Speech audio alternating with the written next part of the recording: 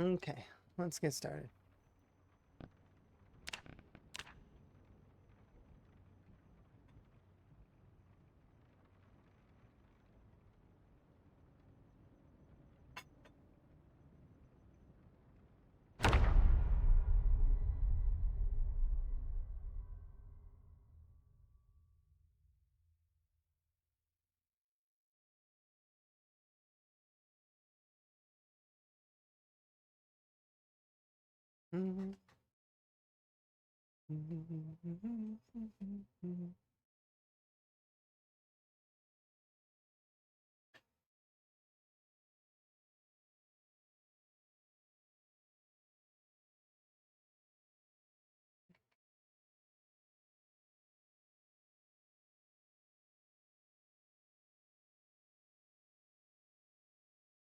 Hello.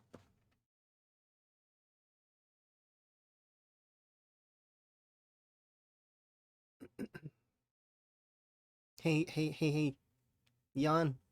You could claim first and make fireworks happen. It's a rare opportunity. Seize it.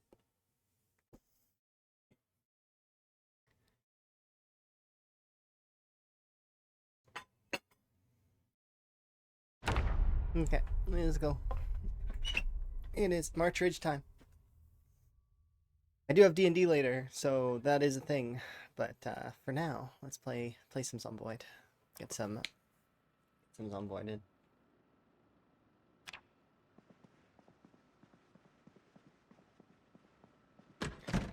Do you need to sleep, Pam?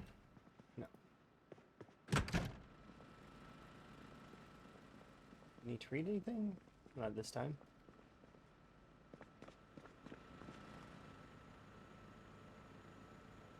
How about your weight? You're a chunky boy right now. Very chunky. I guess we'll bring some jerky with us? Jerky. Don't want to bring anything that's too... Yeah, that'll work. Our can opener's starting to get worn. Have to make a new one. Alright, Spiffo.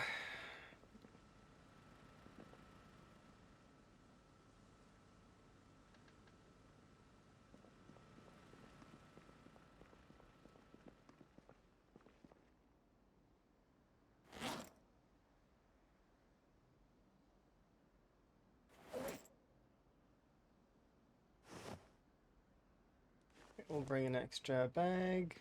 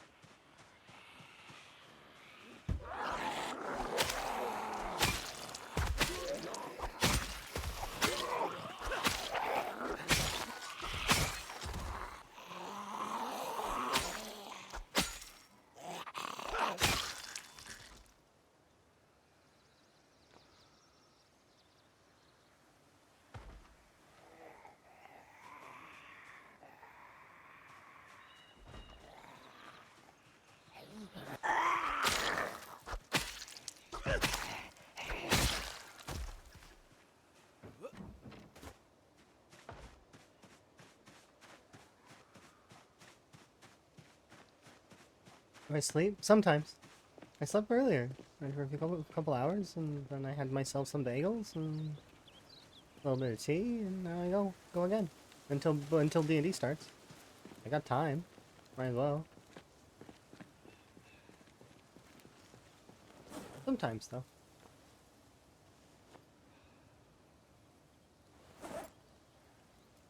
Yeah, I mean, I get that sometimes. Some folks believe I don't sleep, but I do sleep. I promise. There's a few hours where I lay down, I go sleep, and then I wake up, and then I'm good to go again. It's a few hours. I have wakeful and restless in real life, so it's great and bad sometimes because I do build up sleep debt, and eventually I do have to pay the piper on it. Like eventually, there is a day that where it builds up to the point where I sleep like 8 hours, you know, which would be a normal sleep for most people, but that's a long sleep for me. I'm secretly a cat.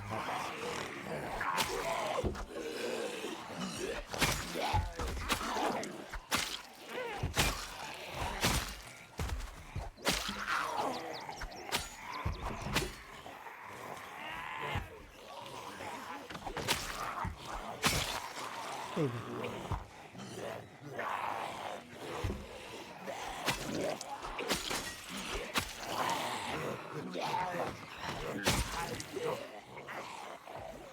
Kind of explain. You sleep 8 to 9 hours a day. That's fair. Some folks need that though.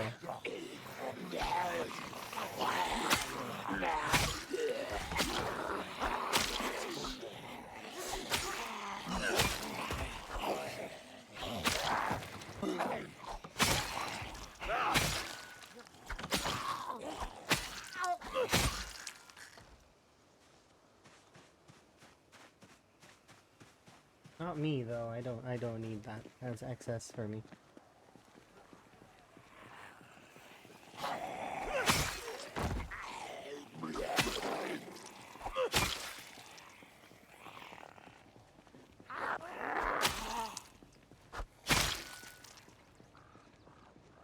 Yay. Hey, cinnamon win.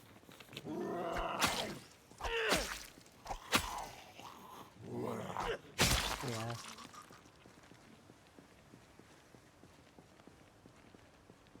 Good morning.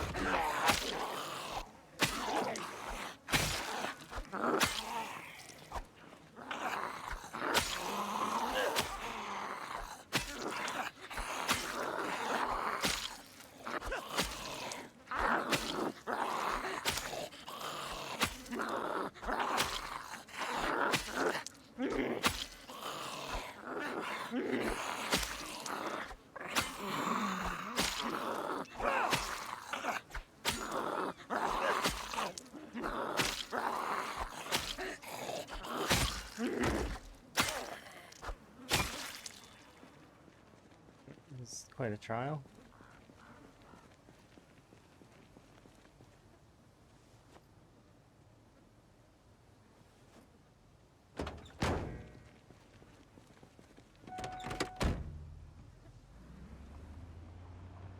Alright, be right back there, Martridge.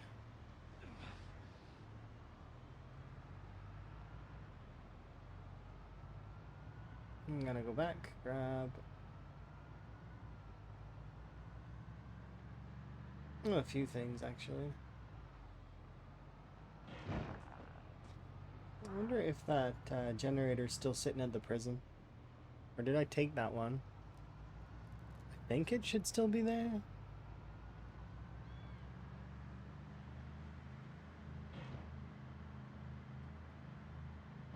Vince, why are you hurting?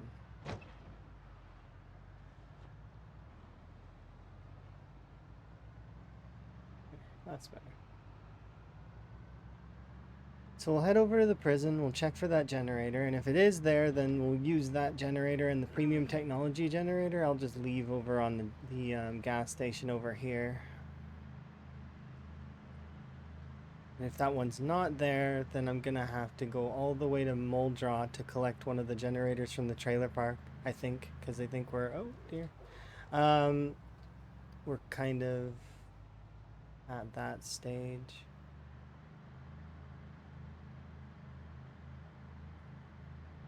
Not a bad stage to be at though, because like, I mean, I'm just collecting things that I need to push forward, so.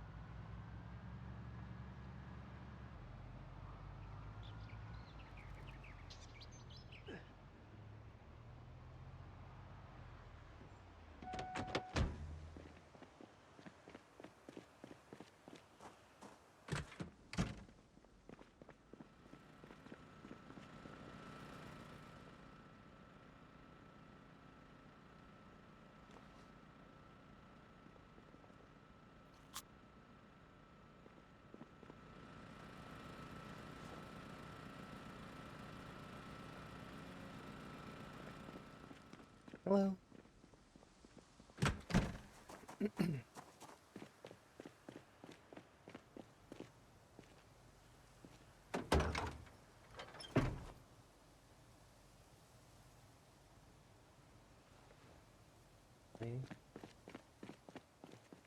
I may not recover. Oh no, you're fine. It's okay. I did kind of stream earlier though, and I guess, well, I had to sleep. When I woke up, I ate some bagels, and now I'm here. I was like, I'm gonna stream a little bit before D&D, because we should have D&Ds today, maybe? I don't know. I know that there might be plans for something. I know that part of our members aren't there, though. So it's always up in the air whether we're gonna do something or not when our members aren't around.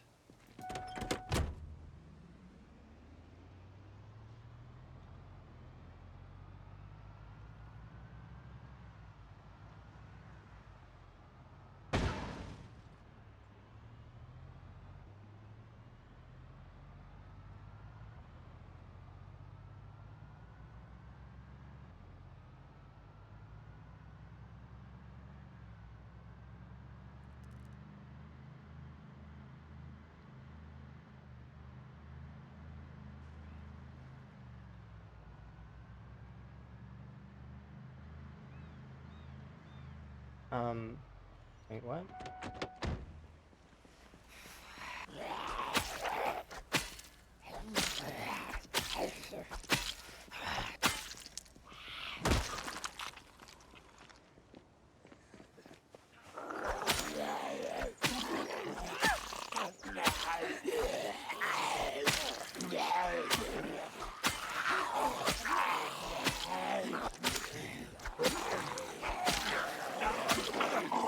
Okay.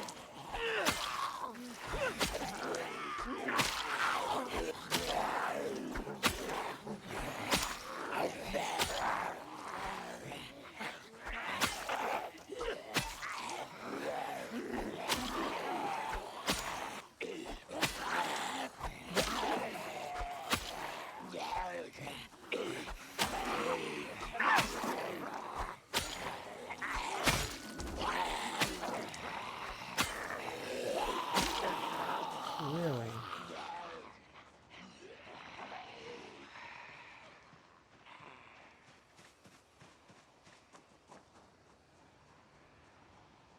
There's only 4 of you, but it's like...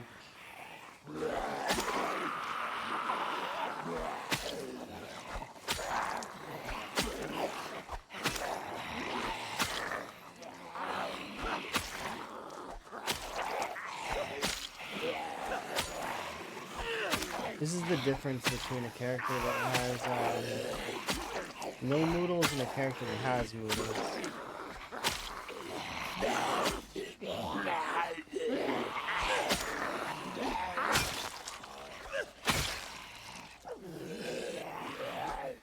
It's not like we don't deal damage. We do deal damage. It's just we turn into a character that can't fight.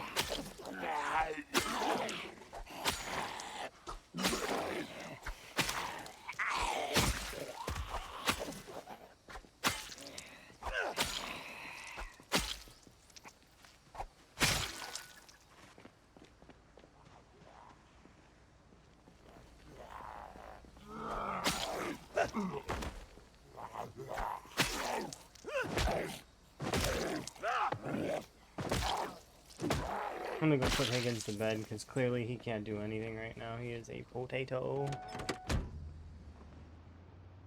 Let's put you away. You are not a good character at the moment.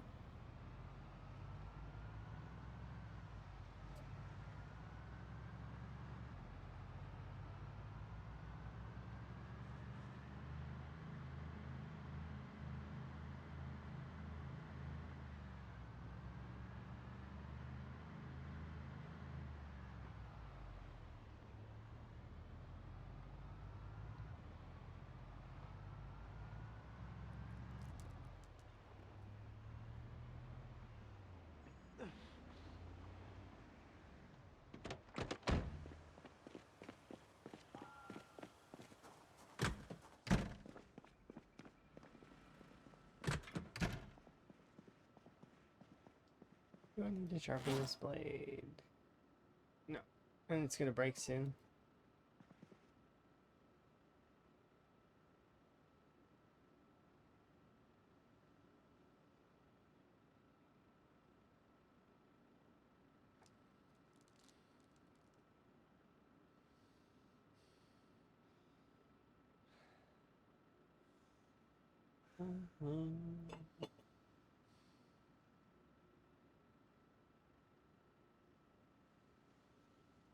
Alright, sleep, Higgins.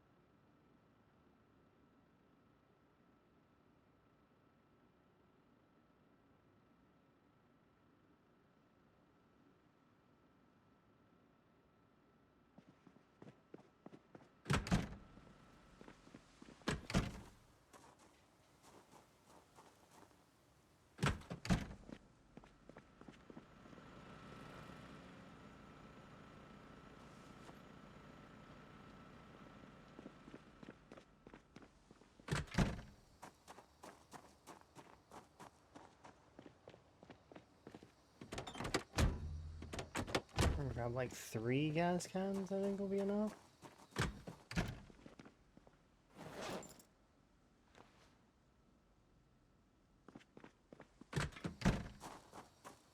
At least enough to get us started.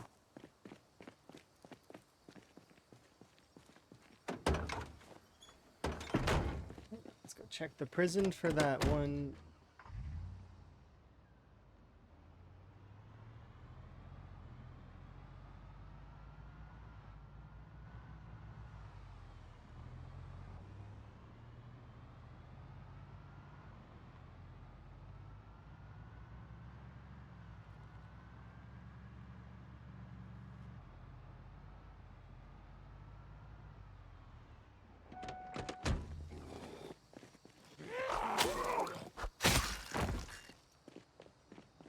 Pretty sure I've seen something over here too. Hey!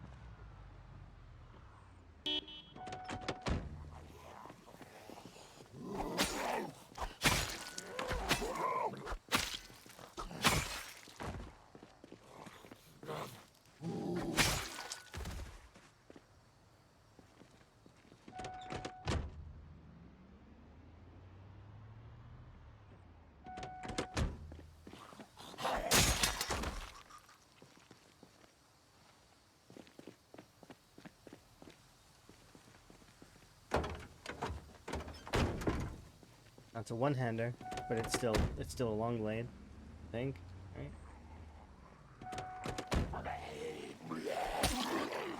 Yeah.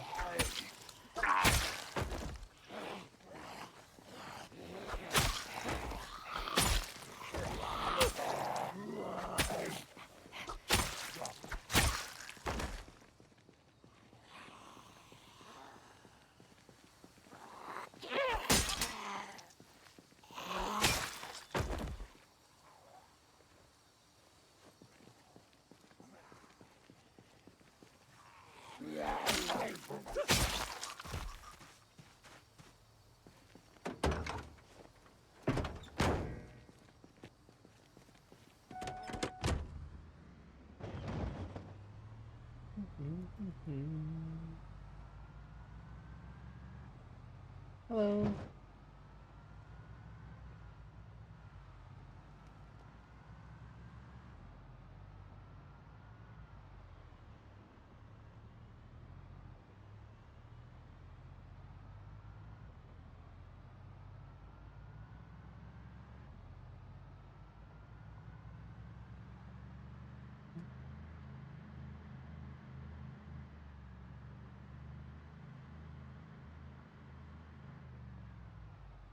Oh, one of you is, okay.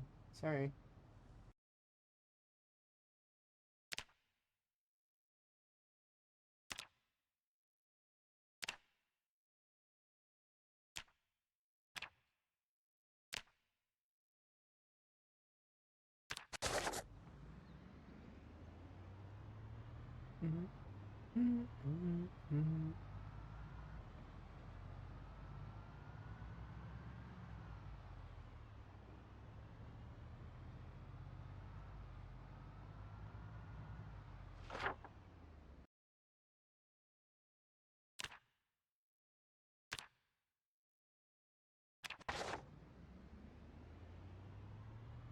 Go have a look over here at this area.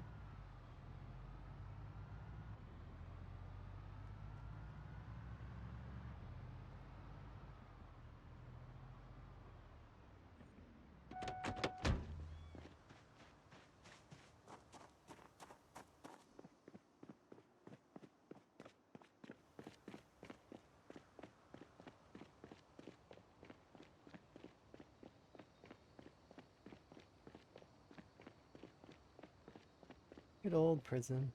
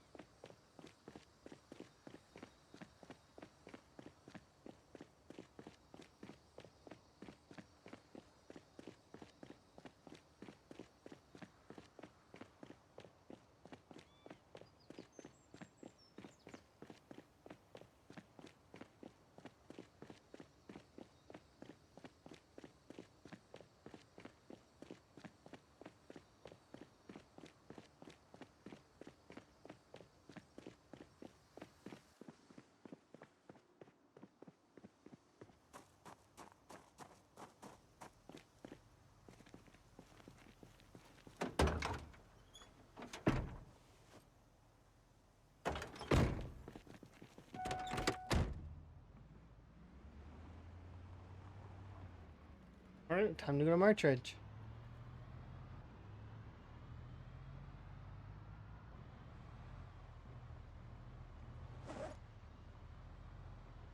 Some beef jerky.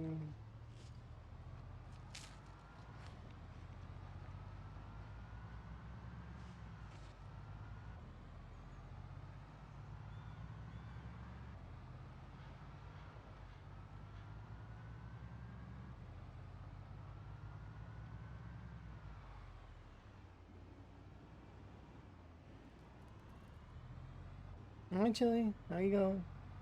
Everything's good? Your day's been good. I am looking forward to D&D, but right now I'm looking forward to going to Martridge.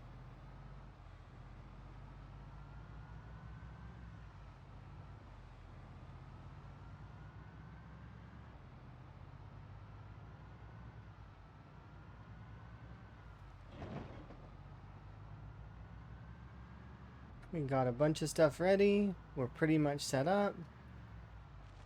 I'm sorry. I did not mean to run you over.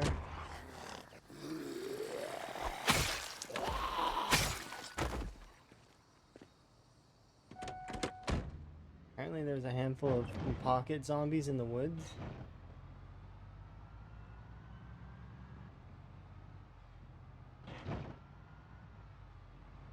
There's always a pocket of zombies in the woods.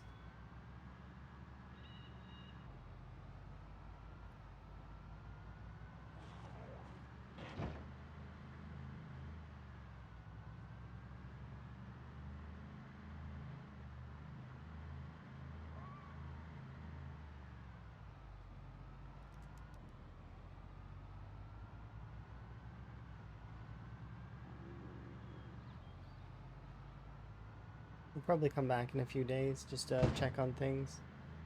I don't know what I hit, but I hit something.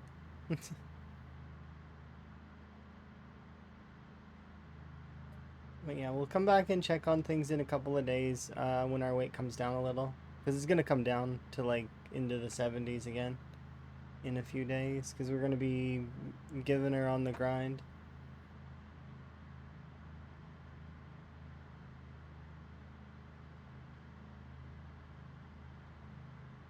Trying to get the long blade skill up. We're already level 6, I think, right? Level 6 long blade. Let's close these. We're actually already halfway to level 9 strength as well, which will help out immensely. But yeah, we should be able to push the rest of the long blunts up, so then that's 10, and then we'll start working on long blades as well.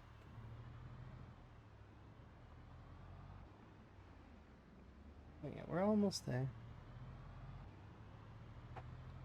And then the plan is to hopefully do a portion of Martridge, go do D&D, and then we'll see how I feel after, depending on what Emma wants to do. And then I'll probably be back later in the evening for more stream. Maybe. Depends.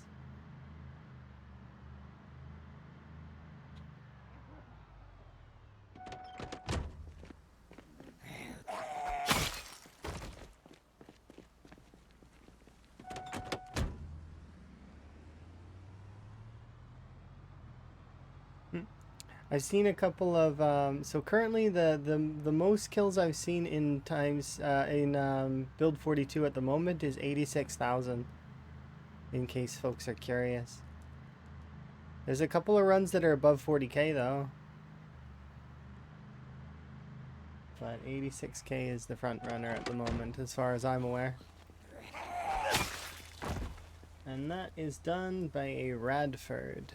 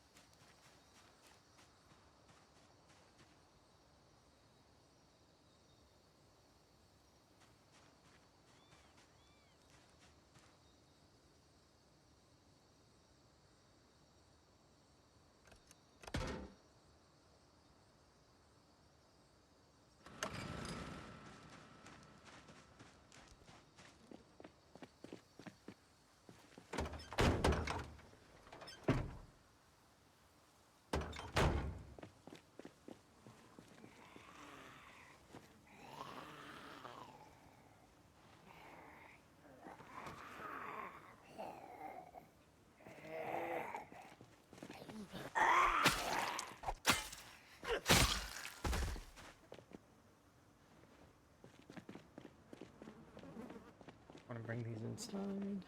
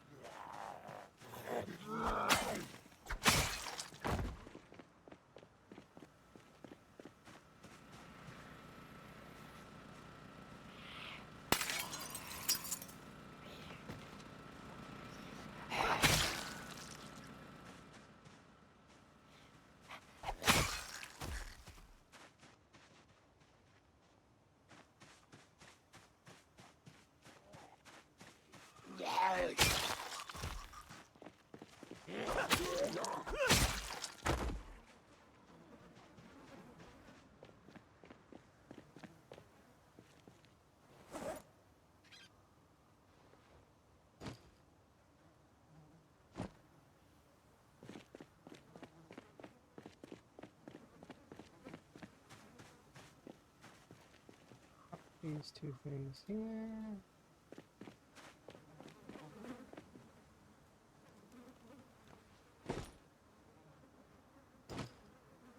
There we go.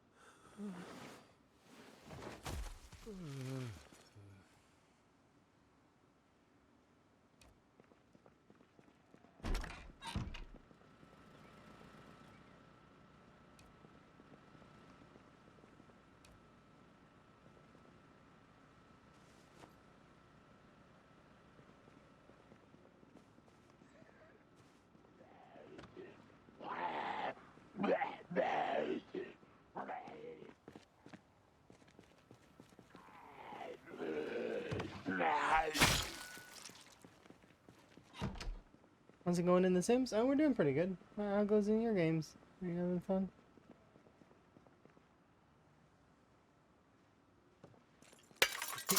Indeed.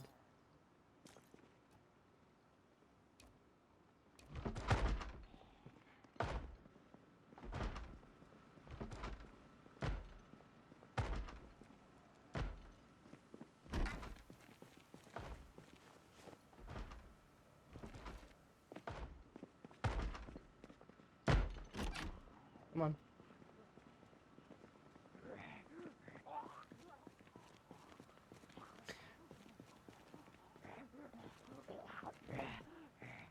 Please. Thank you.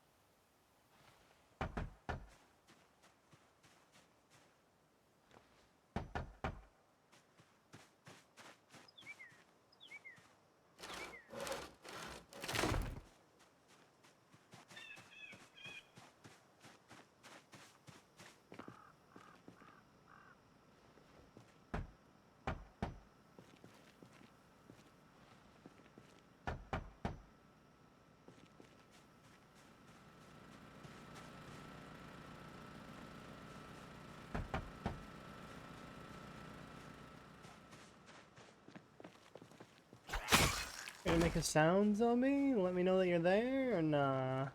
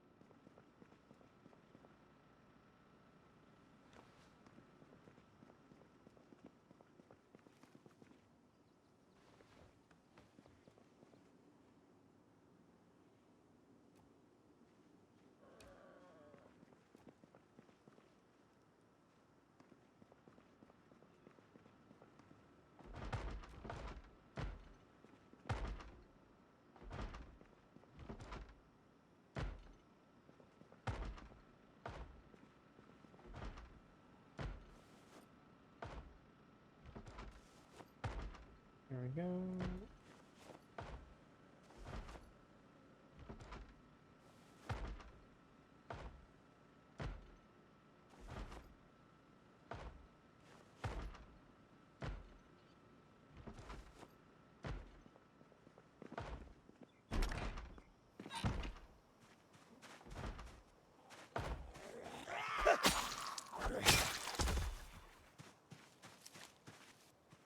I'm gonna try and use that new feature, repair.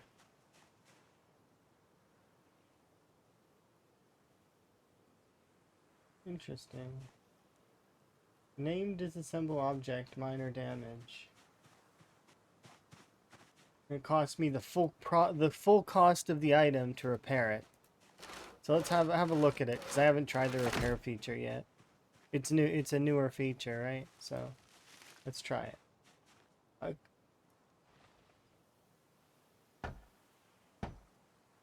It says there's a 77% chance to repair it. What happens if it fails? Would there be a point to do it if it fails then? Why would I not just pry off the board and place the board back on as a primary instead? I don't know, it's weird. Strange choice. I suppose the board has taken damage though?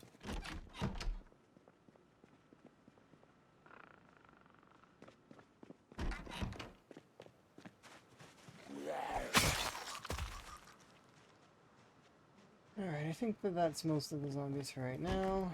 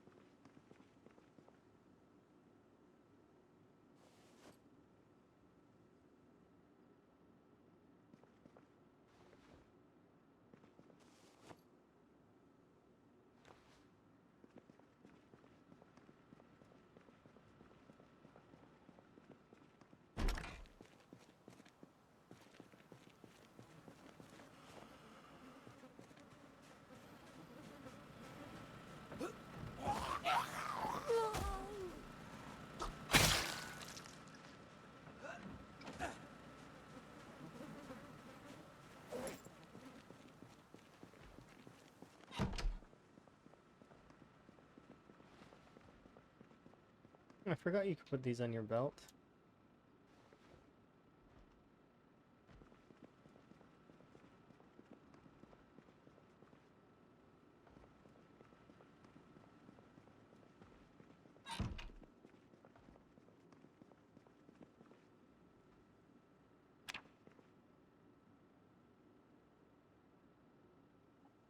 Our first night in Marchridge.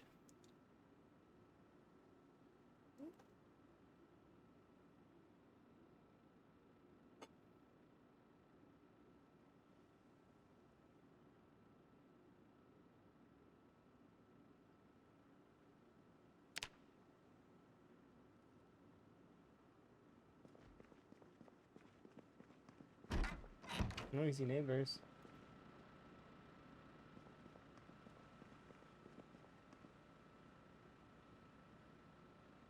Wait until 6.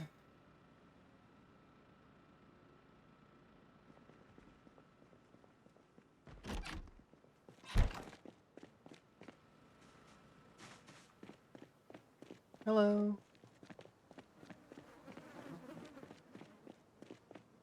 Thank you for my frog hat back. Do appreciate. Alright, so let's head down this way.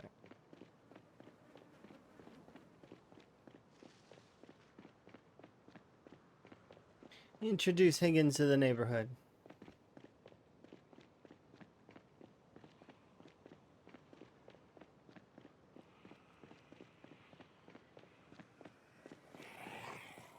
Hey!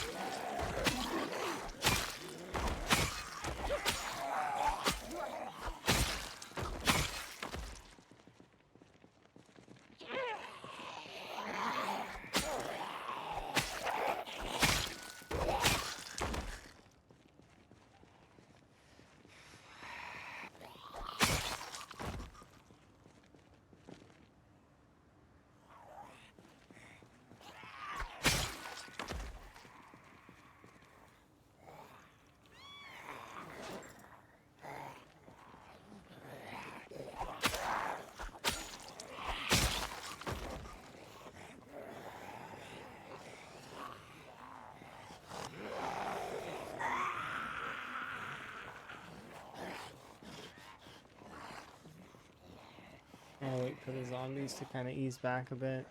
Zomboids treat me well, yeah. Kind of.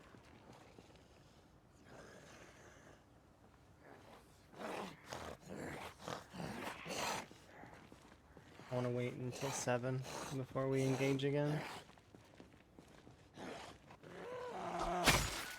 Alternatively, though, I could kill these 3 and then rest till 7:20.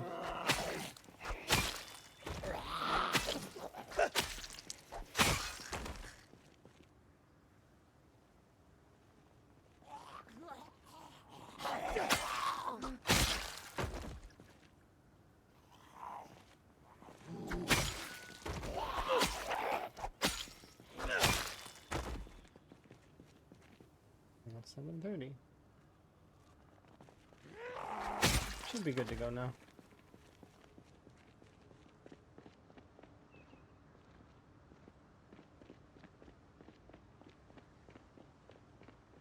Hey! Hey!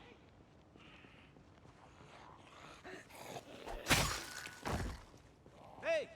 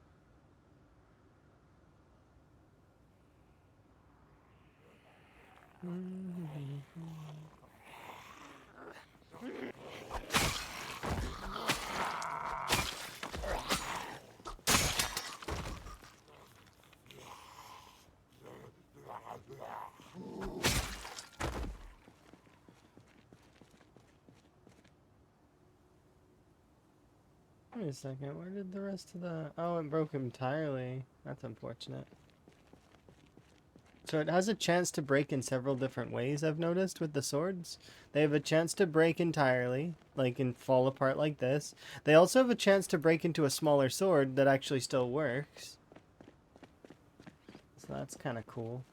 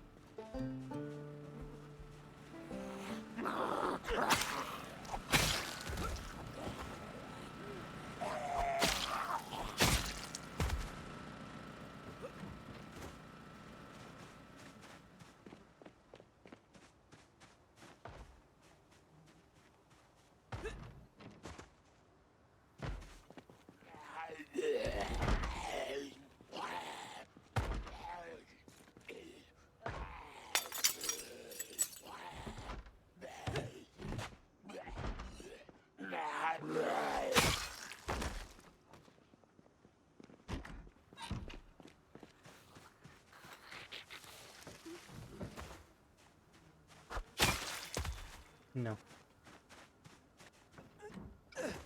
Okay.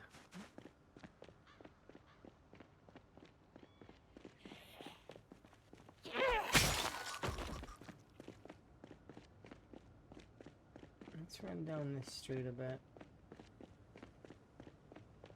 Just kind of get a full idea of this.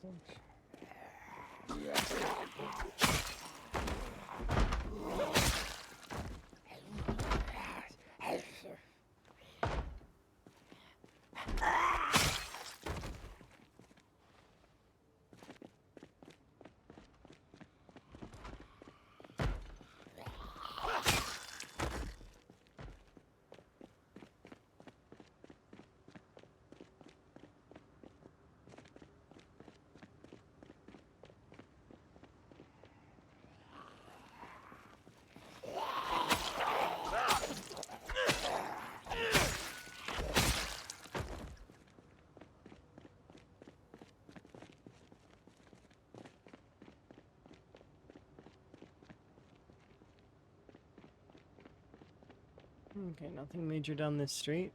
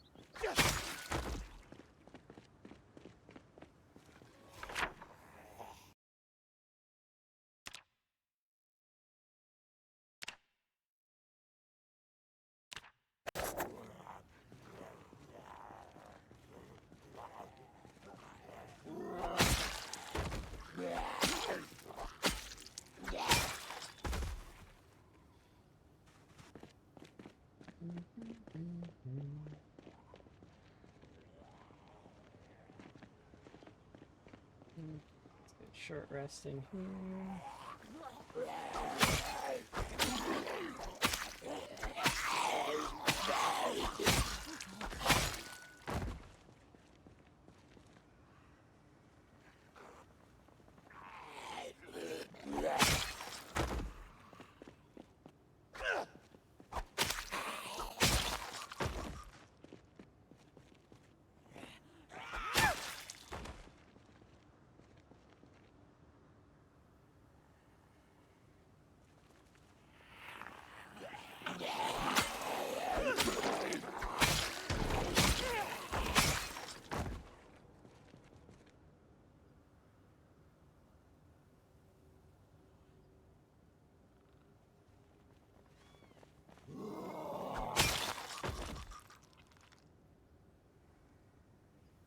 Yeah, we're good. Let's go. Hey! Hey!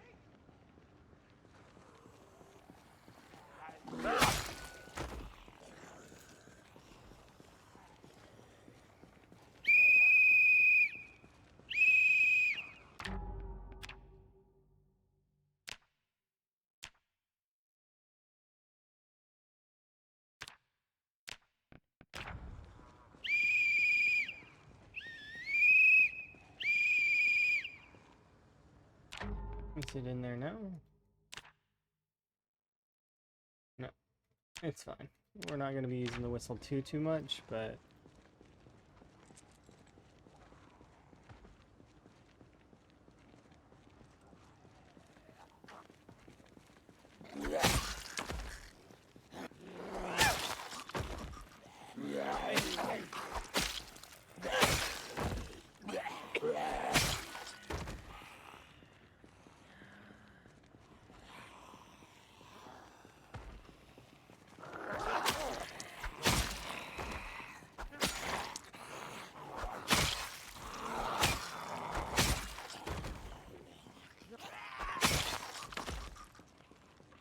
Hey!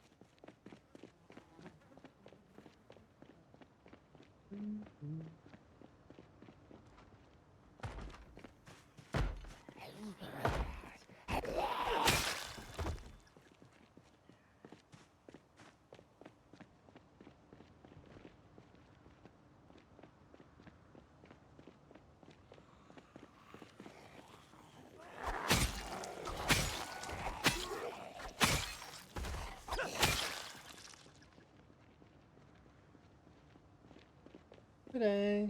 Hey!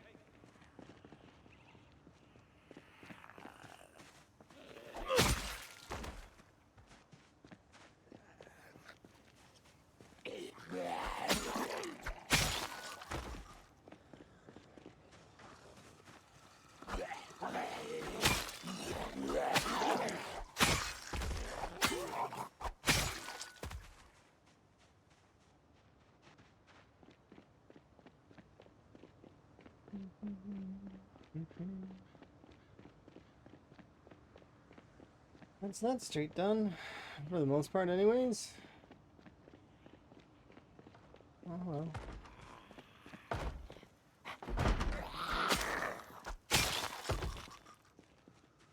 So get a rest in real quick, and then we'll head over to the next street.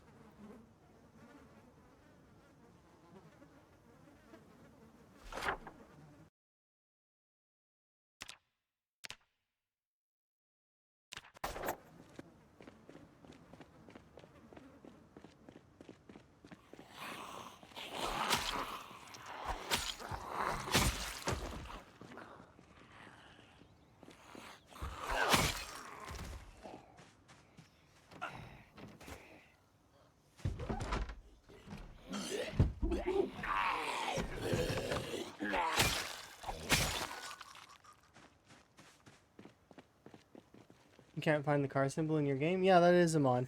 There is a it's a mod called Map Symbols Plus. All it does is add extra map symbols. That's it. I also have map symbol sliders, which lets me control the size of them, so I can make them bigger or smaller. I do like to use those mods. They're not any mods that adjust gameplay at all. They just let me doodle on my map, which is kind of nice. But here, you can have a look at the mods if you'd like. These are the mods that I'm using right here. So feel free to pause and have a look. Yeah, those are the mods that I'm using. Yeah, there is a tire and a steering wheel. Yeah, I could use those. But they, like, I mean, I don't know. I like the car look, like the little tiny car. I don't know why. It's something that that appeals to me in particular. I was like, I like that. That's nice.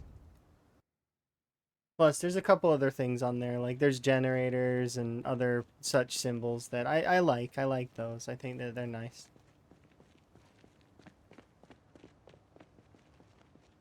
Yeah, our car is more accurate. I was using the wrench for the longest time. The wrench is a good alternative. But you know, I have the ability to use these sort of softer mods in my mind. Like they're not going to affect the game all that much, even if the game gets like, holy crap, that's a lot of mice. Even if there's an update, I don't expect that the map is going to be affected by much. If it is, then, you know, I'll uninstall the mod and clear the map.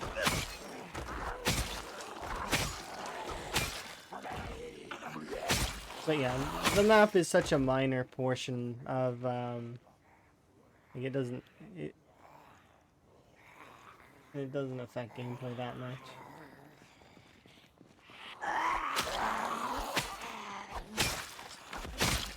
Because I could do the same thing in Paint. Like I could take a screenshot of the map and I could just doodle in Paint. Like a Paint program. But I don't want to third party it, you know?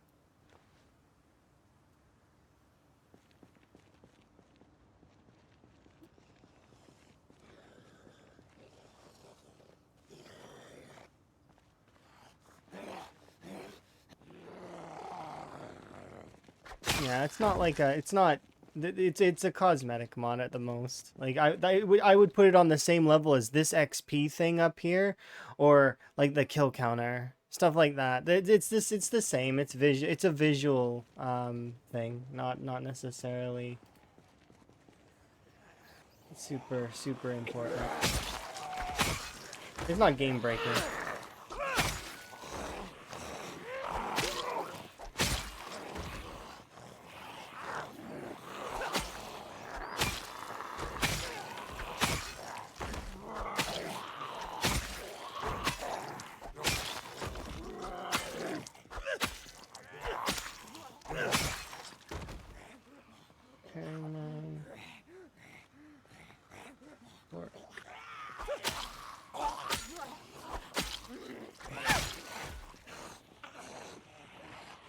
Okay, I do want to fight you zombies, but I also want to rest because my character's arms hurt.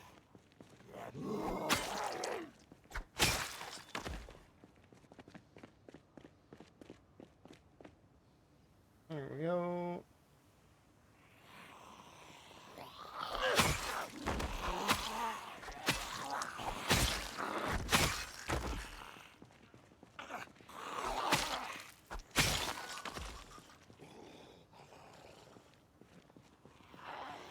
The original reason why I got Map Symbols Plus, by the way, is not specifically for the cars, though. I got it because there's no pig in vanilla. There's no pig symbol, and I wanted a pig symbol. That is the original reason why I got that mod in the first place. I wanted to have a pig, so that I could mark when pigs are on the map. And I've used it twice.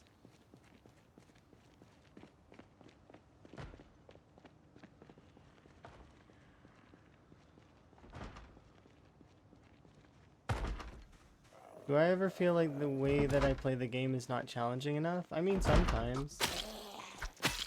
You mean like that I could play sprinters or I could play 16 times? Because I could. It's just, the reason why I'm playing this game right now is because I owe it to Van to put in the time and the effort.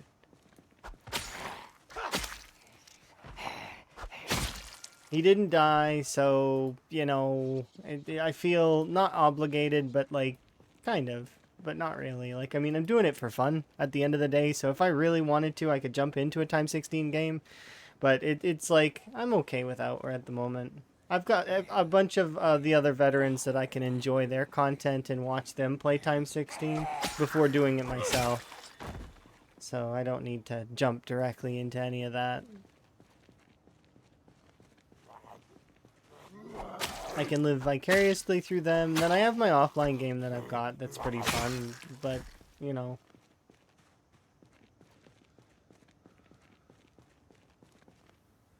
Rather than making the... What do you mean making the character harder to play? You mean like doing an all negatives run? I've done all negative run before. Do you mean like picking the skills that I usually pick? Because I've done all sorts of characters, not just... I don't do a police officer every time. Sometimes I do all negatives, sometimes I do no skills. My character currently is not necessarily the easiest character to play as it is. I play with slow learner and reluctant fighter, which is pacifist. I usually start very low fitness, low strength. I didn't on this character. This character was a 4 or 5 when he started, but usually I go 0 to hero. So it's like, you know, it depends, right? On the mode. And the reason why Van is the way he is because I expected him to die. What about Restless Sleeper? Restless Sleeper is one of the worst traits in the game. I wouldn't take that if I could take anything else. That's not fun. To not be able to have your exertion go past 70%, it's not really fun. Basically, the only way that you would be able to counter that is to have a larger pool of exertion. So I would spend pretty much the entire early game grinding fitness. And you survive. Yeah, it's not about survival. It's a manageable skill. I'm not saying that it isn't. It's just it's not fun for me to have to play with 70% exertion at all times and be on the lookout for coffee and... Or not exertion, I mean fatigue. Sorry. Because Restless Sleeper isn't something you can get rid of. You're trapped in it once you pick it. And your character is only ever able to get 70% of their sleep. That's it. That's all you get. You don't get to go above that unless you've got coffee or tea. To which then... I mean, soda was good for a little while, which is one of the reasons why everybody was, like, on board with taking that trait. They were like, oh, it's so easy with the soda, because the soda gives you... Yeah, well, that got fixed. And now what? Restless Sleeper and Sleepyhead are no longer taken. So it ends up being one of those sorts of things. And, it's not preferred for my style of play. I don't like that. And I'm sure there are people that really enjoy those traits, and they're welcome to them. But yeah, it's definitely not... Yeah, it would be less fun, because my character would spend more time asleep. Think about that. I'd be sleeping more. Because I would have to take power naps in the middle of the day in order to get my character's rest up. It's not unmanageable. It's like Fear of Blood or Smoker. They're not unmanageable traits. They're manageable. It's just, do I want to deal with that? Not really. Not if I have the choice to not, right? Then they're just not as fun, especially from a stance of wanting to play, and people don't want to really enjoy that kind of gameplay, I don't think. I mean, especially to watch. Not that I really think about that all that much, but it does cross my mind a little. Like, I mean, you know. You like challenge and people watch. Yeah, no, I'm not saying that that's the case. Like, I mean, I understand. I'm not, like I said, I'm not saying that your way of playing is wrong. It's not.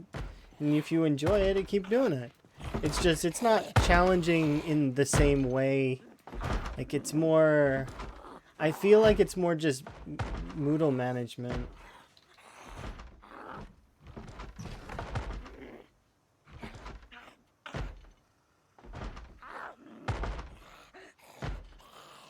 Like, See, if I was like this all the time, it's just like, I'm less playing the game I want to play, and I'm playing like a Moodle management game, which is not necessarily what Zomboid isn't. Zomboid is a Moodle management game, but it's not. It doesn't have to be the primary focus. You can mitigate some of that, right? And like I said, I've done no skill runs. I've done no skill, all negatives, burns, and CDDA. Like with the more traits mod that gives you all the burns. It's one of those things where, and like it's fun, but it's painful because it's like you're spending a lot of the time sleeping and just passing time because you can't really do anything because your character's a bit of a potato. It's the same as doing a ×5 muscle strain run. It is challenging. It's just not.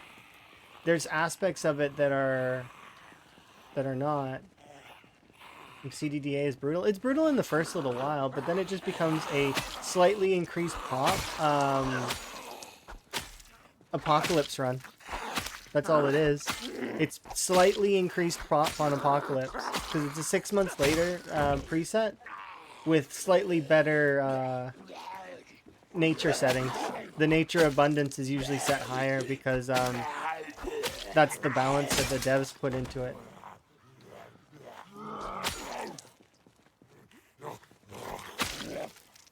That said, I don't find CDDA challenging. We did a CDDA when the very first, like when Build 42 dropped. I did a couple of runs, and then I did a CDDA. I did 3 CDDAs, and I pretty much beat it on the first try. So I wasn't interested in it. That's why we started that other playthrough that we had that was ×8. And then we did Van specifically because of special effects. And then I just feel committed to the run at this point, so I just kind of want to see it through until Van dies. Or alternatively, we succeed. If we succeed, that would be kind of nice. Like, I mean, I'd be for it because then I can shelf Van until next year. Like, I'll put him on the shelf. It'll be a playthrough that sits on the back end until we go to do special effects next year. And then, like I said, my plan would be then, if he did survive, we would sit him in his Rosewood base for 30 days. He's basically invincible. No character is invincible. Every character dies in one way or another. Getting shelved is essentially the same thing as dying. Kind of. But yeah, it seems like he's invincible, but he's not. He's glass cannon just like any other character. If he gets lacerated or bit or anything, he's dead. Like, depending, like, you know, on hitting the percentage odds of the Nox virus, which he's already taken two lacerations and not died from them because, I don't know, he didn't roll the chance. But yeah, he's...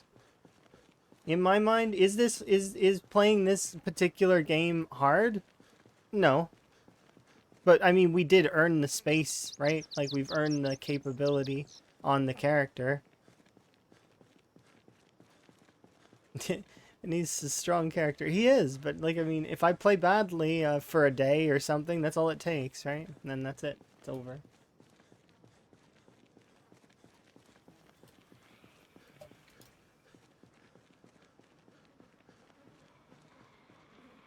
See, even right now. Oh. Cheeky.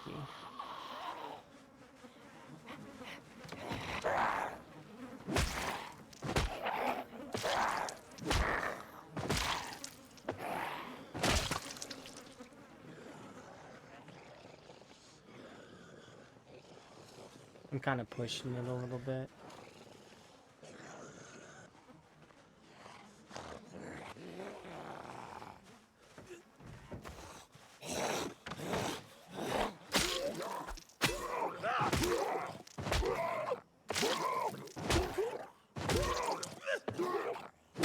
Yeah, even the best players fall. Like, it's not, although Van seems invulnerable right now, he very much might die in a situation like this. Like, look, we're really high exertion, we're really high fatigue, and I'm continuing to fight because I want to sleep in this location. So it's like,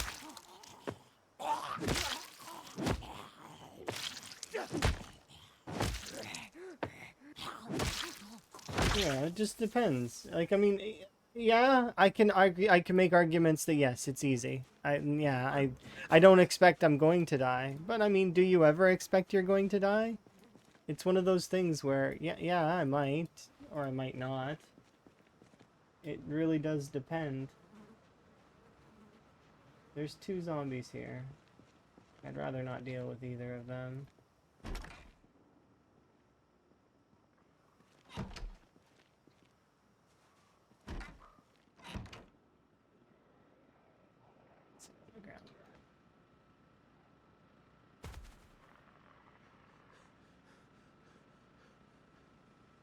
It's a lot of blood splatter. Yeah, I turned up the blood because we can have blood on now.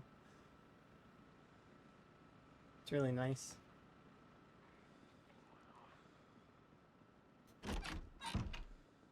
It's not a feature we used to be able to have because of the whole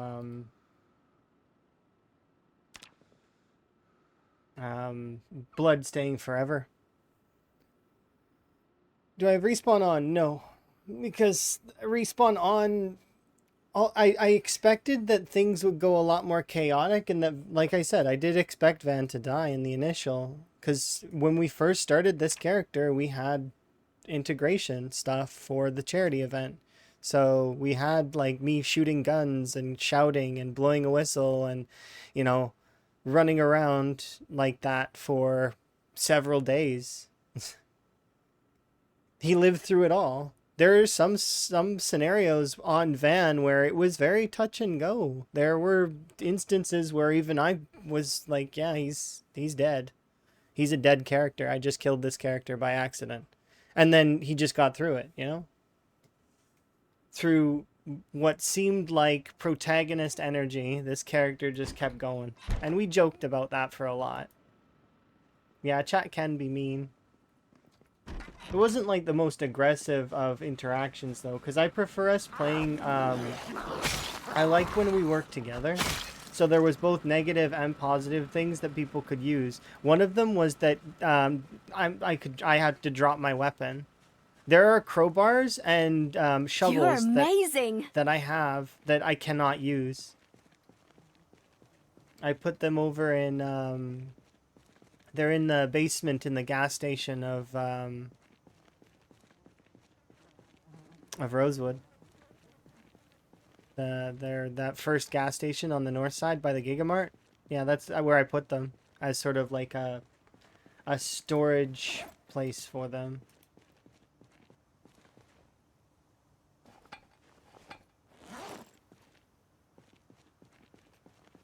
Yeah, is this particular playthrough easy? I mean, for me, yes. But the Apocalypse map hasn't ever been cleared as far as I'm aware. So...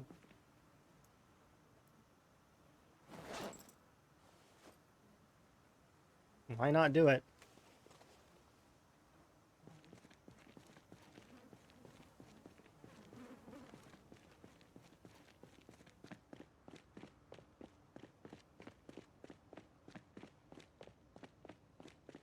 And we can mark it off. It's as much as it seems like yes, it's easy. The full clear of the Apocalypse map is it's a bit. It takes a while. That's the issue. You gotta be patient with it. And believe you me, I want to go and play Time 6. Ooh, a scratchy ticket. We can do a gamba. You guys want to do a gamba? Let's do a gamba. Prediction. Random Martridge scratch ticket.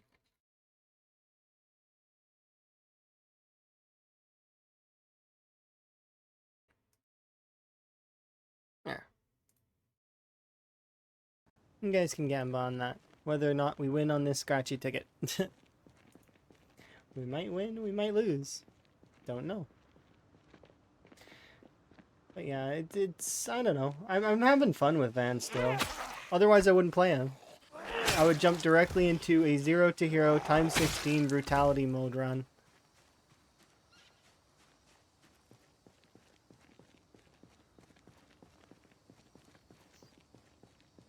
Yeah, so you have respawn turned off in your run. That's fair.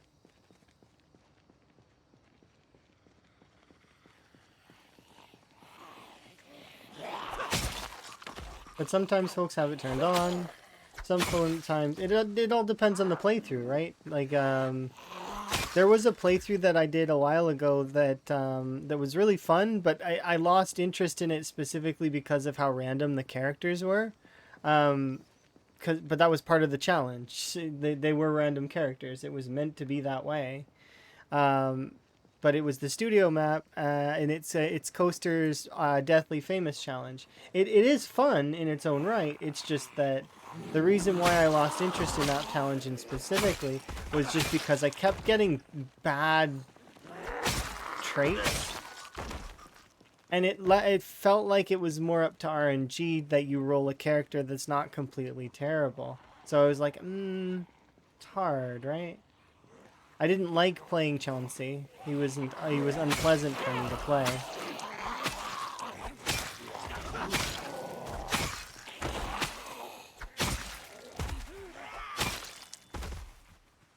But yeah, it's fun to play different things in different settings. And I do like the Deathly Famous challenge. It's just bad luck. That's all.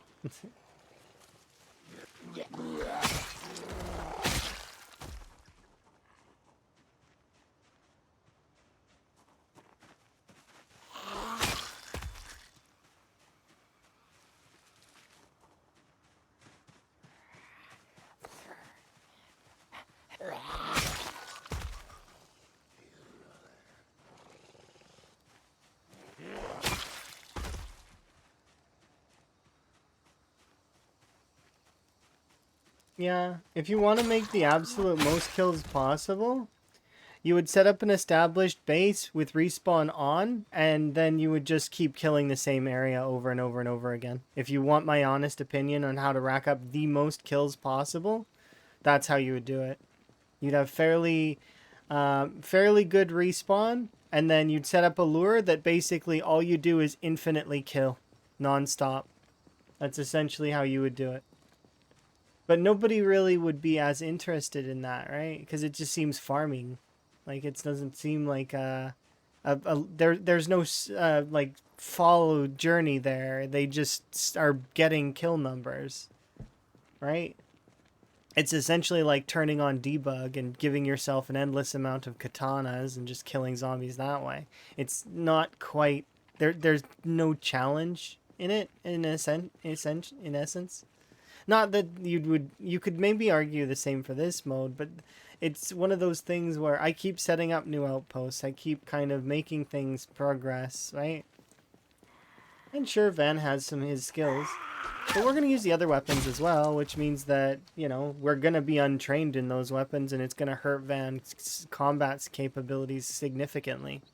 The reason why I'm waiting on it is because I'm actually trying to wait until my physical is up high enough that I can then counter some of the agony with strength.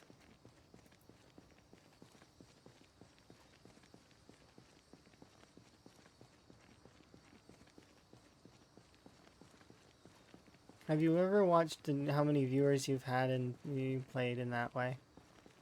Was there a decrease in views? I mean, the viewership isn't the biggest reason why I'm playing in the first place. I'm playing because I want to go on a fun adventure, and like I mean, I do gauge interest, but it's not necessarily for my primary focus. Because the biggest focus for me is that I want to make sure I'm having fun. Because if I'm having fun, then that'll come through. And I do like this playthrough. Viewership can sometimes vary based on a lot of different things, not just the run that you're playing, right? Sometimes it's timing, sometimes it's who's around, like people who jump into it. If bigger streamers jump into certain things as well, that's a good thing. But like I mean, in terms of like I mean, if especially because Build 42 dropped, that's like it as well. You know, it's its own thing, right? And then it depends. Time of year, time of day, who's interested in well, whether it's Zomboid or anything, right?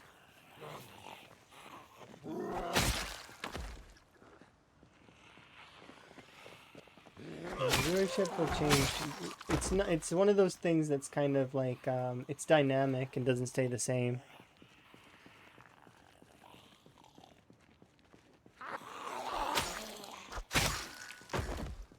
But at the same time, I'm happy that things are going well. At least I have hopes that maybe I could be a streamer as a profession. Maybe.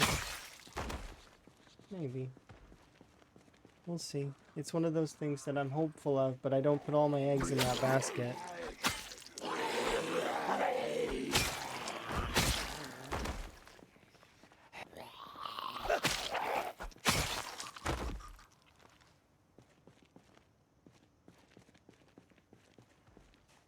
I think it would be silly to do so, at the moment anyways, especially. Things are still on the ground for the now, and we'll see how it goes.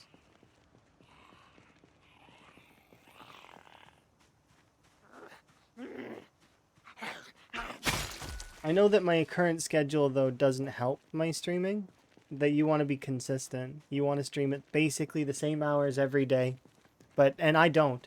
I currently do not have a schedule for my stream. I kind of just go live whenever I feel like it. Which is, it's not good. That's a bad streamer quality. And I know it, but I don't care. Not about that at the moment. I'll have a schedule when it's time to have a schedule.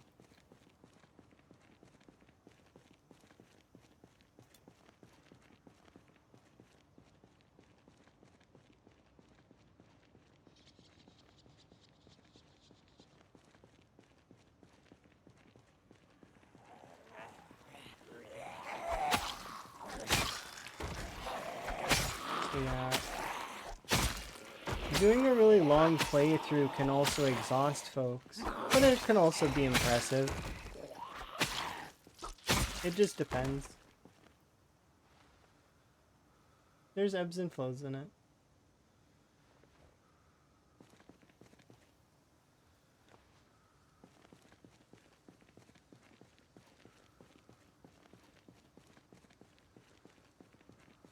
Yeah, I do 1 hour days, and sometimes I'm speeding up time because I'm doing things like exercise, you know, boring things that I don't want to deal with.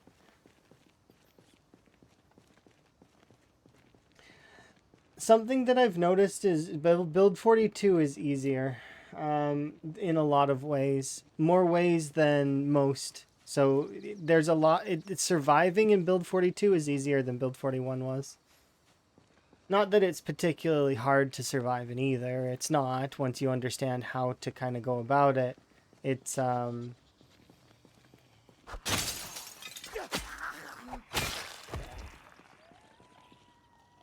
it's one of those things.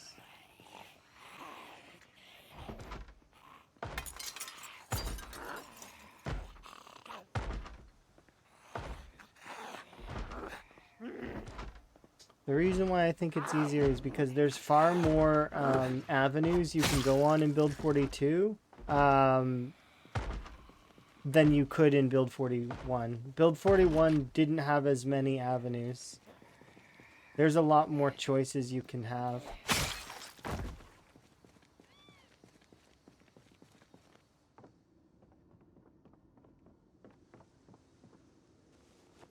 Just in case Sam wants to wear a wedding dress at any point.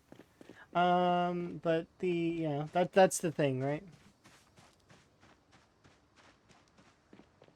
You'd think it would make it harder, but it doesn't. It's not that big a deal, especially later on. Like, you basically can ignore muscle strain later on. It doesn't have, it's not difficult, right?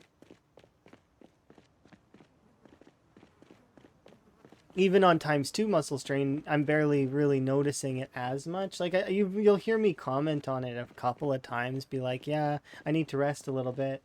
But it's not... Yeah. And the loot bag zombies. Like, that exist now, that didn't exist then. That's another big one. Those loot bag zombies, there's lots of them, and they're every which way.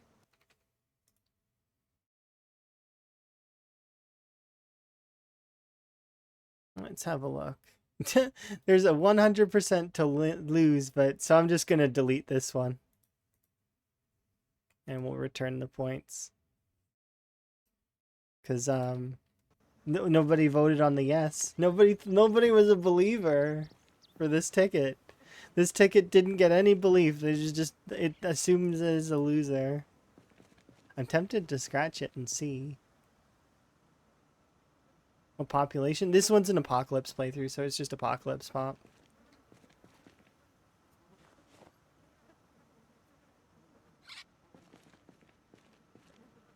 Yeah, we'll scratch it later.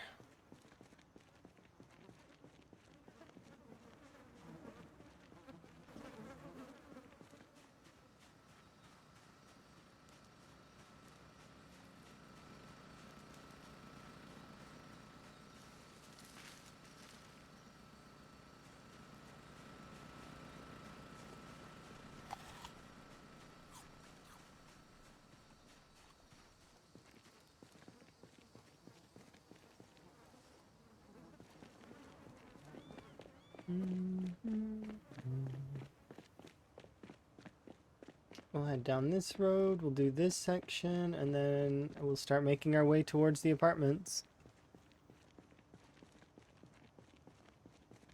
The good old Marchridge Apartments. And we activated the anno, so it should be a survivor house.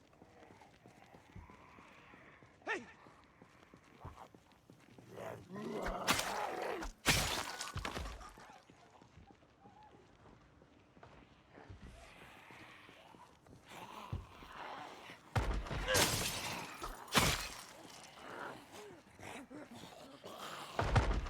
Locked.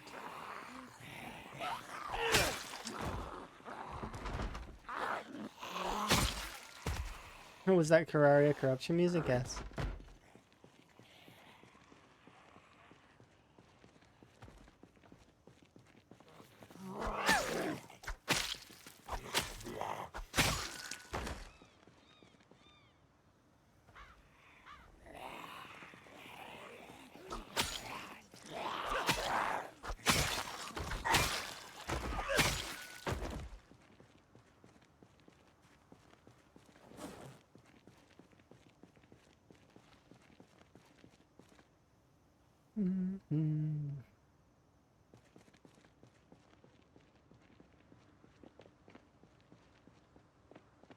Yeah, I've gotten that comment a few times that it's like I'm beating up the game, but it's like, I don't think so.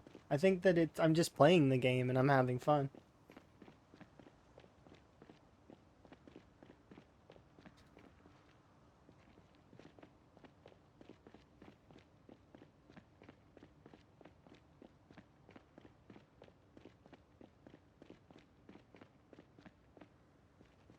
I think those people are being a little silly and a little bit too elitist.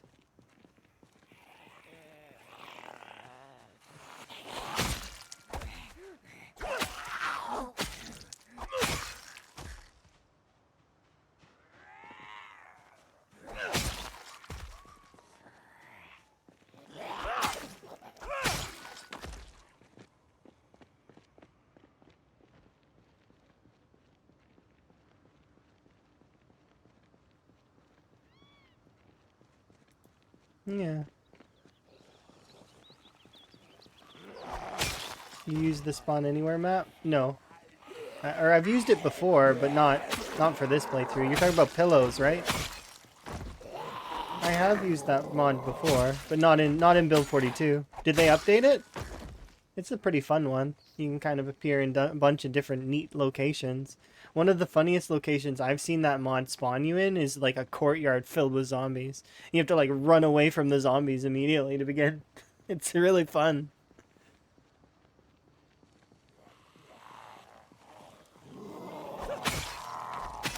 But yeah, I haven't used pillows in a while. You feel that's because it probably has a lot of Louisville spawns. But you can set it up. I think Pillows, from what I remember, has specific spawns that you can choose. So like you can pick it like be Pillows in Rosewood or Pillows in particular spots of the map, from what I remember. That those used to be options. Is it not the same? You like Pillows anywhere. You gotta remember how many spawns there would be in Louisville. Louisville's huge.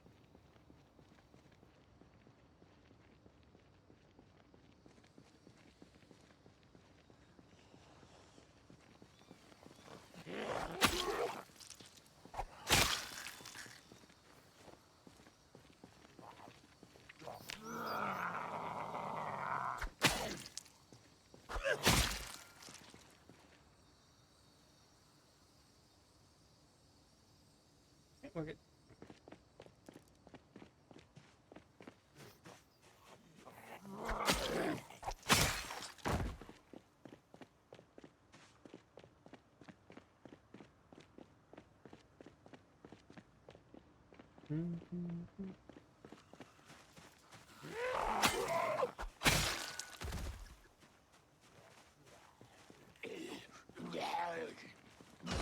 Yeah, if you were to compare like the amount of different spawn locations, like and like put them all on a listing, I guarantee there'd be like a lot of them would be in Louisville.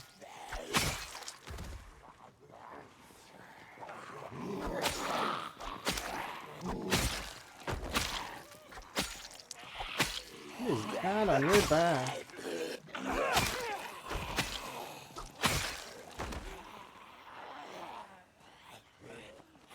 Engine part mall. That sounds cool.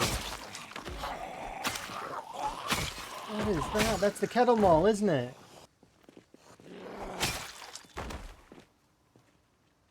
Yeah, it's the kettle mall.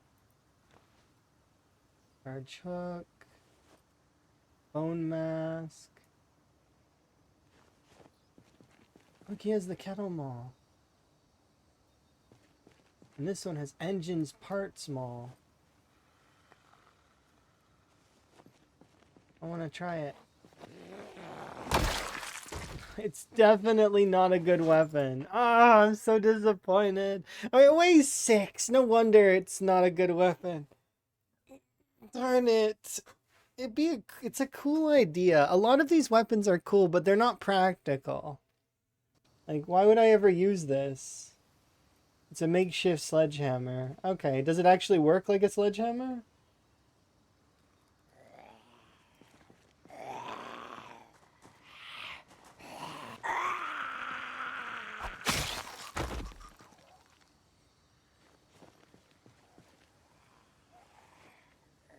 Does it give you the destroy option? Because if it doesn't, then here. Let's have a look. Destroy? No, it doesn't. So then this maul is a sledgehammer that is like it's not a weapon I'd ever use.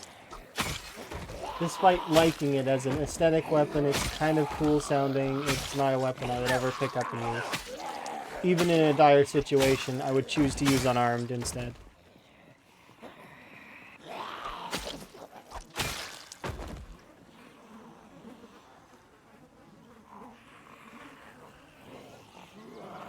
I would assume the engine part small is the same.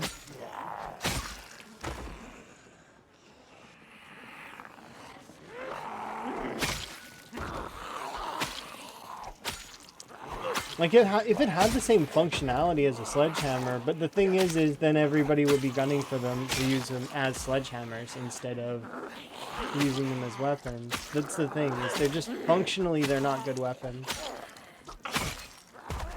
They are cool, though. Do you never shoot because it's easy? No. You probably miss me shooting when I do shoot, but it's not because it's easy, it's because it's pointless. It's using guns is like using toys. They're not really like, I could in theory in this playthrough go collect all the ammo that I have, and then I could blow through it in like a couple of in-game days. Like it wouldn't last. And as a result of not lasting, as well as in higher pop settings, when you fire a gun, you're calling things to you. It's a noisemaker, right? It's a noisemaker and a toy. Think about those old 90s. Are they 90s toys? The little guns that are like they have little sparklers in them and they go vroom, vroom, those things. Yeah, that's what guns are in Project Zomboid. They're that. Those little, yeah, the 90s sparkler gun toys or whatever. Are they from the 90s? I don't remember. I just remember those toys existing. I never owned one, but I had some friends that had a couple of them. They made a vroom noise because they had a little motor in them that would sparkle. And then, but yeah, even at high levels of aiming, it's not really that great. And the reason why, if anybody tells you about the whole, oh, well, it's because of muscle strain. No, guns still cause muscle strain. So, and the muscle strain causes pain, and any of the moodles will affect the gun's damage. So, after 1 minute of advertising, I'm sorry. You let me know when, or somebody like remember a minute from now. Here, I'll just say it.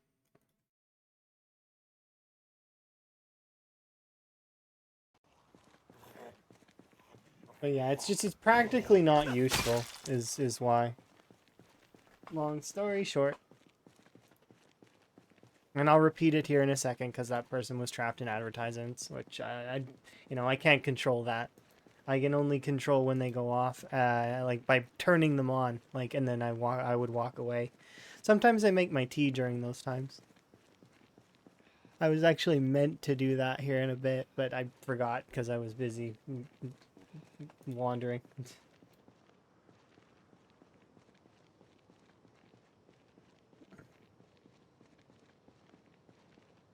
Because I don't have any tea right now, which is unfortunate.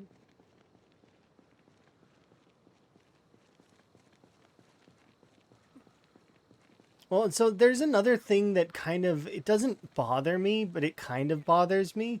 They gave us the books, which means they want us to have the increase in terms of total XP gains, right?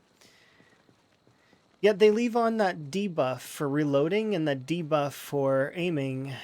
Despite guns not being that great, there is still a ridiculous debuff after level 5. It's significant. It's like minus 67% XP. It is huge. Yeah, it's fine. I'll go get tea here in a bit. But it's that debuff exists there despite guns not being that great.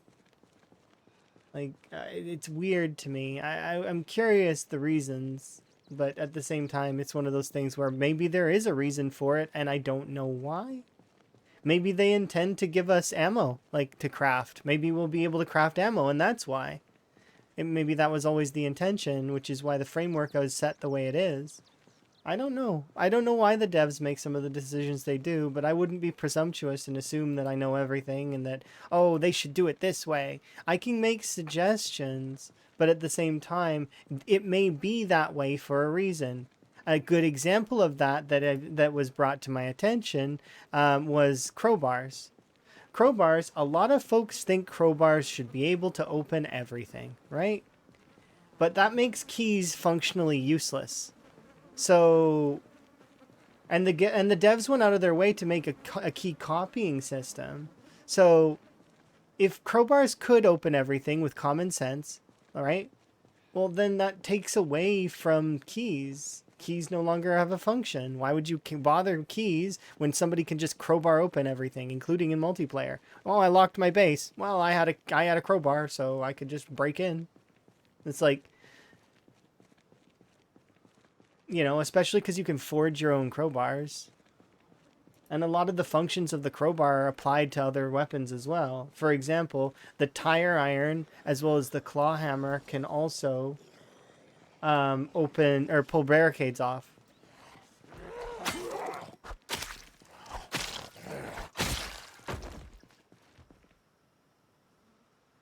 That's the one that I'm thinking about right now. I know that there's a lot of people that get in a bit of a tizzy about that whole common sense thing, not being able to open garages and other such things. But, I mean, I don't know. I can see why the devs don't have that.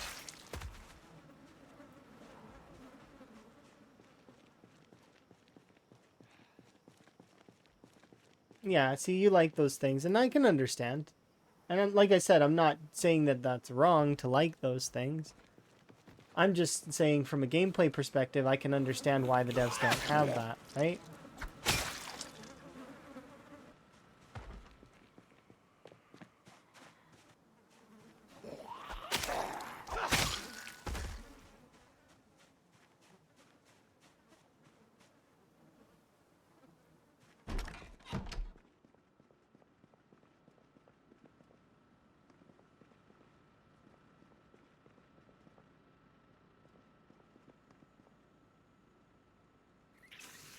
You do like foraging for keys, see? And you do like when you find a key, and yes, they gave keys weight, but to be quite honest, I like that. Because, for example, I have all my Irvington keys on a kitty keychain that I put at my base. So if I ever want to go back to Irvington, I have to go and grab my kitty keychain and go back to Irvington with it, right? But if I forget it, well, then I don't have my Irvington keys. So, like, I mean, I meant to leave that keychain behind, but I forgot. Just like I forgot to pick up my other keychains. So there's actually a handful of keychains sitting in Irvington right now that I actually should go back and get. But I don't want to go back and get them. Not right now. It's fine. Like the keys to the prison. Oops, sorry, I'm like touching the microphone.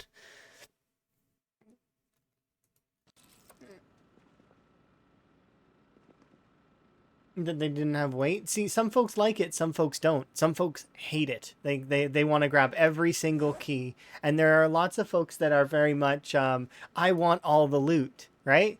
The same folks that will be grabbing like 50 things of rotten stuff out of the backs of stuff so they can put it in a composter and just are they going to use the compost? Probably not. They're probably not going to use the compost. But, you know, maybe they are. I doubt it, but maybe. It's one of those things, right? It depends. Some people are really silly with that. Once again, I'm not saying their way of playing is wrong. It's not. They're having fun in the way that they enjoy. They want to loot like crazy, then loot like crazy. They want to put on mods that make things weigh nothing. Go ahead, like make it weigh nothing. It's fine. Have fun.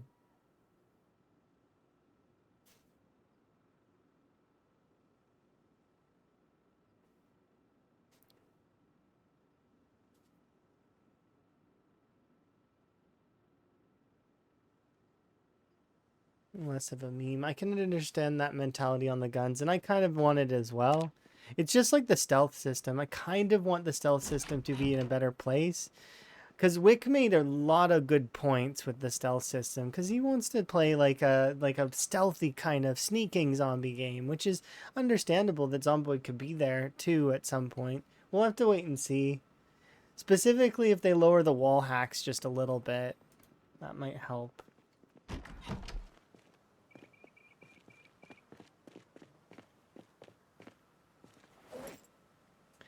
Break this katana and this sword here. And this one as well.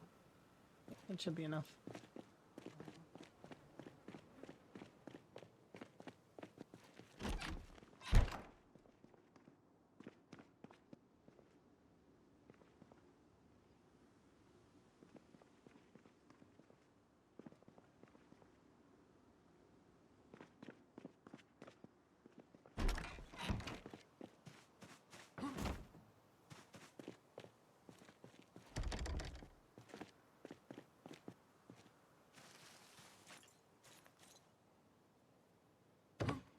Oh, damn it. Okay, thank goodness. We lucked out there. I meant to remove the glass. Oof.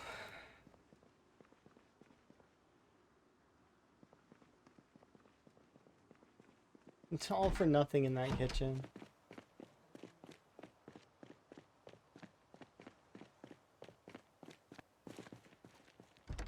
A lot of these houses are looted, though.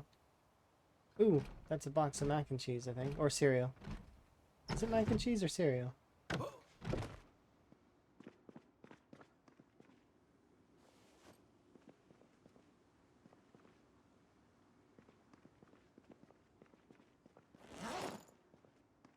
think I need a regular pot in order to make mac and cheese.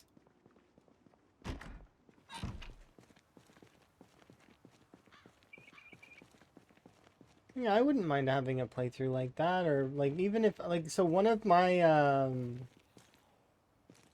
my playthrough, the reason why I have max sneaking is because I did sneak past an area or two that had a lot of zombies, and I spend a lot of the time in the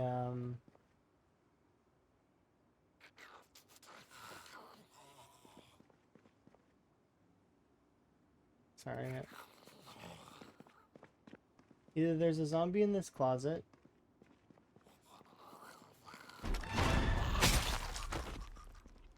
or well, I didn't even need to finish that sentence, did I? Either there's a zombie in this closet, or they're outside, leaning against the wall, is what I was gonna say.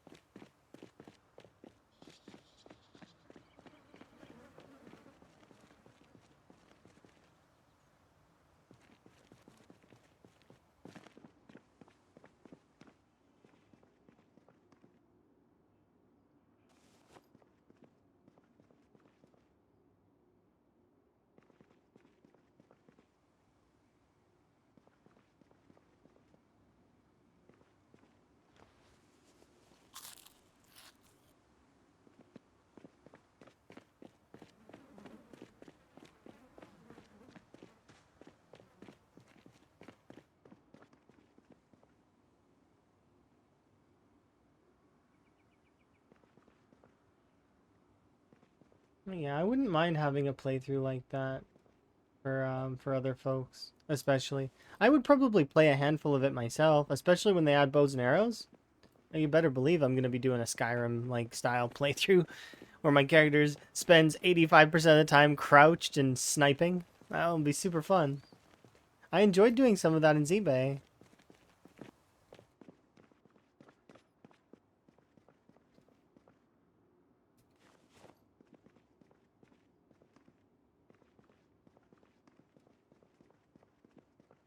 That said, though, that playstyle does kind of get a little bit boring after a little while. So, you know, it's nice to be able to play the other aspects of the playthrough as well, which Zomboid does really, really well.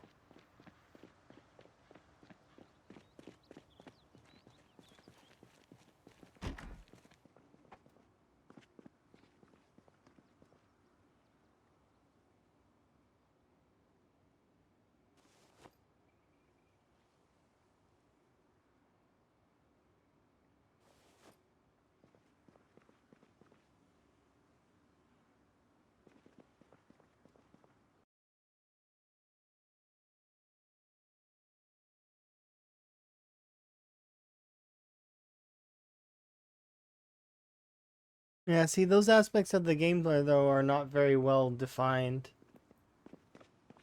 At least I don't find that they are. Because sometimes the zombies just can kind of hear you anyways.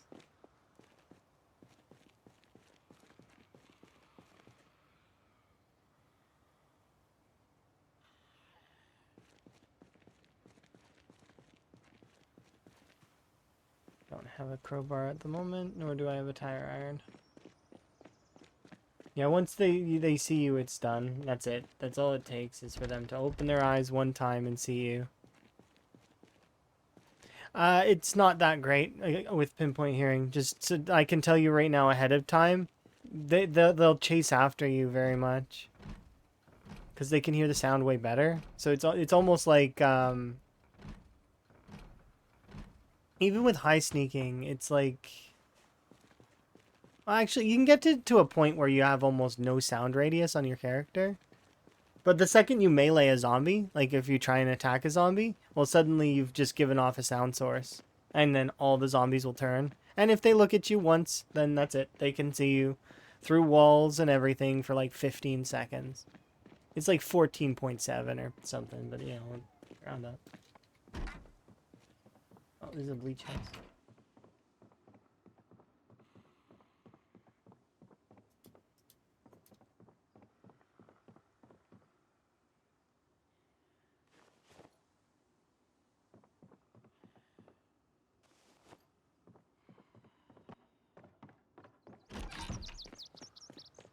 But yeah, it's one of those things.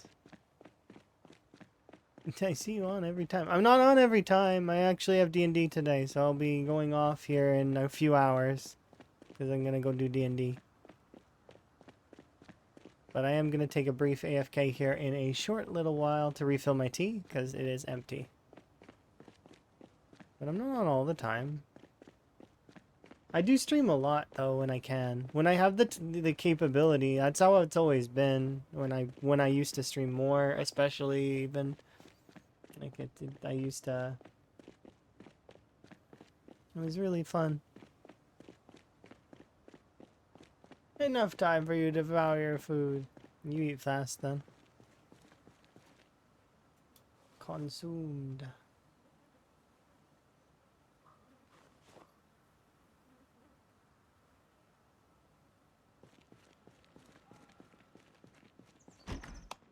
Oops.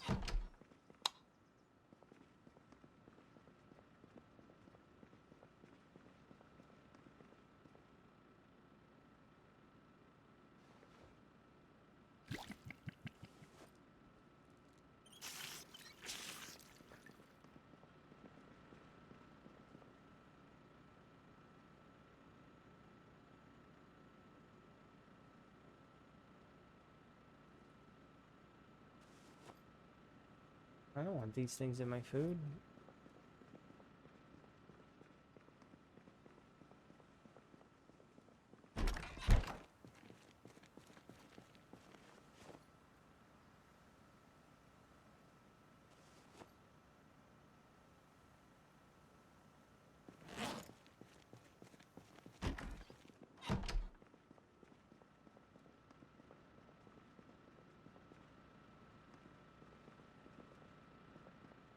You're in the Forgotten Child. Oh, you're talking about Martridge? It's not the Forgotten. It's people actively avoid this place. They hate this place, and I know why. A lot of runs end here. And that's why. The Forgotten Child. Yeah, lots of runs end in this place.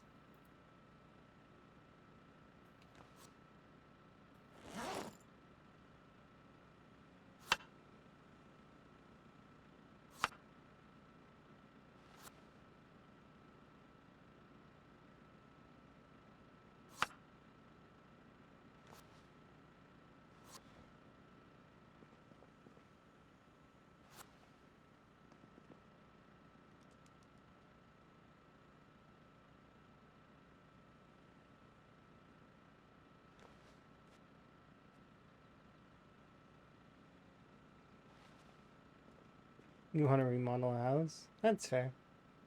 Yeah, it is nice to be able to do.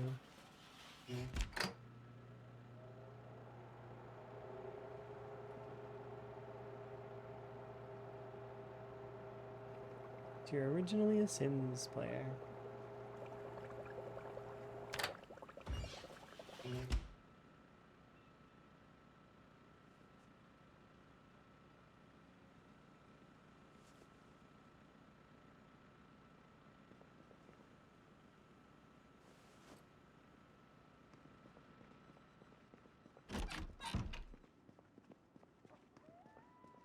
Oh, it's 10 in the morning. I thought it was longer than, like, it was night.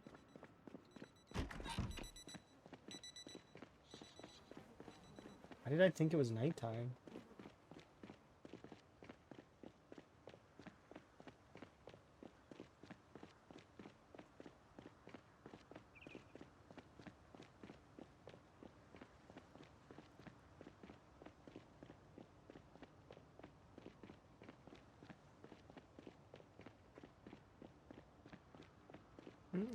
Barricades are easy if you have nails, but if you don't, building fence posts just costs wood planks. So build a fence post, in my opinion, it's the best way.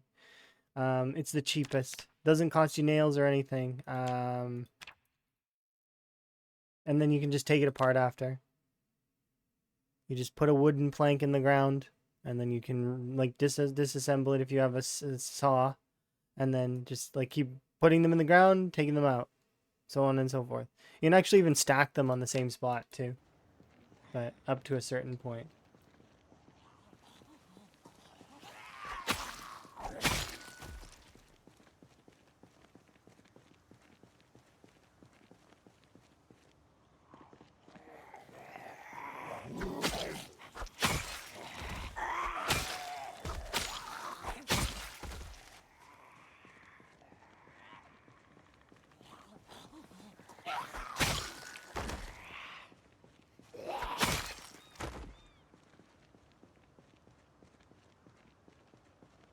Sims 1, Nox DLC.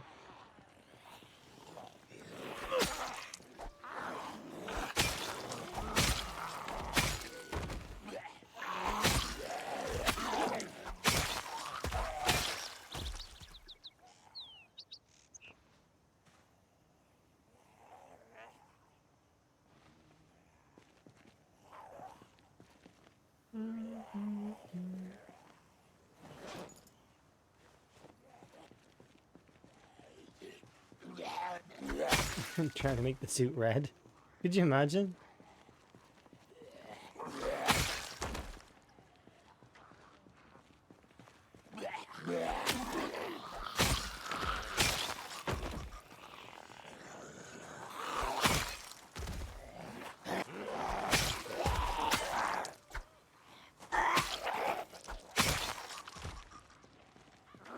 Just throw berries into the suit.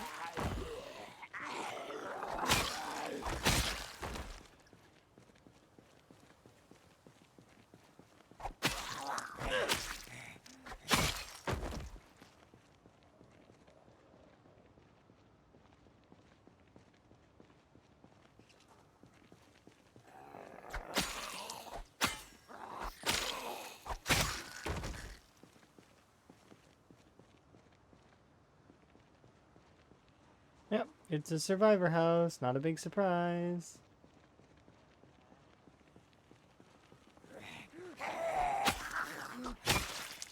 Because it's gonna be.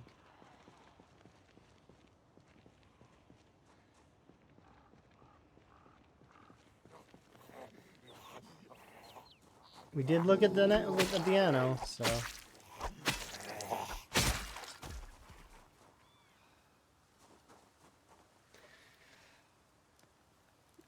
Get some rest in for about 20 in-game minutes or so. Maybe a little bit longer. That should be good.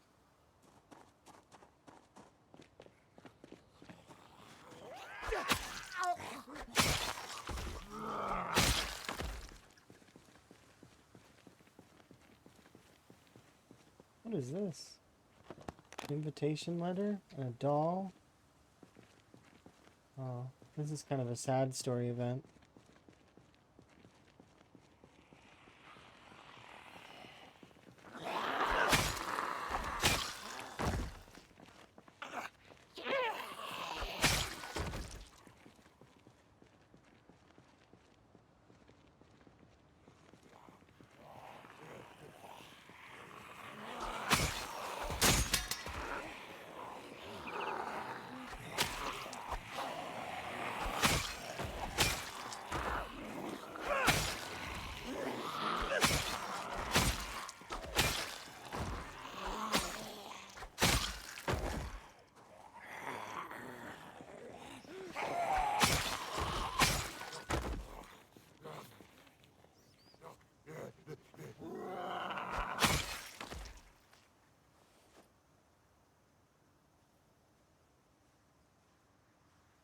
Oh, this one's like a fully broken blade.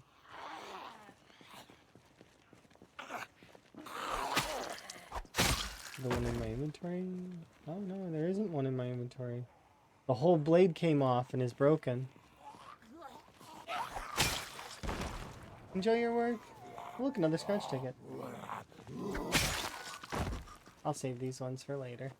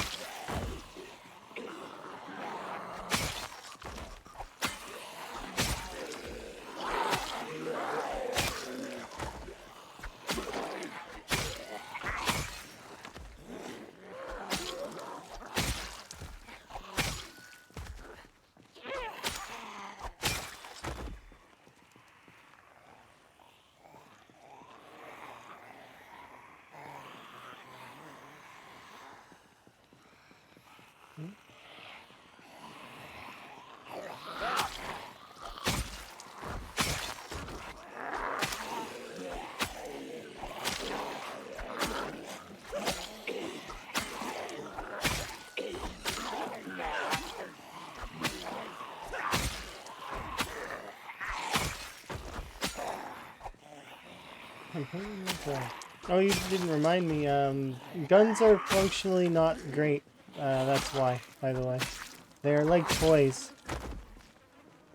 They're not worth it because you'll run out of ammo, and you probably won't be able to even deal with the aftermath of what you summon, because they make loud noises, right? So depending on the high like the population, if you're playing with higher population, you won't actually be able to deal with the zombies coming in, probably. Ooh, I don't think I've seen this one. The Louisville Sun.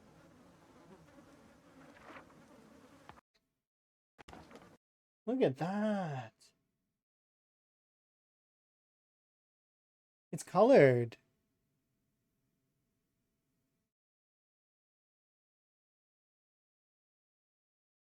Look at that.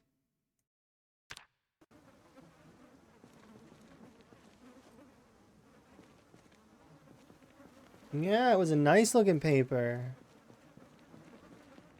That one was colored, like a colored paper. Wait, those are those... No, they're Half Moon Cosmetics. Dang. Oh well. That was cool.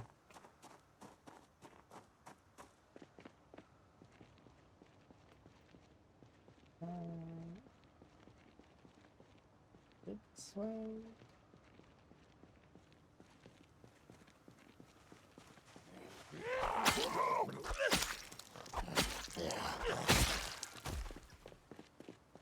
Yeah, I haven't seen the Louisville Sun.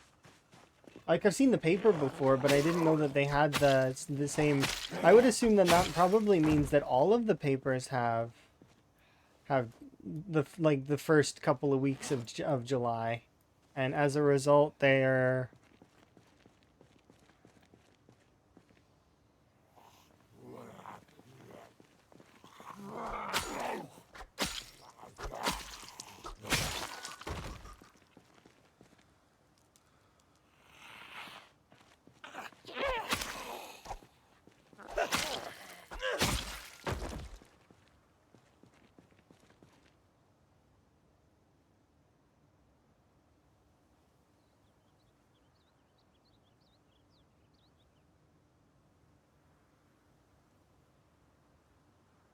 Was that mass zombie like stutters? There might have been. I don't know. Usually the March Ridge Apartments gives stutters because it's like a few thousand zombies. It's almost always a few thousand. Even when you activate the anno, it's still relative. It's the same. It just changes the loot a little bit inside. Fun fact about this building, though, it seems done a lot. it seems like you finished it a lot of the time, but you haven't. I remember fighting this building and being like, oh, I think we're done. And then, you know, a cluster of 20 or 30 comes out.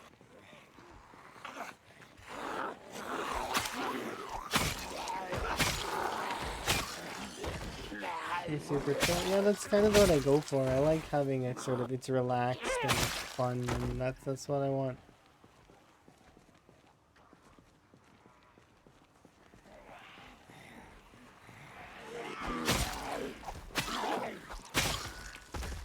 What I want.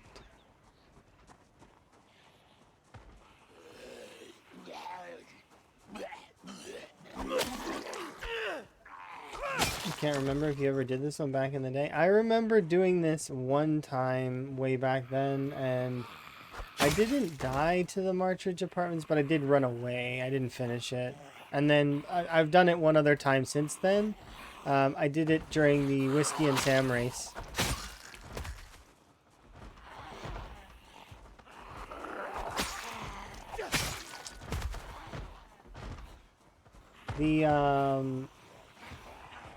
I won't ever forget the first time I did the prison, though. First time I did the prison was actually on a multiplayer server. I started out in Muldraw, I cleared the Muldraw strip, and then I went to Rosewood and then I just did the prison. Because I wanted to see how bad it was on the settings that we were playing on. I think we were playing on times 2 or something like that. It was super light settings. But Elm invited me to play because I was bored. I was in a hotel. It was super super duper boring, and Elm's like, "You could just come play." I was like, "Yeah, okay, I'll come play." And so I'm just sitting on my little laptop, grinding away at the Rosewood prison. And then I finished the prison, and I messaged Elm about it later. I'm like, "Okay, prison's done." He's like, "Oh," because we were racing the kills, kind of, sort of. Like we weren't at first, but it was like something fun to do, right? So it's like I get 1,000 kills. I'm like, "Hey, Elm, I got 1,000 kills." He's like, "Okay, well, I guess I gotta get 1,000 kills." So he went and got 1,000 kills. It was fun.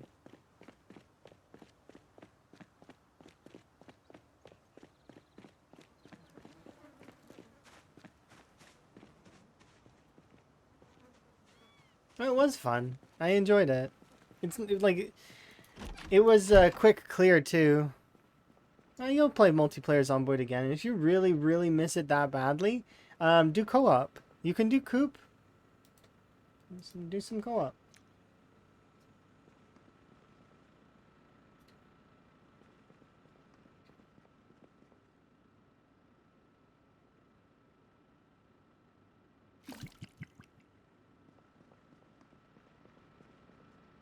Yeah, if you can't go back to build 41, just do some coop.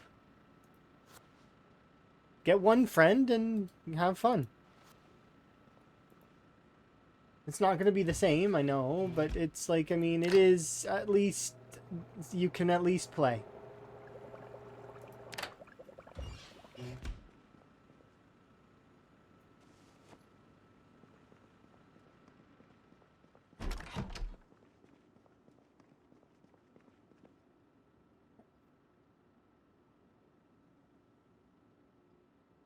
It only lines up on Sundays. I know how that is because we used to have D&D on Saturdays, but then now we have it on Sundays. And sometimes it changes. Like it changes, and I have to let folks know. Just like for example, I've got work upcoming next week or this upcoming weekend, so Saturday through till like Wednesday. So I'm not gonna be around for those days, and I do apologize for that. But you know, have to work. It's important. And I would stream every single day if I can. And eventually when I move in with Emma, that's the plan, is that I hope that we can be at a stage where I can stream as a profession, and that I'll have a stream schedule. It'll be set up that I stream virtually from the same times every time. And maybe I'll have a day off, maybe at first I won't. I don't know how I'm going to do it, but I do know that I just want to be there first. That is the first step, is to be there. The second step is that we will already have pre-done, is that we will have most of a setup for PC and stuff there, so that I won't miss a beat on streaming. We'll be able to get streaming right away. And then the big reason why I got a tuber in the first place is because I don't want Emma to have anxiety or stress when, if she wants to come and hug me or something. No worries about her being on camera, because that would stress her out. So that's the big reason why I have a tuber in the first place. So we'll see how that goes.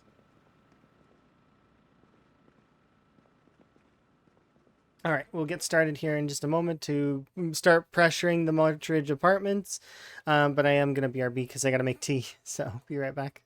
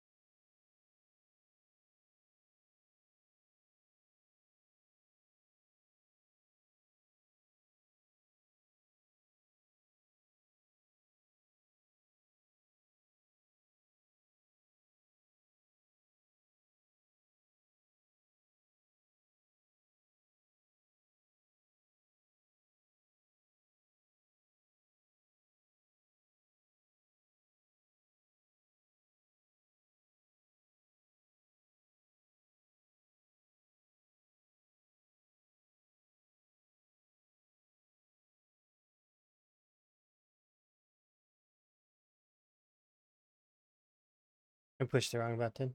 Sorry. There we go.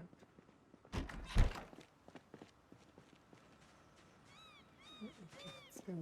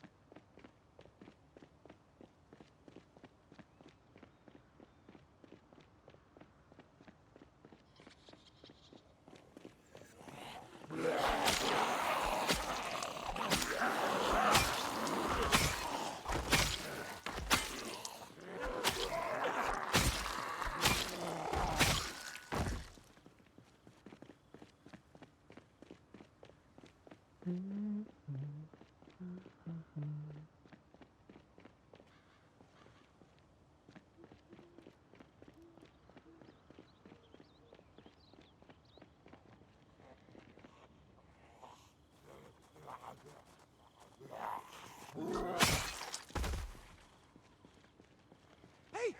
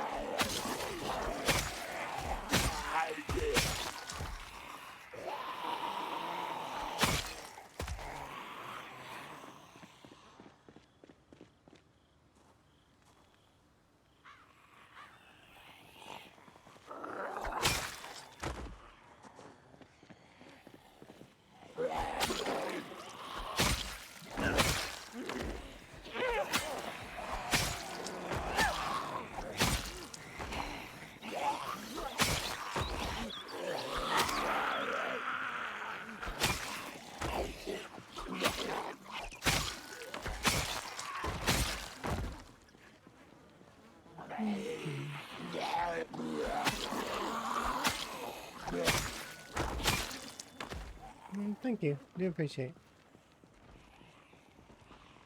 Get a little bit of rest in just because of exertion.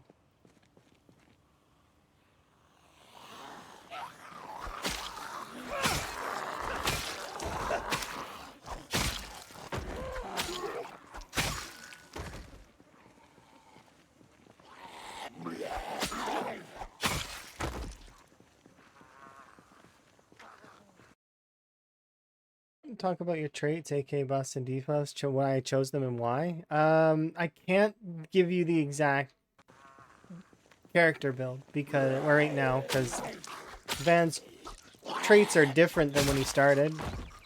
But I can explain why I took each thing. Yeah, sure. So I took thin-skinned because I just needed extra points. I normally like thick-skinned because I prefer that for marathon gameplay, but I also didn't expect this character to live as long as he did. So that's why I took thin-skinned. So, you know, it's under the mentality of don't get hit, but you're always going to get hit. So in my opinion, thick-skinned is better than thin-skinned. However, like I said, I was going for a character that I needed the extra points, so that's why I took that.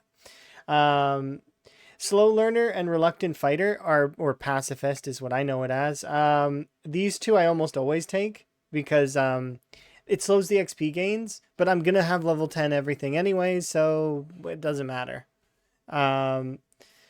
Conspicuous, the stealth system in the game, it doesn't work properly right now still. So conspicuous is as close to free points as you can get. Arguably, there are some fringe cases made for conspicuous where, yes, a zombie maybe won't see you as a result of the one tile loss that it has on the site. Maybe combined with the new stealth mechanics involving fog and rain, maybe that gets even better. I'm not sure, but I took it all the same. Prone to illness doesn't really do anything that like because it makes the zombification rate faster if I remember right, and then it also, which if you're zombified you're gonna die anyways. It makes it easier to catch a cold, but you can kind of counter that with outdoorsy, which is this one here, which reduces the amount of that you're going to get a cold, as well as reduces the amount of damage from foliage that you would take, as well as it also gives you a bunch of other things that are useful. Slow healer, because if I do get injured, I'm sure that I'll heal it back over time. So it's fine if I wait a little bit longer for it to be healed. Weak stomach is good because I'm never going to eat food that's bad. Like, I'm not going to eat any bad food, so I don't have to worry about the poison effects of it. Short-sighted because it gives, like, I can counter it by wearing glasses. So it gave me an extra couple of points. Same for slow reader. I can just fast forward through all the books. We took out of shape on this one. So we're fit now, but we were out of shape. So we were 4 fitness to start. And then we were just a normal character, if I remember correctly. So um, we're stout now, though. So these are 2 earned traits. We earned these ones. I took brave because brave is useful. It lowers your panic, which is panic can kind of affect your damage. So that's not it's not good to have high panic. Graceful's good because less noise around your character, as well as fences. Brawler for extra damage on axes and long blunts, so that I could focus the long blunts that I planned to focus. Keen hearing's always good because it gives you the extra tile space behind you as sort of eyes in the back of your head. And then wilderness knowledge because, wilderness knowledge is one of the best traits in the game right now. It gives you the most value for the points spent. It gives you carving, it gives you the herbalist, it gives you some recipes. It is just a really good trait to have. And then finally, I'd pick police officer so that we could shoot guns confidently in the beginning, because it made sense to me that Van was going to shoot guns because that was the whole point of the charity.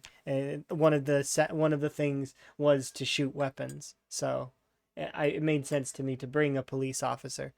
But I like all sorts of builds. Like, I'm not stuck in one build, and I've played with pretty much not everything, but most things in Zomboid in terms of making builds. I've done nurse characters, I've done doctors, despite them being not the best in certain situations, arguably their starting traits can be helpful sometimes in very fringe situations like PvP. So if you're going to play like that Tarkov PvP that was briefly around, or for example, I know that Djax was doing a lot of PvP stuff at one point in time, and it was really fun playing that stuff with him, like the CTF stuff and all of that. So if Djax were to ever bring that stuff back, which in theory he might, you could enjoy the cool builds for that purpose, like, being like the medic, or being like the a security guard, so you can get the extra sprinting and be really fast. Or the game will always balance based on whatever you're doing, whether it's you're playing a marathon, or you're doing a sprinter's challenge, or you're doing it depends. Whatever you're doing, you could be a burger flipper that's trying to make burgers in every spiffo on the map. Like, there's a lot of cool little ideas that you can kind of put towards challenges, but it's all based on whatever you want to do. It's a sandbox. Go have fun. My favorite analogy for the sandbox is, in a sandbox, you can choose to, like an actual sandbox, you can choose to make sandcastles, you can choose to make pyramids, or you can choose to dump out all the sand, fill it with water, and make a pool. Like, you could do whatever you want. The limitation is your own imagination. And then, some of the game's mechanics, of course. But, I mean, you can remove all the zombies. You can have multi-hit. You can, have ridiculous amounts of zombies. You can have no infection. You can have really high infection, to the point where even if you're standing near a zombie, you get infected. Like, there are so many ways to play this game, and as a result, it's got so much in that sort of replay value of, you can always then do a different run. And something that I've noticed especially, and this goes with sort of the topic of seeds, because Zomboid is a seeded game. It's a Java game. It has seeds. But even if you took two people playing the exact same game, like you copied the world file over, and you played the exact same game, it doesn't matter, because those two playthroughs will be completely different, because probabilities and odds and different things will happen, different events will spawn. There's nothing that's going to be, you know, there.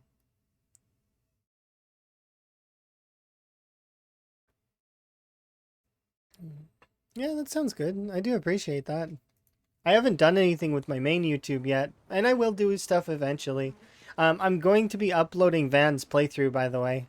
I'm just right now. I'm commissioning an artist to do the thumbnail, because I like having good thumbnails for my VODs channel. So I got a recommendation that was fairly good, and I'm looking forward to seeing how that goes here in the near future.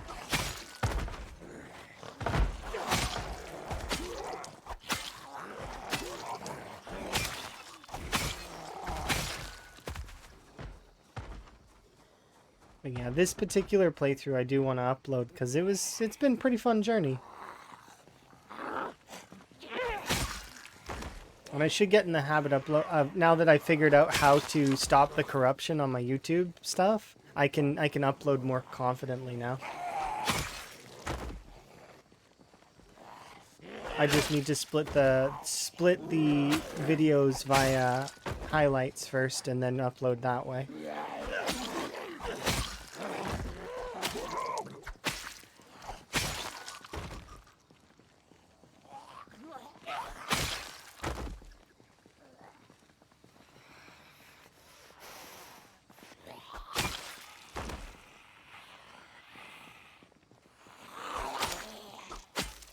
Good morning.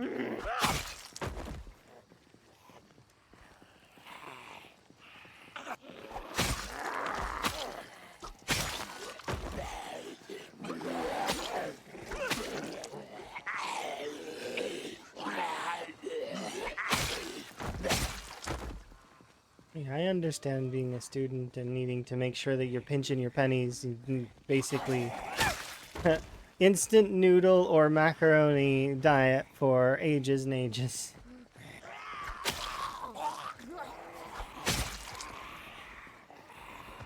You'll get through it, though.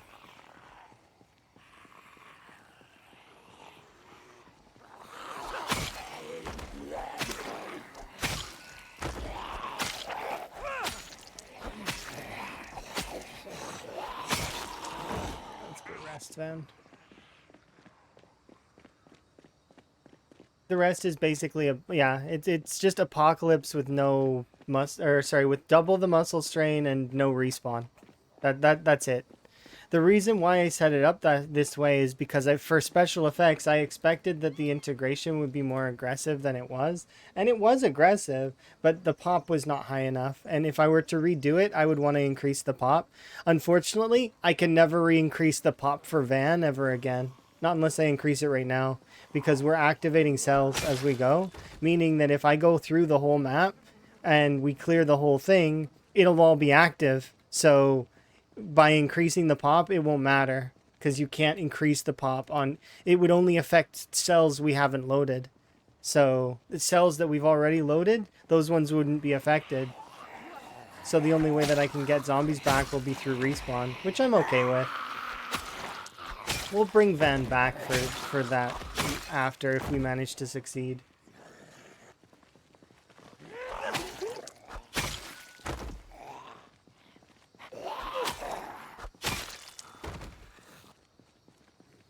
Oh yeah, it's very, very... They're very mild settings from what I'm used to. Outside of the integration. The integration was pretty good, I think. It could have been more aggressive, I guess. But in the future, we'll have helicopters on integration, so that'll help. Those weren't out yet in full when I first doing the playthrough. So.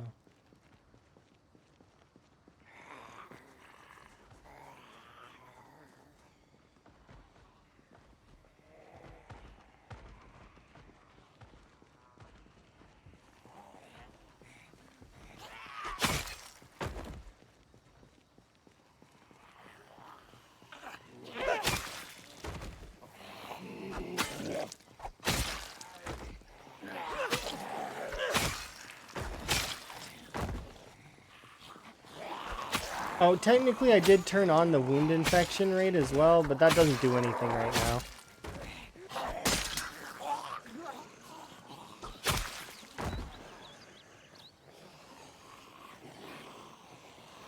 How strong is respawn? It's 10% every 30, sorry, 10% every 3 days unseen.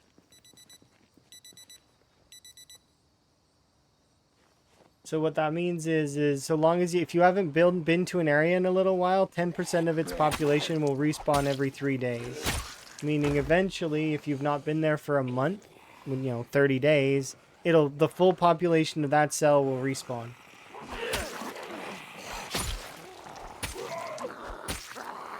But it also means that if you're doing patrolling, things won't respawn. Also, you can combat the AI director with walls. Of course, the zombies still can break the walls if you're nearby, but the AI director can't. And if you block the zombies out and then don't go near the wall again, you can actually prevent respawns on a meta level. But that's an intricate sort of thing that's a little bit... It's an advanced thing. It's not something you would be doing if you're just starting a playthrough. It's not a major concern anyways. You shouldn't be trying to fight the game on a meta level in the initial. Later though, it's possible. The reason why I figured that one out though was specifically because I wanted to see what we could do with that. If there was a way to fight it, and there is.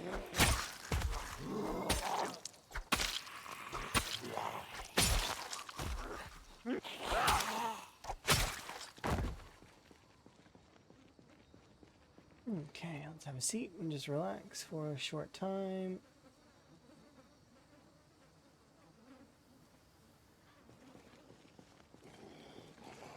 But yeah, the respawn's not crazy high on Apocalypse, so let's say 100 zombies are in a cell, right? Which is, I mean, the most populated cells would have like 1,000 to a few thousand, right? So they maybe will spawn a few hundred zombies. It's not like doing a higher pop game. You can't really do times 16 with respawns on. It's a lot harder. Hey. Chili did it though for a bit, and he did an admirable job. He's the second person that I've heard of that has done times 16 with respawns on. And there is one person I know of at least that's done sprinters with respawn on. Albeit though it was accidental. And I think in Chili's case it was accidental as well. When you're thinking about it, that's fair. If you don't want to leave your main area, it's a good way to still have zombies to kill.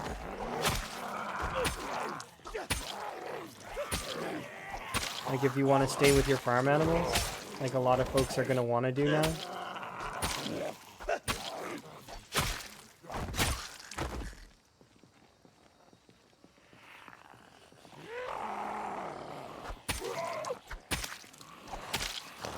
Playing without respawn actually makes it feel like you're clearing the map. Like in that the areas feel more... Like you actually can feel that breath of, okay, it's most of the area is clear now. But it's never 100% clear. As you've seen earlier, when I was passing up towards Rosewood, there were still zombies there. Even though I've cleared Rosewood almost a year and a half ago. Like, there's still a handful of zombies around. Why? Because they're going to be. There's going to be zombies that were tucked away that I didn't see, that are off in the woods somewhere, that chose to not come out. Sometimes it'll be a cluster of 20. Sometimes it'll be 100. Sometimes they're stuck behind a fence.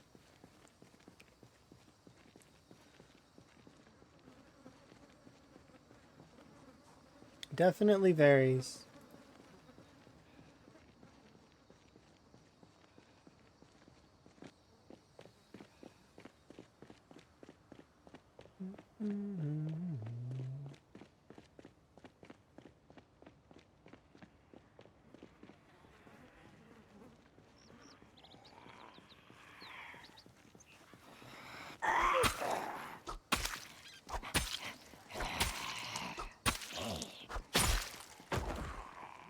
You mean the pathfinding on the zombies?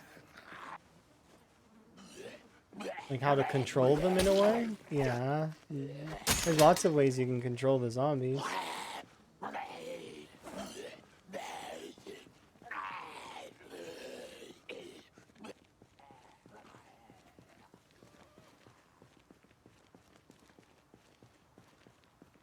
Most of them are through sound sources, though.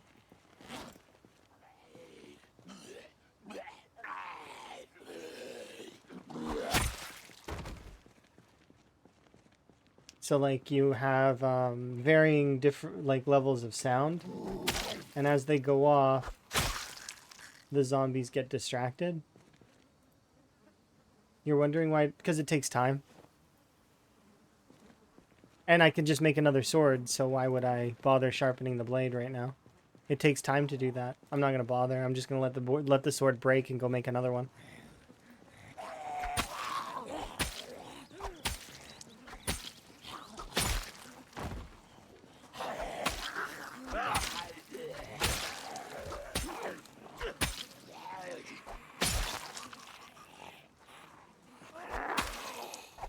If I notice that the blade is still in good condition, and because you can only sharpen the blade to the point of condition, which is like right now, so I can't sharpen this, right?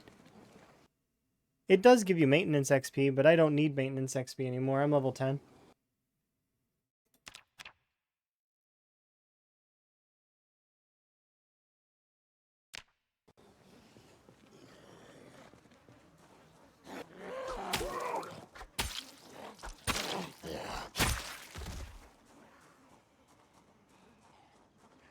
But yeah, you can only sharpen a weapon to its maximum condition, right?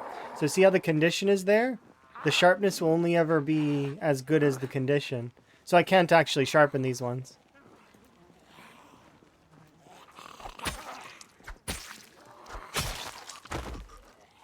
What traits am I using? Lots of traits. I did just go over them a little bit earlier.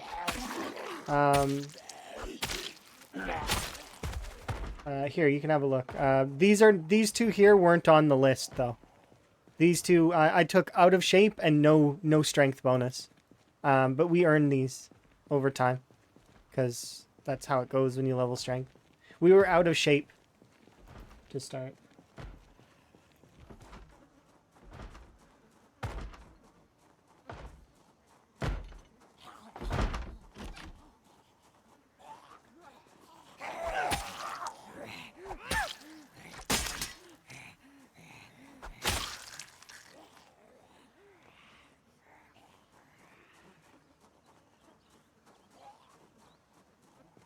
See, now sharpening would make sense, right? Because look, see, the condition of it is 75%, but it has no sharpness. So sharpening this one makes sense. But that's because it broke. So it broke and became a new weapon. It went from, it was a two-handed sword to now it's a one-handed sword.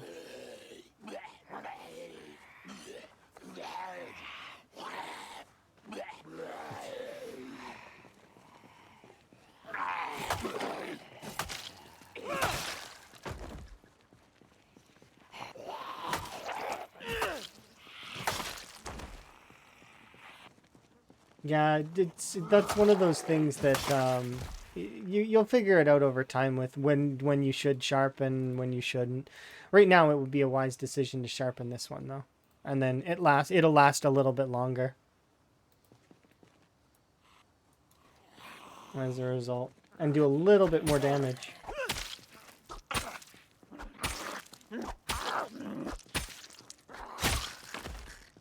Did you manage to see the traits? Do you need me to explain any of them, or? I'm gonna close this window now.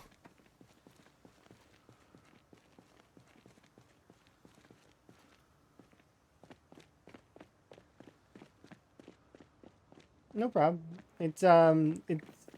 They're not traits I would take every time. Some of them I don't like very much. Like I don't like thin-skinned. I think thin-skinned is not a very good trait because it rolls things out of your favor. I like thick-skinned, but the reason why Van has thin-skinned is because I didn't expect him to live very long. And I wanted the extra points. I like thick skin better because it rolls in your favor as opposed to out of your favor. So it's just better in terms of marathon gameplay to have something that's going to roll dice in your favor. If I'm going to get hit like once or twice in a run, right? I want the roll to be for me, not against me.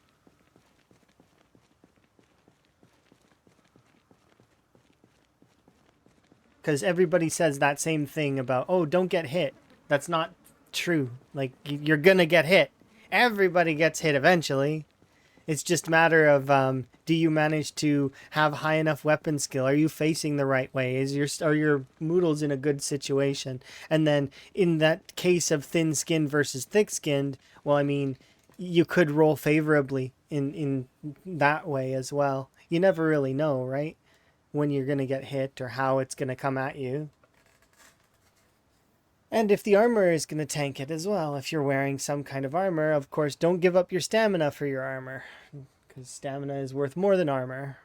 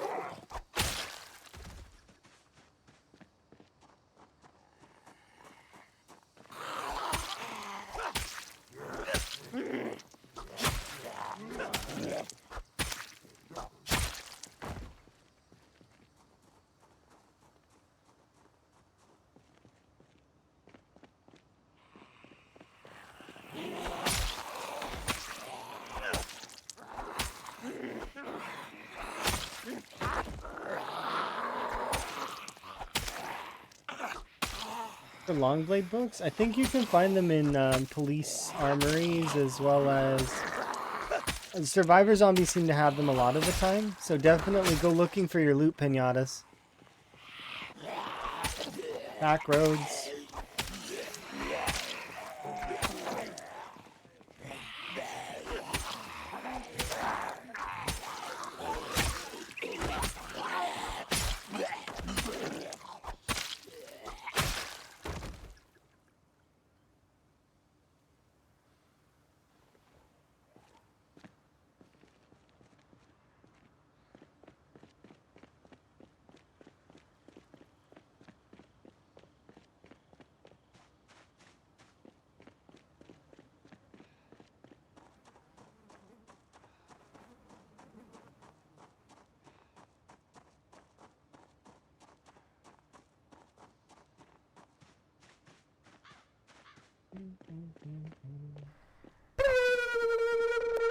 Thank you for wellness.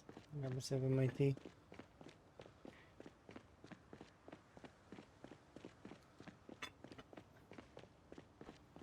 My day's been pretty good so far. I'm looking forward to D&D if we actually have the session today. If we don't, then I mean that's okay. We're supposed to have like it's gonna be another one-off because we're not doing our main session until not next week but the week after due to my work. We're doing like the session finale of our characters, which is interesting because our characters we got destroyed. Like we very easily could be dead and or not dead. I'm not sure because our characters did the whole it seems pretty obvious that our characters got saved by somebody, but we basically went up against 3 final bosses at the same time, and they were all like level, like high level, like super high level compared to us.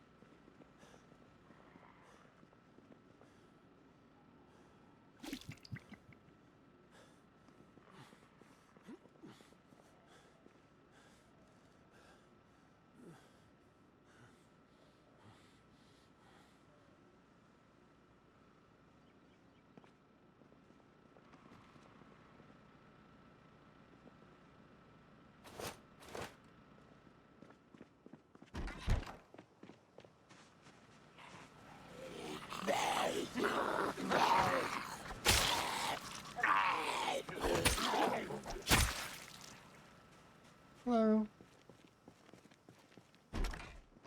How was my Sunday? My Sunday's pretty good. I'm just relaxing. We've got D&D here in a little while, so I'm gonna try my best to get as much as I can do before D&D. So that's the plan anyways.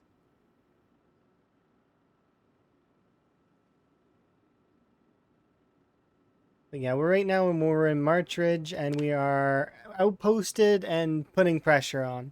Trying to clear out the Marchridge apartments. And then from there I'm gonna do the rest of Marchridge, and I'm hoping that we'll probably be able to down Marchridge in a couple of streams, probably. That's the plan. Enjoy your lurk. But yeah, if we can do Marchridge in a couple of streams, then I'll do the surrounding area as well, as we'll go south and do that area, that side bit beside Irvington that we missed. And then in finality, that'll be all of this section of the maps done, and we'll be moving on next to Echo Creek. So after Marchridge. We've done this entire neighborhood already, and we've started on the Marchridge apartments. So, and then, like I said, I want to do all of this outward edge here, all of this farmland here, and then I also want to go down here and do all of this, as well as the resort and this bottom section. Currently, I'm playing a rogue, a rock gnome named Teresa. But I've played a few characters. I've also DM'd for a little while, which was fun. I DM'd 4th edition. But I haven't DM'd in years, like years and years. I had fun DMing though. DMing is good. But it's fun being a player too. Less concerns about things and more about making decisions.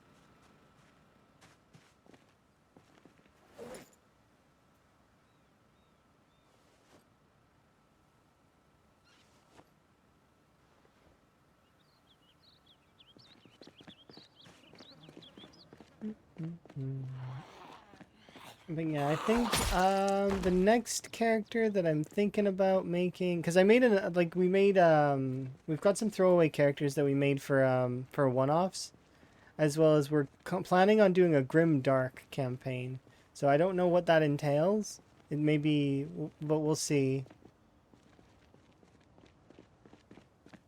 But our current one is we're going to be reaching the finale probably closer to the end of the month of our current campaign. And then it's going to be a finale that has a season 2, I think. So, because we've been doing this one campaign for about a couple of years. There's been members in and out. We've had different folks. Outside of myself, I've been in the group for the entire time, and so has Pepper. Pepper's our DM. But we've had a lot of folks swapping either characters, or some folks have left because they I don't know if they were less interested or not. I'm not sure. Maybe they just didn't like our style of D&D. I'm not sure. It's fine. It is what it is. That's why I have my little list of names in case that we need another member. Then I can be like, hey, and then I would give them a time frame, and they could join in as like a character if they wanted to. Like Knack and Tower and a bunch of other folks are on my list as well.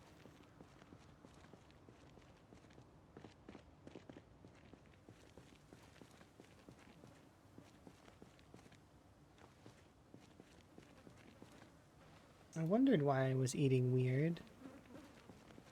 My golden fork wasn't in my inventory. Accidentally put it in a bag. Probably while I was carrying it over. You always play druid? That's fair. Druids are cool. Emma's playing a druid right now. Well, kind of. Emma plays it's a dragonborn druid barbarian kind of hybrid, which is neat. And then we've got our, it's like, he's a human but he's cursed. He's like were tiger. His name Malcolm. And then we've got an elfin mage that is has like a prosthetic that is like fancy, like casts special magic. It's like got arcane runes and stuff all over it. It's neat. But she had trauma involved in the losing of her arm, and that's one of the big bads that we had. She's a witch. She seemingly steals people's limbs.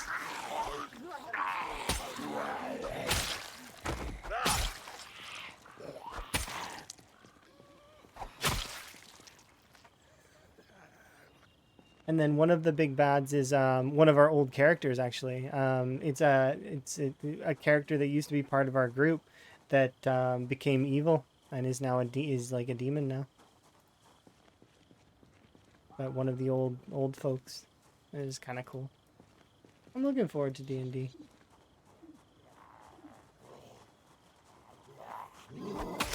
Looking at that cool anime.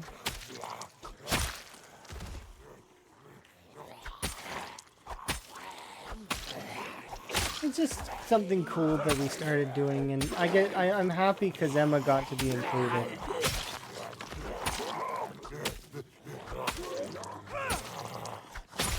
The initial person that we started the group for isn't in the group as much anymore. Like, they're still in the Discord, but they're not participating nearly as much anymore.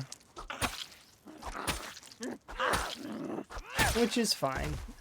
They prefer their IRL group over our group, which is not a big deal in my mind, so long as they're having fun somewhere. And they kind of come and gush to us about their IRL group a lot of the time, which is it's nice, you know, to see that they're having fun.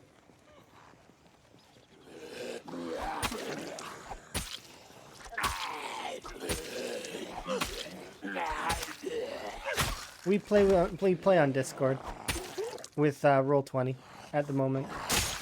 I do have Fantasy Ground, but it's not ever really come up.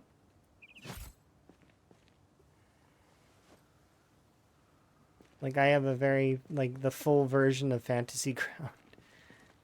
This is, like, fancy stuff for D&D, but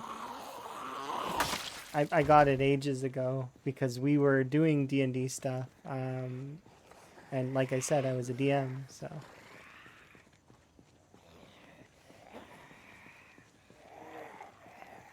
I've not ever really put that stuff into full use.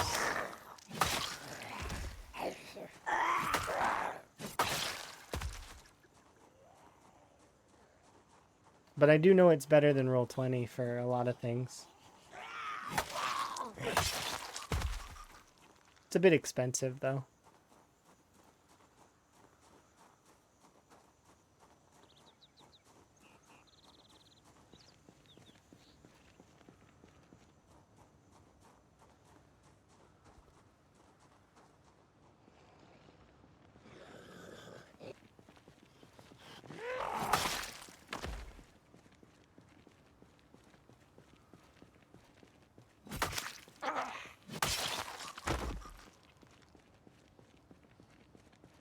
Alright, let's go give Van a little bit of a rest back here.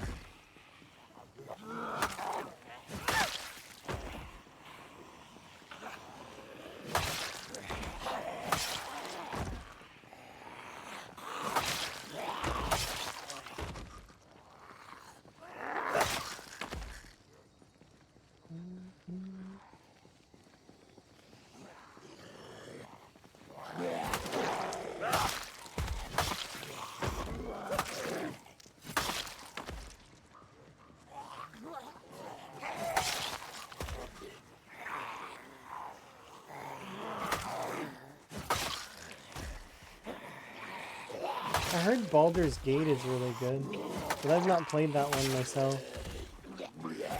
A lot of my friends have played it, though. I remember the Dragon Age games being really good as well. I played those ones.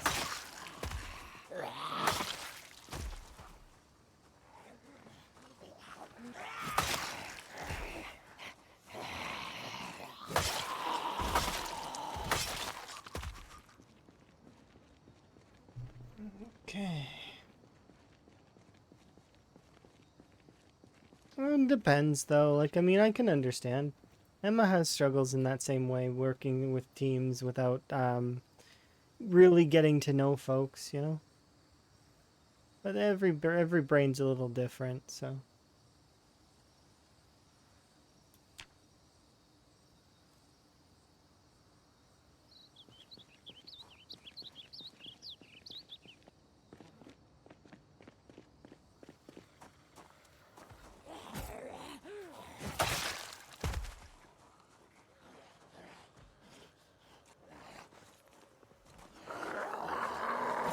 That was cheeky movement there, Zambi.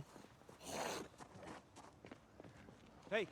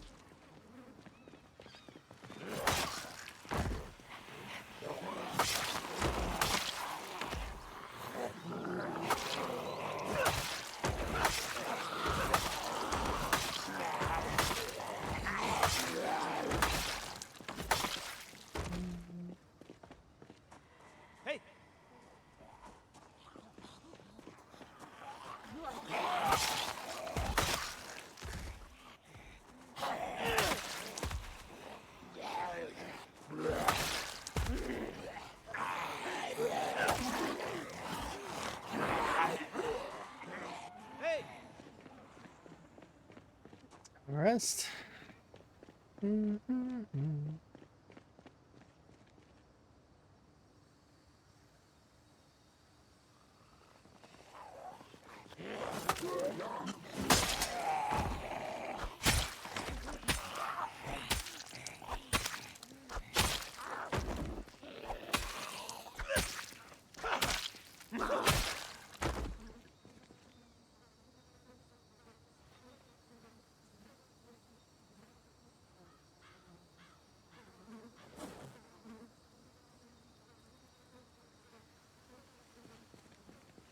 Rest in peace, Katana.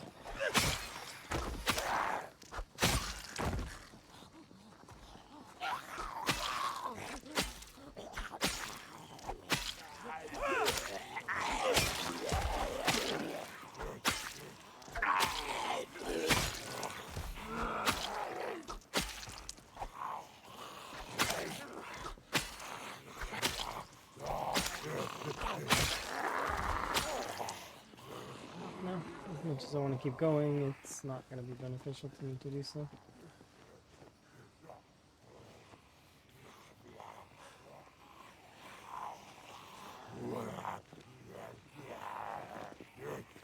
There we go. Go get a rest. How well are we doing? The 80. Not too badly. Almost a K.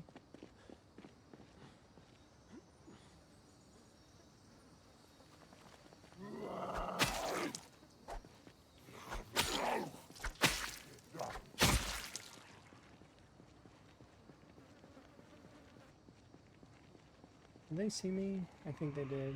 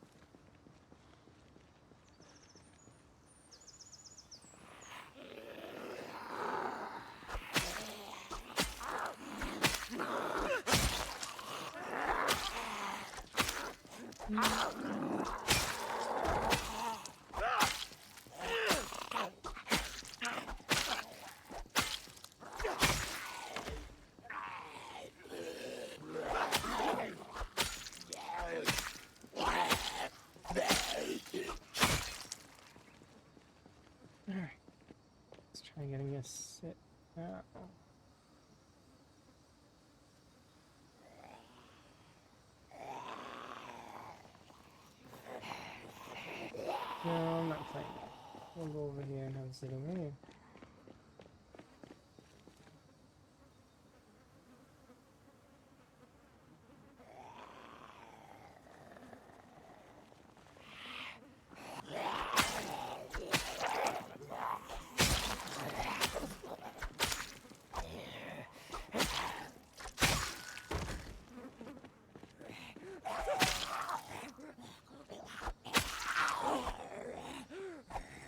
Oh, come on. There we go.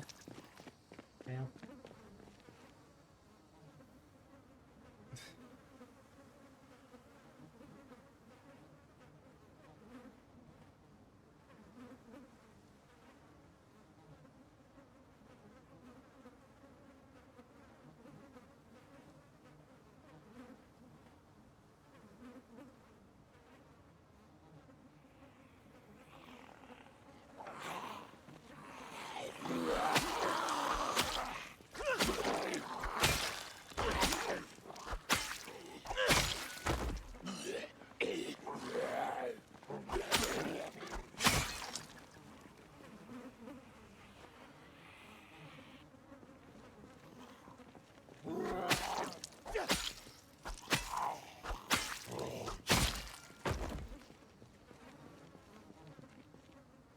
Yeah, let's relax here for a bit.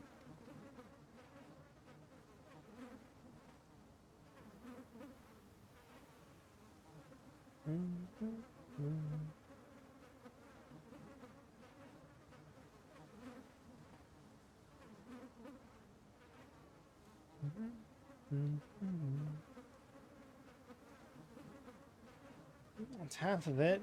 I was gonna wait for the other half to go away.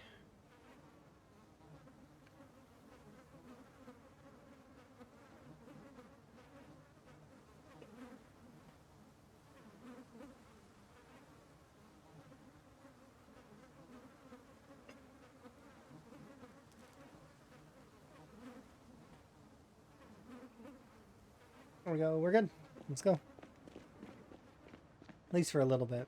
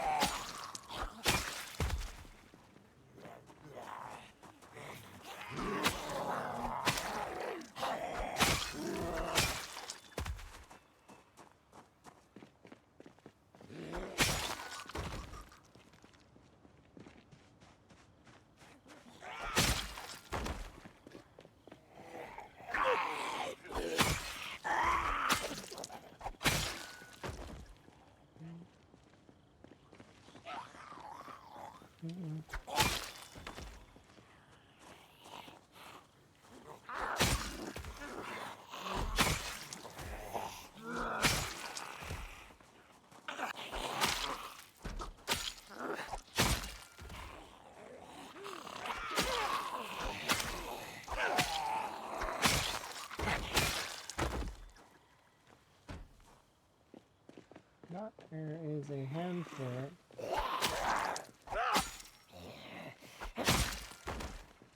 Over here.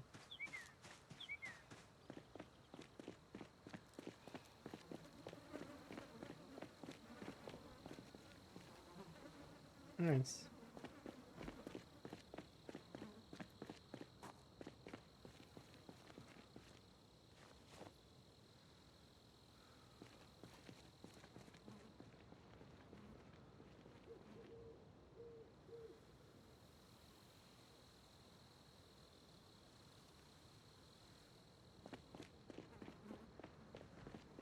Hey!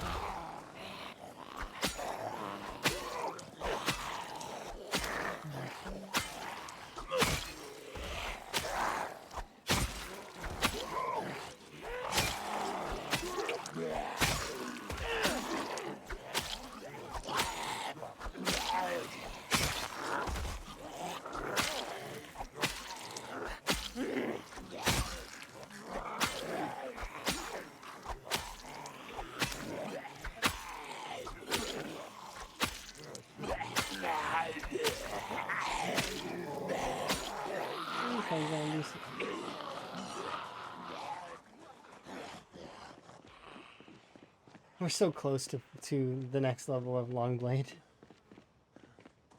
And then we'll be up to Longblade 7. To which afterwards, I suppose I probably should make a few Long Blunts and just finish Long Blunt off. Because we're basically level 10 Long Blunt. But, I mean, it is teetering on the edge, so I might as well finish it.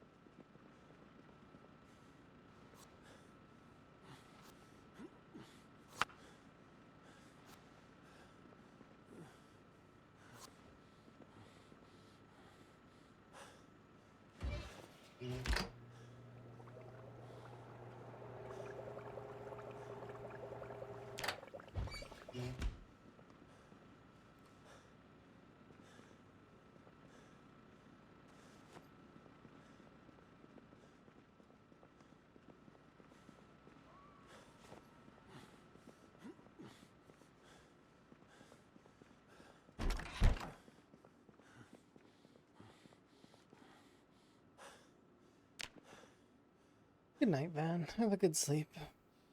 Hopefully you don't have any nightmares.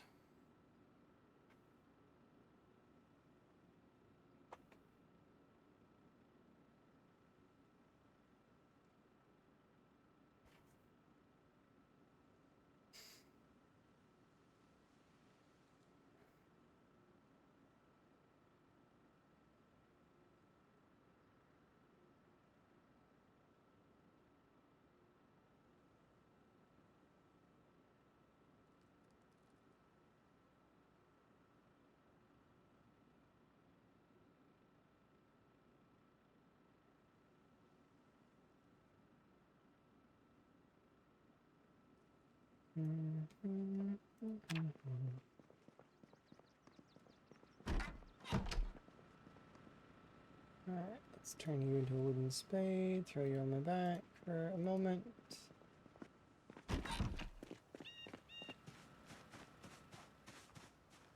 Might need to make another one or two, because I don't know exactly how many we are going to need in order to level up. We need like, what, 15,000 or 1,500 XP? I'll make a couple extra just in case.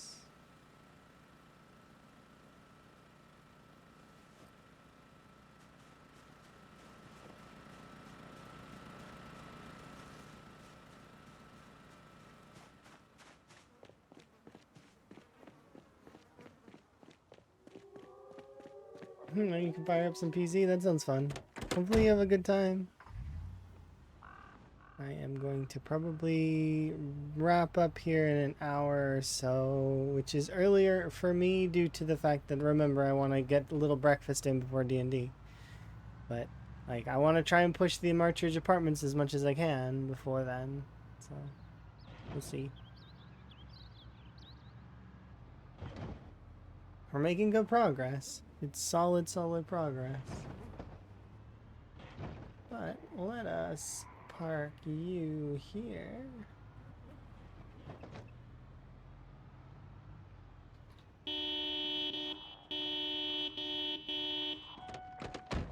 Alright. Time to ditch that vehicle for a little bit.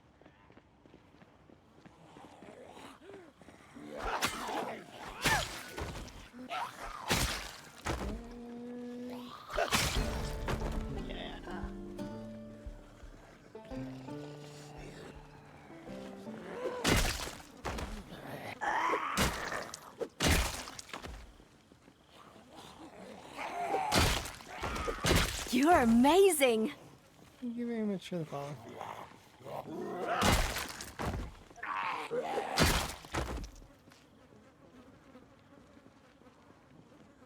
A little while before they funnel out of there.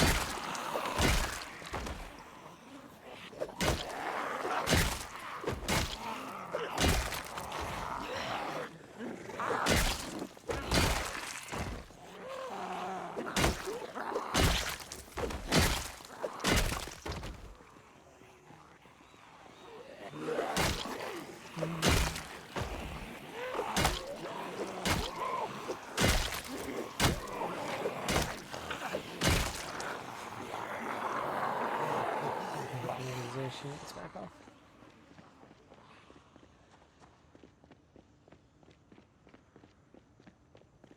Who are you?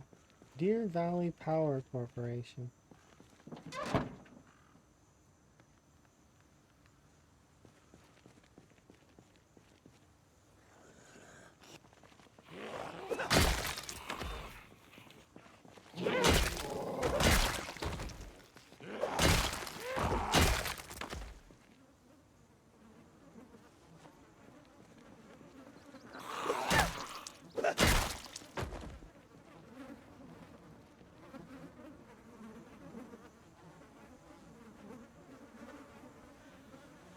$9.20 is kind of when I want to get up, but I'm not sure it's pretty good up early.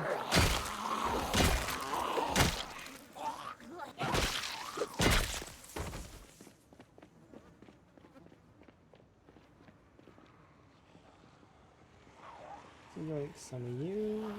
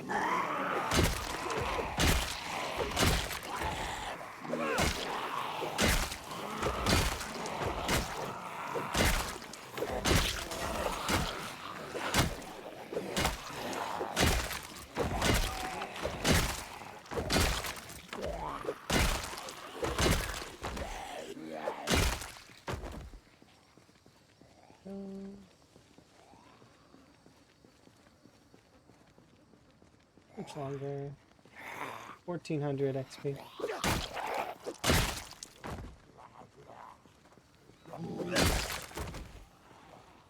Okay, so bring this handful back this way. For you two.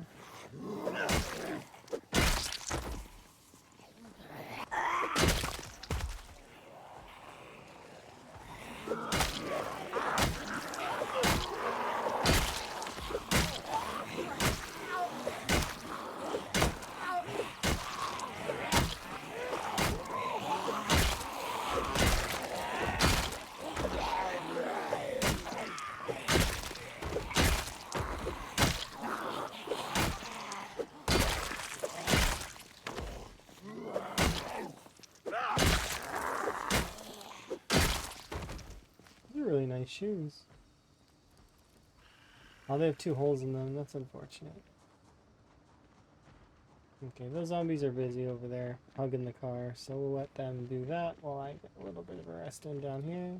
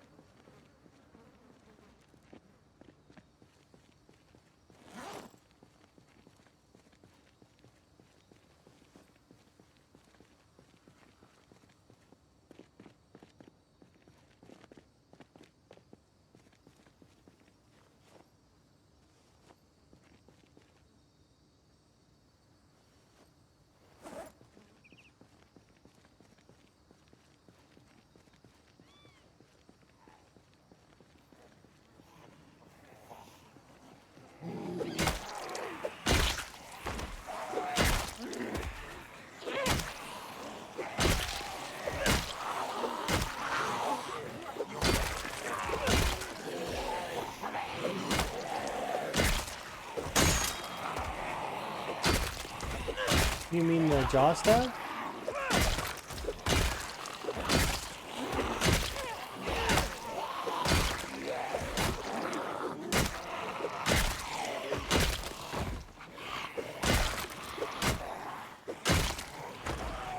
I haven't really paid that much attention to it, so I don't really notice. I figured it would give the same as a kill, but maybe not.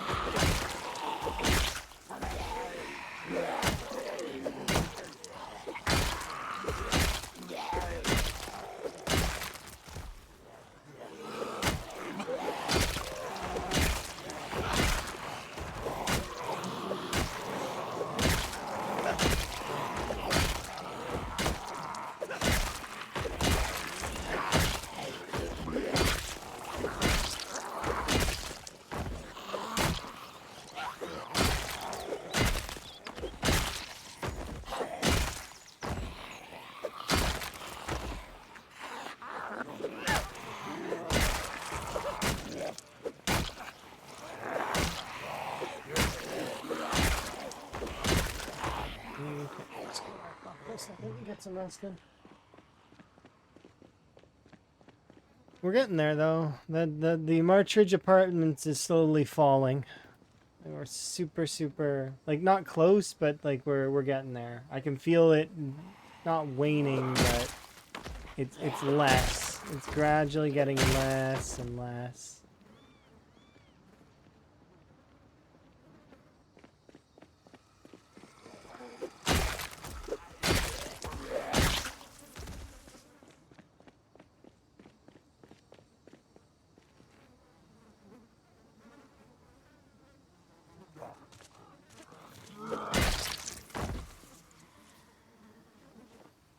Storage unit key. I mean, okay.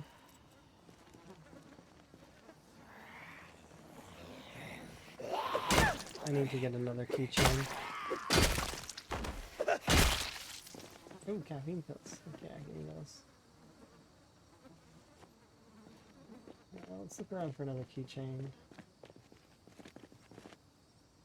Storage unit key again.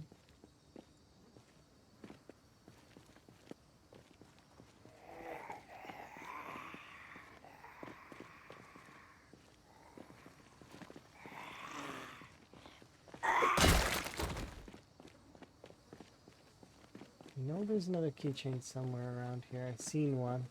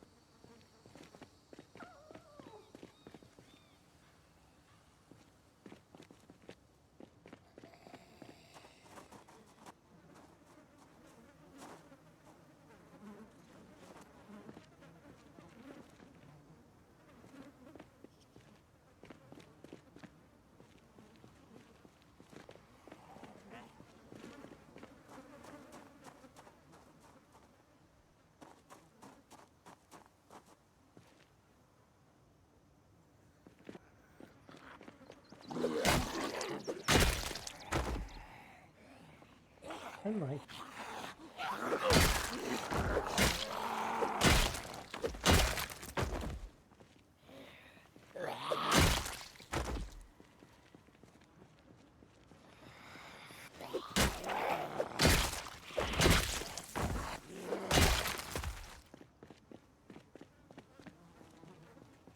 Scissors, disposable camera,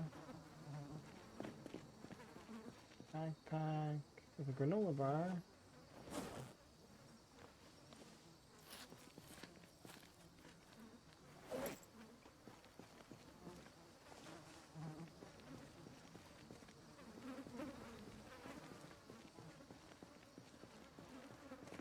Can you believe this zombie? No keys. I remember seeing a keychain though, so there is a keychain somewhere in these zombies. I just don't know which one. Shows me for not picking it up. I didn't think about it at the time. The reason why I want the keychain is because I want an extra pair of keys specifically for March Ridge. I think it kind of suits it that it's it would be a regular generic keychain.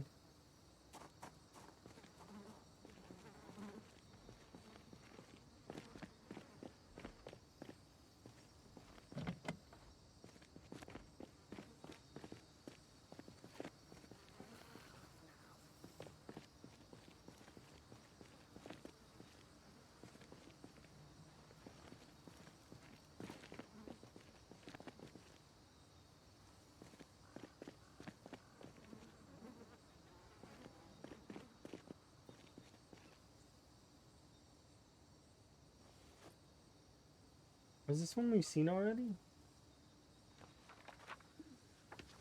Yeah, we've seen this one. I wonder if that's new, like...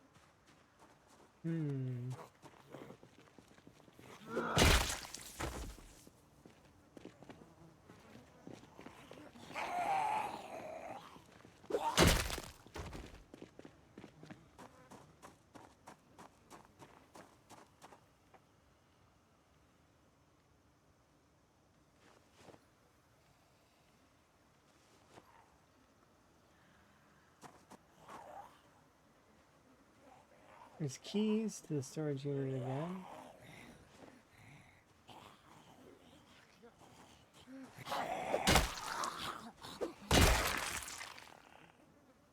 It's like several zombies keys to the storage unit. A single one with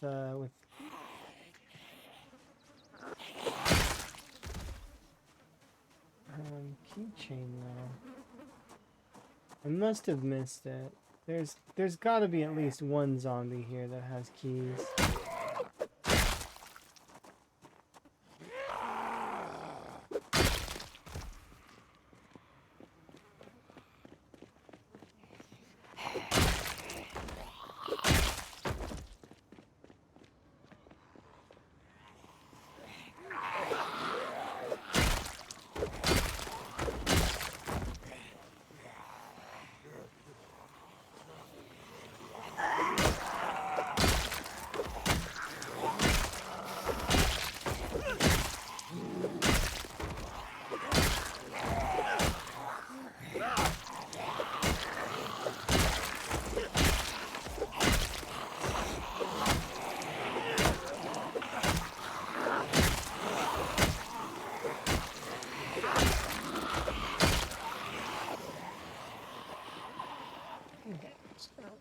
here for a moment, get a little rest in.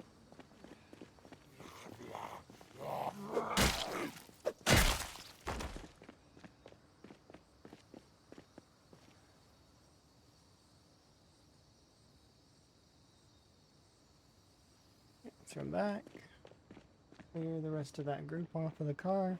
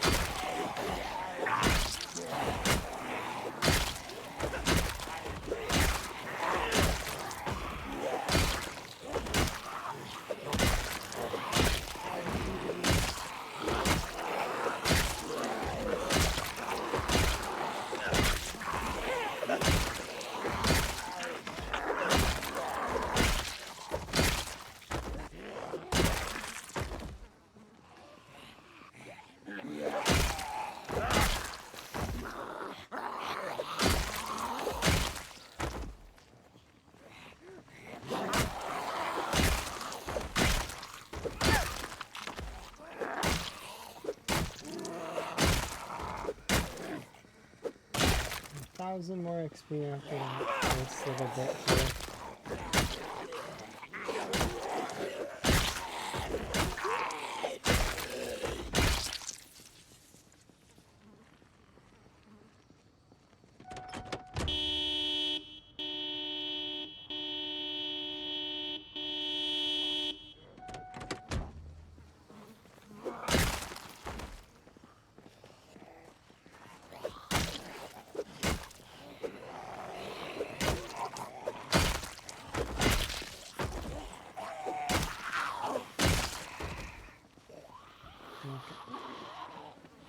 Interesting.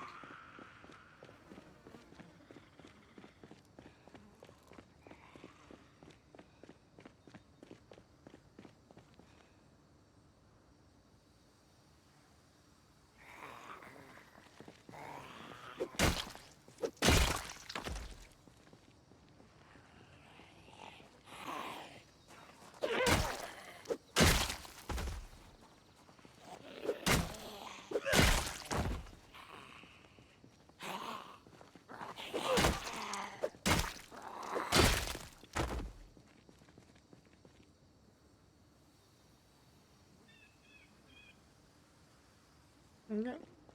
Should be good. Should be able to clear off again.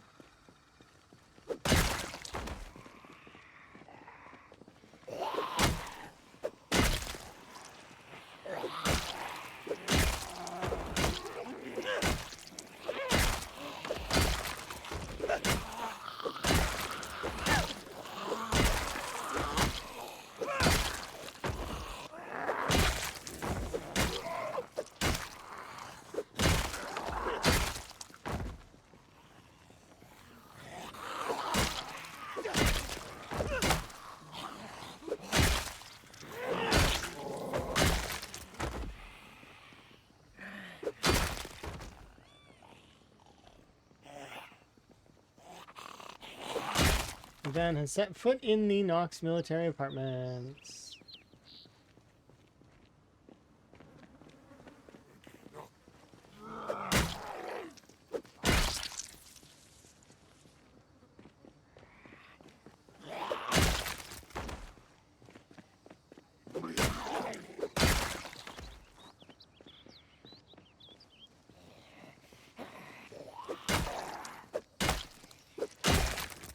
We put in about, what, we're at 22,000 now? That's a portion of the apartments.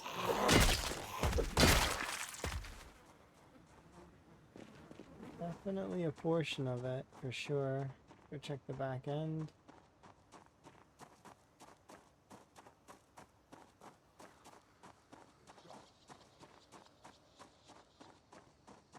And the side end. So there's going to be a few groups back here for sure, somewhere.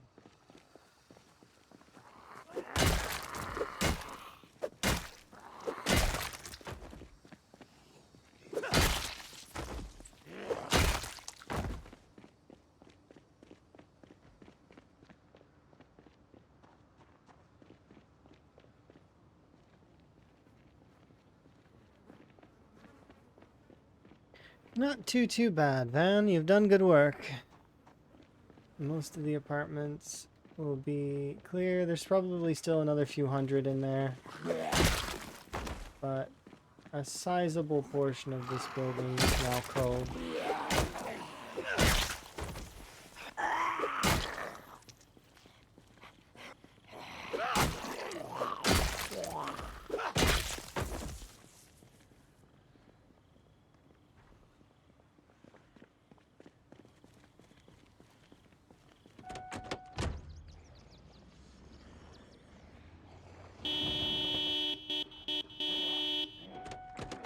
We're gonna go get a small rest over here.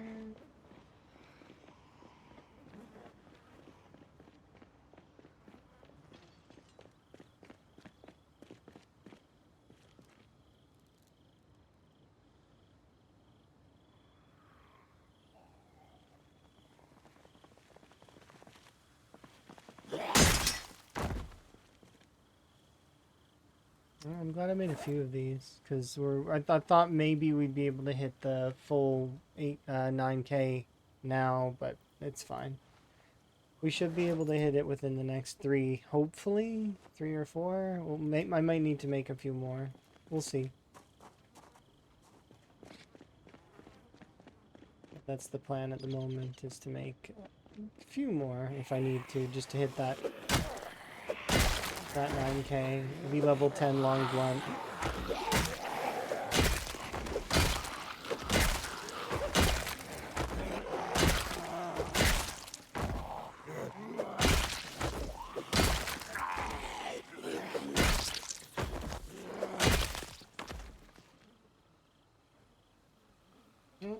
Mike Mays. Don't worry, Mike. We rescued your badge from the pile. How's lovely Higgins doing? Higgins is pushing the military apartments currently.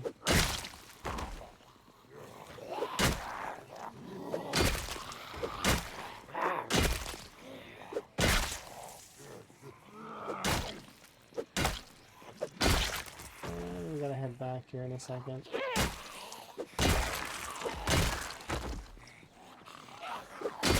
And we're very close to Long Blunt 10. We just got Long Blade 7, so Long Blades are now at not their peak, but they're at their base damage, which is nice to have. As well as the muscle strain is not going to be nearly as bad as it once was.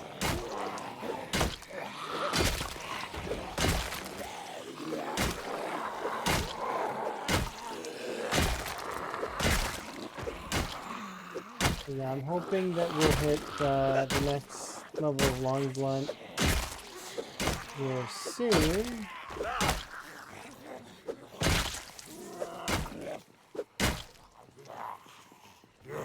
There we go.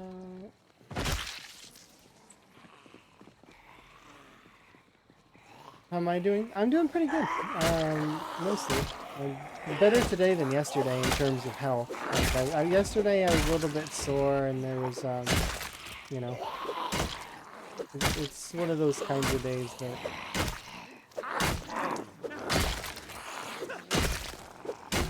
Go. Today's better than yesterday. And we have D&D, possibly.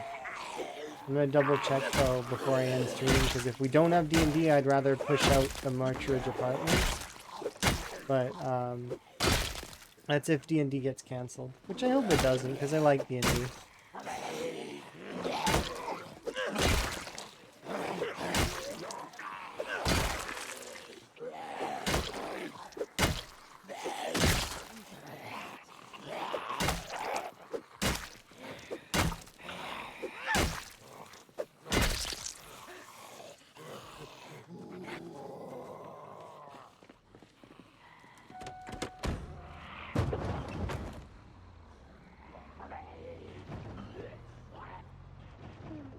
We'll be back tomorrow in-game zombies.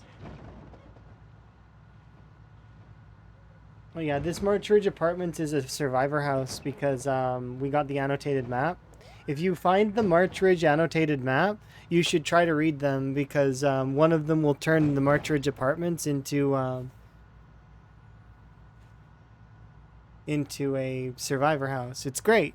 However, there is an anno that exists for West Point that I don't recommend. Of course, we can see which annotated map is which right now because of this little debug thing, item report debug, right? That exists on the items. And that's not going to be the norm forever. Like soon we're not going to know, right?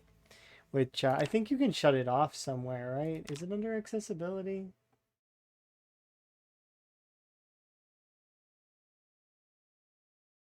I don't know where it is to shut it off. I know there's probably a mod that lets you shut it off. But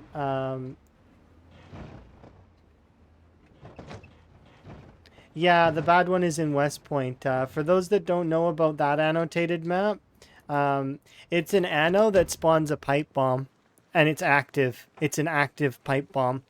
So if you're not paying attention when you go into that particular house in West Point, it'll explode, and well, I mean, your bet if you survive it. Some folks have though, but it caught quite a lot of players off guard. You're told that map wasn't real. I've seen a clip of it. So it's not a matter of it's not real. It is very real. The clip I seen was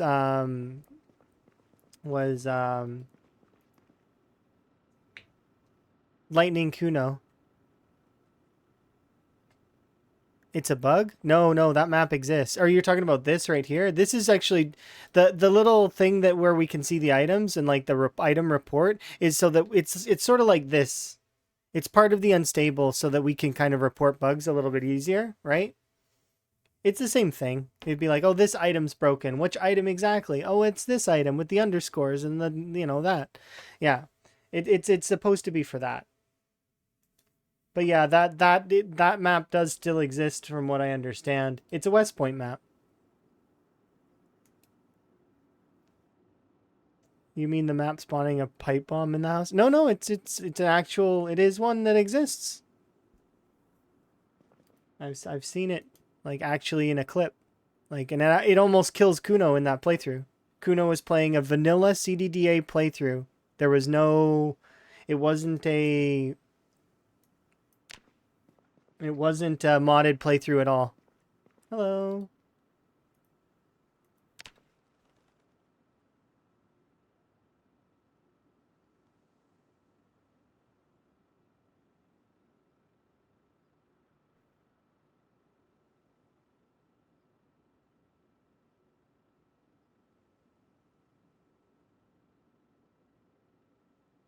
And it ends some type that ended him when. Okay, I've not seen that, so I don't know if that's not a mod or not, but I'm not sure. Look at that. This is our daily. This is the most I think I've killed so far on this character.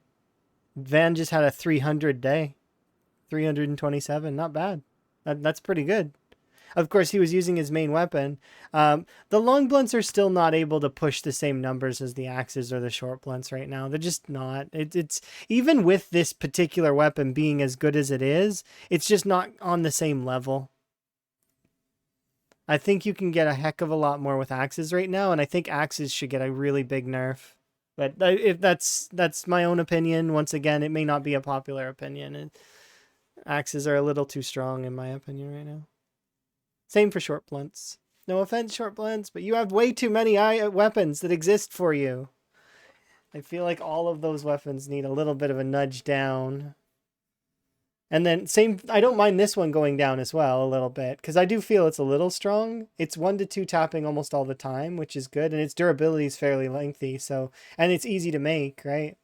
So, yeah, I wouldn't mind if this one was slightly better than the plank, but worse than the bats. Do you know what I mean? Like make it like in between bat and plank for total durability and overall. That would be the perfect like middle ground. And the short bat should be weaker than the nightstick. And then the stone axes, they should be less durable. But those are all things that are fringe and that are like, I mean, I'm sure that the devs already know all that stuff and they'll figure it out on their own.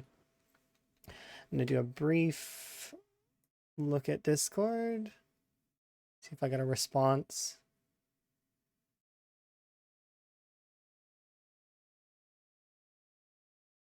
If he dead in he was on build 42. I know that there's a pipe bomb that exists in a West Point Nano, just specifically because I watched that Kuno clip. Let's see.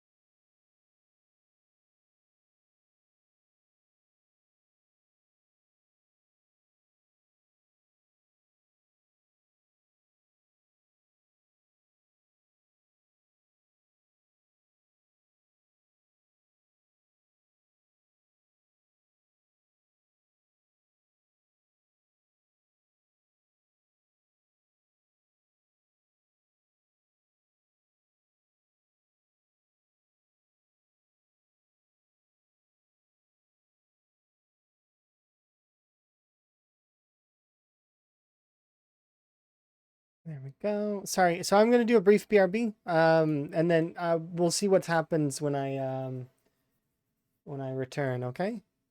So that I can kind of see. I'll give it like 4 minutes or whatever for a response on Discord about the D&D stuff. Okay, be right back.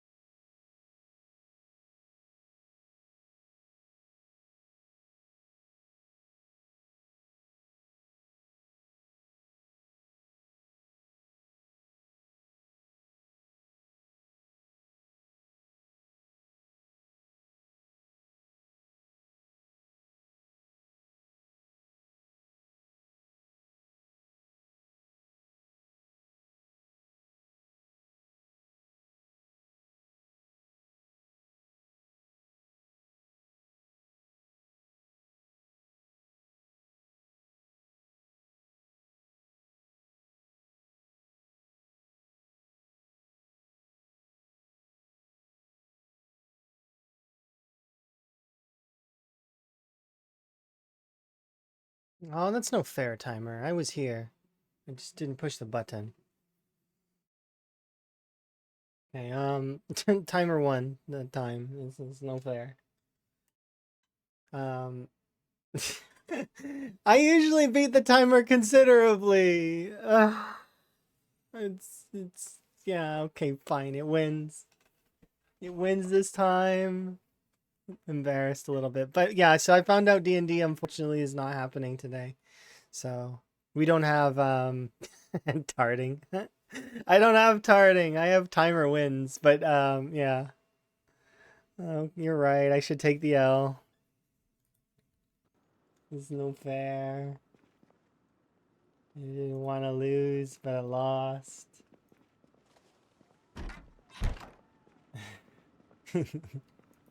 Is this my personal best? No, you can do an exclamation point PB though, like this. And there is the death clip.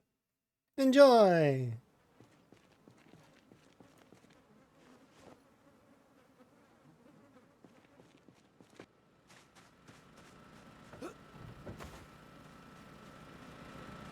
That run was a time 16 run though.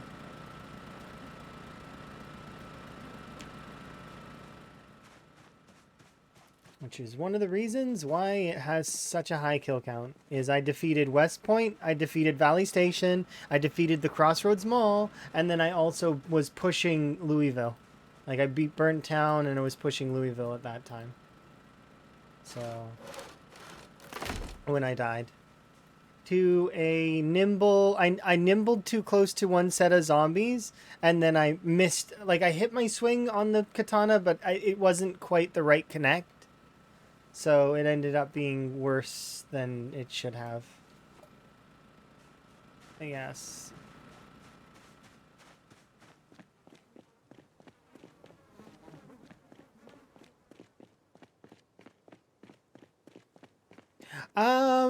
Maybe.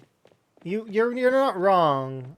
Maybe the focus loss stuff was frustrating and I lost quite a lot of characters because of it. But it like majorly I lost, it wasn't so much the characters, it's that it broke my flow a lot of the time.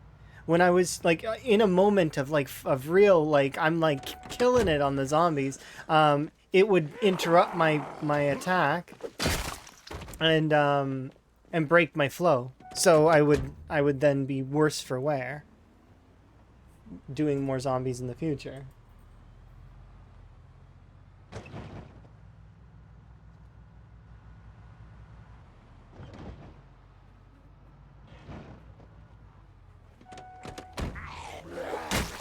But maybe.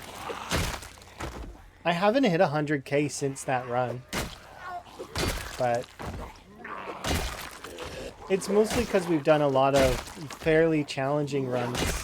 Like the Cryo Winter run and CDDA run, the wall run, wasn't one that could reach that.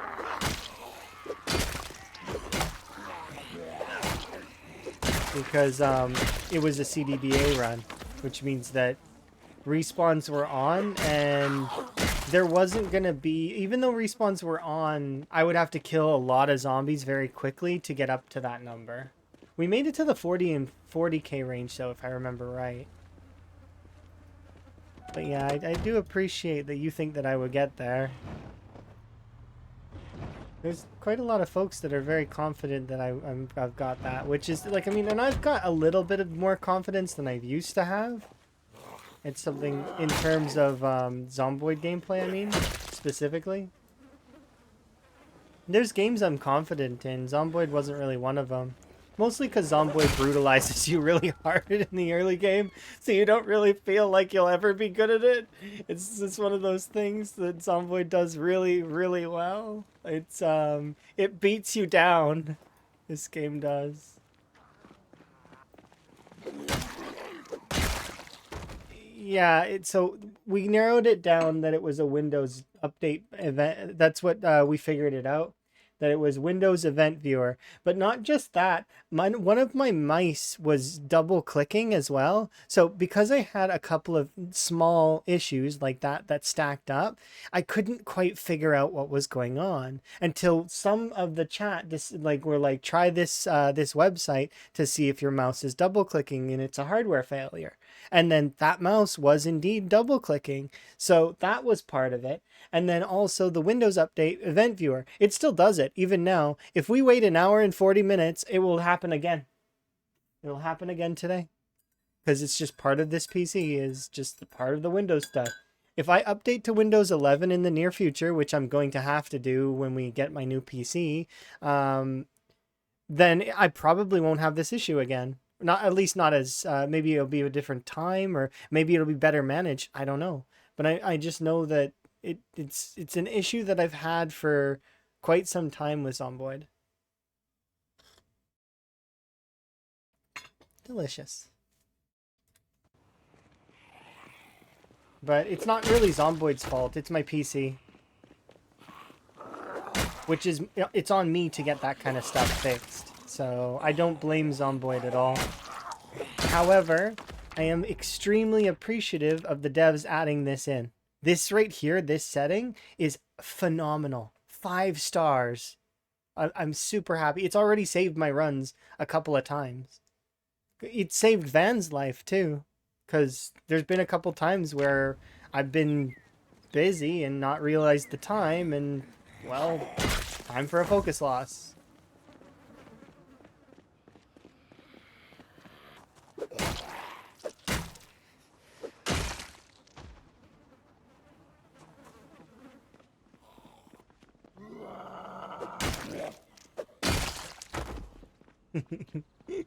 Sorry, it's just me being cheeky running in there for fun.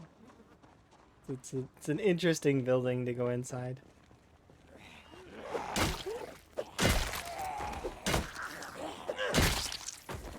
Yeah, those characters were in good spots, but I don't know. I think I would have completed the wall run though.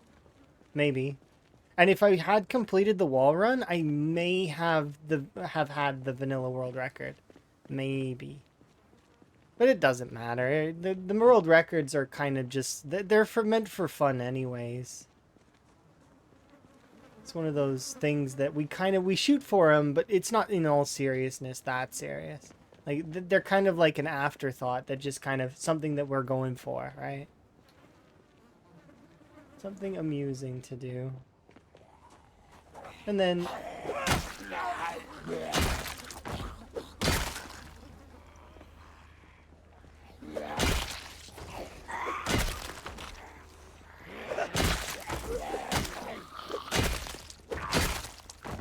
And for those who are curious about what the build 42 kill number is right now, the biggest number I've seen is 86,000. And that's done by Radford. He's a YouTube content creator for Zomboid. He does live streams of his gameplay, and fairly well done. I recognize the name from before, so I wonder if I've read their name somewhere before now, but I don't recall. Still, their gameplay has gotten a lot better. What's that say? How did I respawn at a farm? Saw my east clear, made a bunch of noise, double checked, it was good in the west. And then suddenly 20 zombies. Yeah, that sounds like a yeah, I'll give you some candles. Here, you can have some candles. Here you go. Candles for you. It is complicated, and there are too many subreddits on how to play. Yeah, I don't pay attention to Reddit. That Reddit is a terrible place for Zomboid. No offense to Reddit, man. It's just going on there, it's frustrating. Yes, there are a bunch of different ways to play, but at the same time, a lot of the veterans will play on similar settings. So it becomes a lot easier to sort of figure stuff out after that. It's very simple. You know, multi-hit, yes or no, what kind of mods do you play with mods or not, etc. There's a bunch of different things. You lost your run too? Oh, Chelsea. I heard Blank and you were in the prison. I don't know if you were there. I know Blank was there.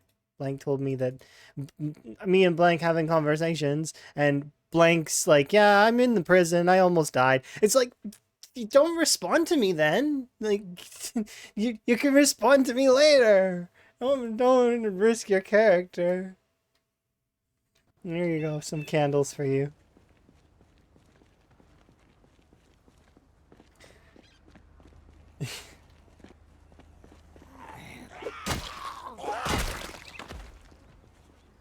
Oh, okay, you were helping Mary and Kevin. Okay, I got you.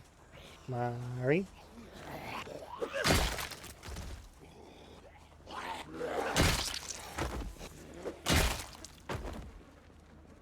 That's good. I'm glad that they're having fun. I heard that there's an update to Labyrinthine as well, and we can all play now. That it fits up to 8 players.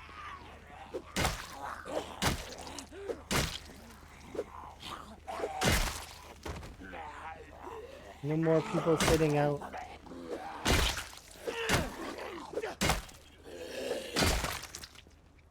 You guys are gonna crash my computer with glow sticks, and I'm gonna laugh about it. Looking forward to it. It's foggy.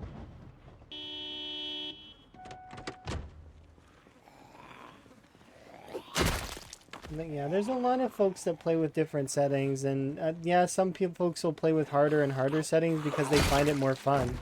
Like, and some people play with scaling settings where it gets harder and harder gradually. At the end of the day, the records, like I said at the very beginning, the records are for fun. They're not meant to be like super duper sweaty serious. And I did mention it before, but the best way to get the world record for kills would be to have high respawn on in an area that the zombies are only able to come one way, and then set up fence lines and then just kill on repeat with respawns on. And eventually your kill numbers would be absolutely ridiculous. Spamming things like weapons. It'd just be...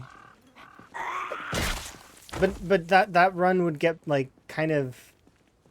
I don't think it would get frowned upon. It just would be like, eh... Really? You went sweaty on that?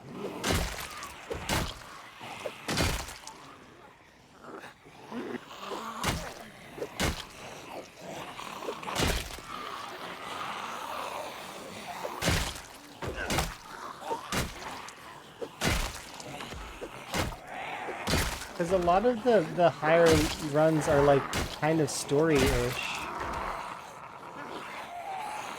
Like this one's never going to be a world record.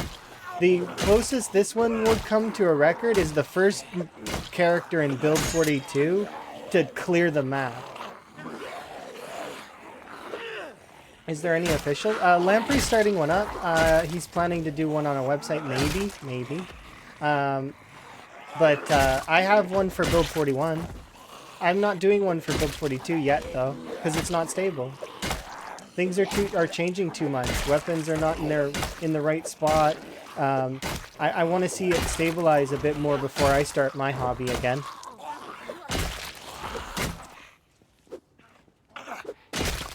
Right? Such a repetitive run doesn't seem fun either. I mean, it depends. Like, it can be for both. It's just it depends on what you're doing and how you're doing it and how you're going about it. It's so long as you are having fun, folks will have fun with you. Can I send you? Yeah, it's exclamation point scoreboard. There you go. It was the old Build 41 one. But I know Lamprey's got one as well. You can just ask him about it next time he streams, like Monday or Tuesday. Probably Monday. I think he said he's coming back Monday. He streams the same time every day weekly, so Monday through Friday, but sometimes he has busy-ish times where he's got stuff going on, and sometimes the internet companies are annoying, and I can understand. Sometimes they're working on stuff and they don't tell you, and it's frustrating. You don't get an email, nothing. Then just suddenly the internet's down and you're like, I was kind of hoping to do stuff today, but I guess I can play games by myself. Or sometimes for me specifically, and I'm sure a lot of other folks, power can be another one. If my power goes out suddenly because of a blizzard or something, that sucks, and there's nothing I can do about it. My thankfully though, I'm the kind of person that has a lot of candles, so I'll enjoy candles and a book, or like if I've got my phone, or my tablets, I'll watch some stuff for a little while. But remember, those things have batteries, and the batteries will run down. Even though I have battery banks that can give me an extra maybe 10 hours or 4 or 5 hours, depending on how much stuff I'm using, it's still gonna run out eventually. And it always depends with power how long it takes for that sort of stuff to come back.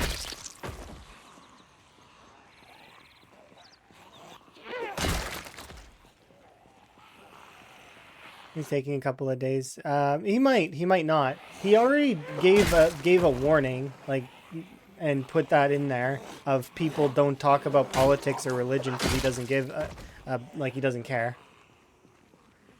Like like he said in his Discord, he's clicking on virtual zombies. Like he doesn't want to talk about politics. He doesn't want to talk about religion, and that's understandable stance.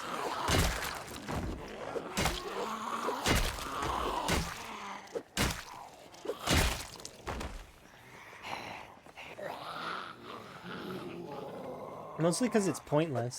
It's not like we can change that stuff anyways, unless we all banded together in a large group. And even as a large group, it would be very difficult.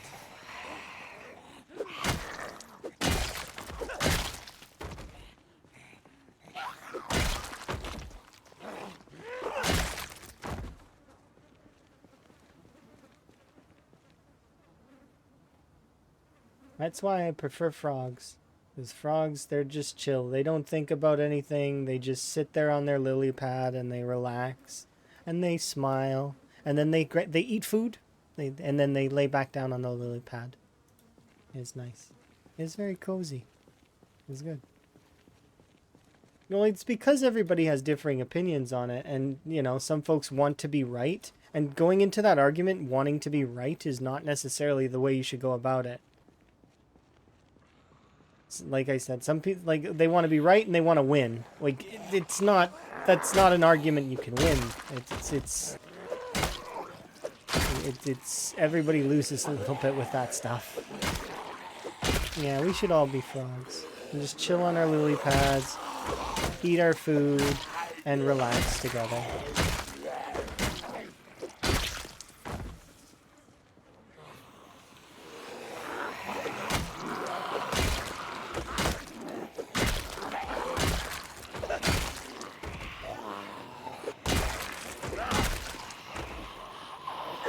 A little bit of that, yeah, and also because he was having problems with his ISP, from what I understand. Internet companies being annoying on top of it probably already stressed him out, and then combo that with other, you know, people in chat misbehaving. You know, anybody, like, he's got really lots of patience. Like, he really does. That's one of the things that, I mean, think about it. He killed 954,000 zombies. That's a lot of patience required to do that. And he's busy. He gets bothered by a lot of folks.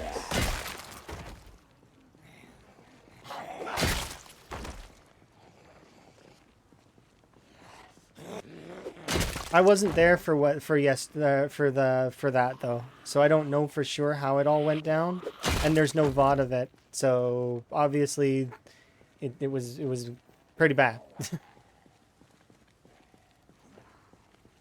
Either that, there's no VOD because there was a siren in the background and he's fighting on that, which Lamprey stands on his hill when he fights that kind of stuff for fun. Refuses to turn on that setting and constantly is in fisticuffs with Twitch. Somebody needs to be there and do that. We can definitely respect that aspect of things.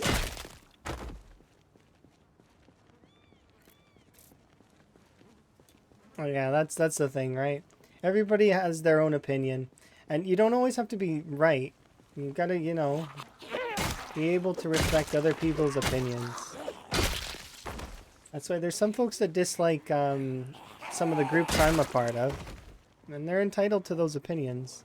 I don't hold it against them, and they still have value, and they still have good conversation sometimes. Just because we disagree on some key points and some morals doesn't mean that they're not, you know, good people sometimes. If you were a frog, what kind of frog would you be? Desert rain frog. I would, without a question, I would burrow myself into the ground, come up for food, and if anybody caught me, I would war cry. That is essentially, yeah, that's exactly how I'd be.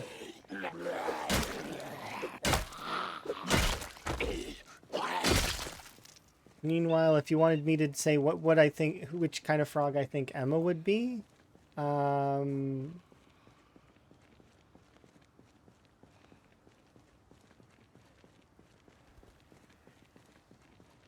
yeah, I think Emma would be a Budget's frog now that I'm thinking about it. It's Wednesday, my dudes. It's not Wednesday, but you know, meme.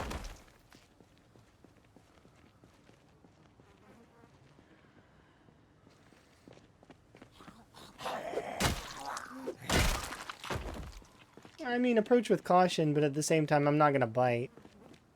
I'm the kind that is all bark and mostly, like, yeah. I'm not gonna bite. Not bite at anybody.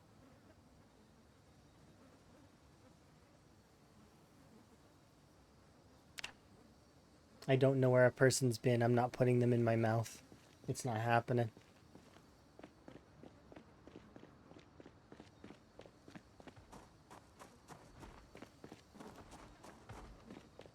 Even if I know where a person's been, I probably don't want to put them in my mouth.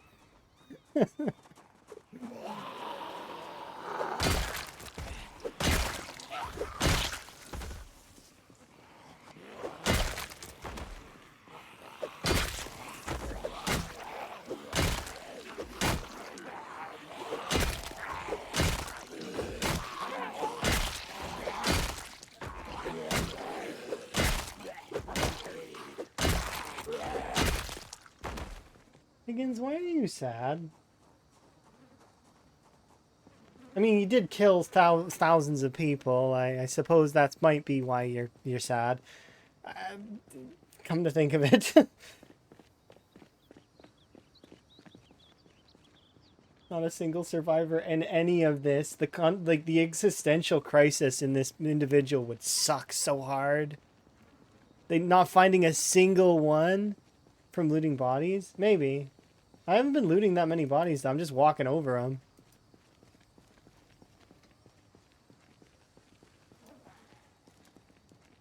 I guess I have been grabbing a handful of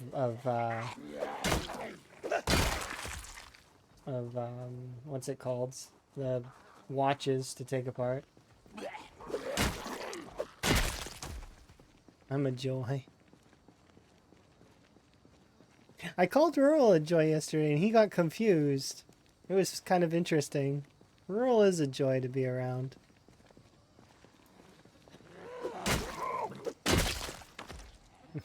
I asked him if the crafting window got fixed and he's like, no. But it was like the best no ever. It was like, no. It's like soft and disappointed. It's like the best kind of no.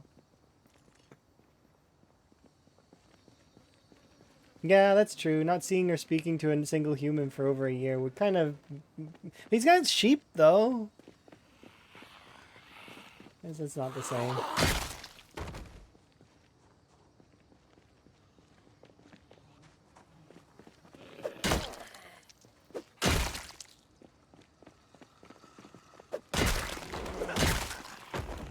$500 more XP.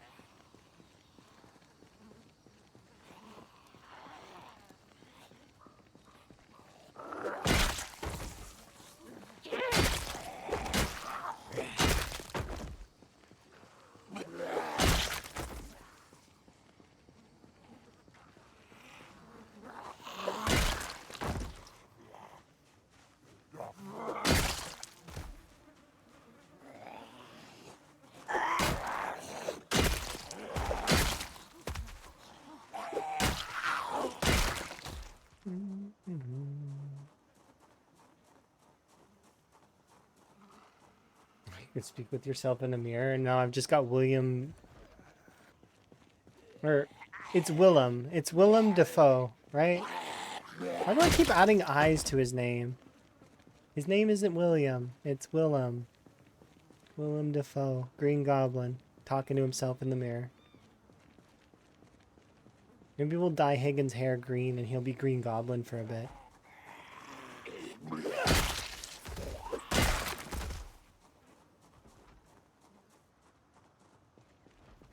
He'd look more like Moss Man, though.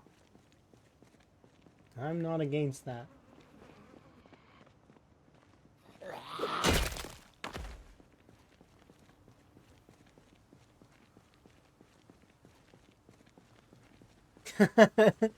Willem DeFriend. That's great. I love it. Willem Dafoe. But what about Willem DeFriend? That's Harry's dad. He's Willem DeFriend. He's trying to get you an apartment. He's being nice. Yeah. Back before he became like more goblin-y. I'm somewhat of a scientist myself. Yeah, that one.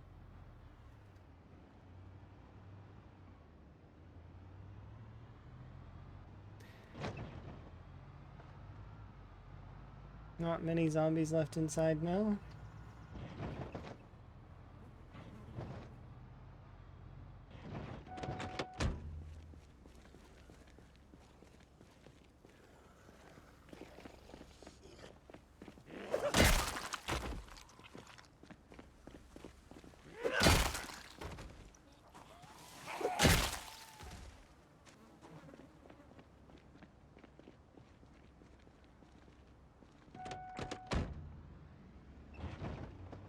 He's the pizza paddle police officer. He's actually almost done with pizza paddles. We're almost finished with the wooden spade, and I'll be moving on to blades here in a second. We just hit level 7 with long blade, and I'm taking a break from it. So and we're trying to finish off long blunts right now. So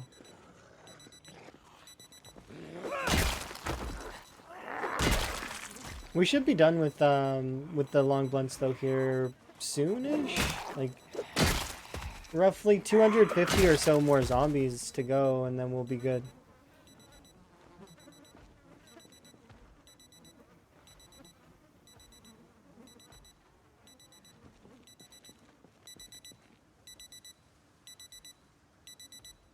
To you.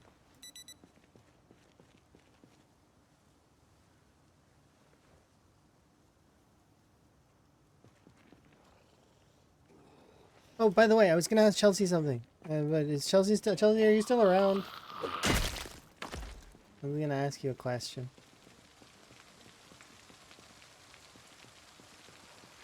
It's okay if you're lurking.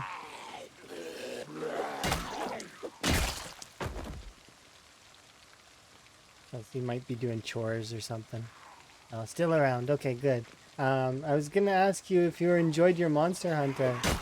Because you played Monster Hunter recently, right?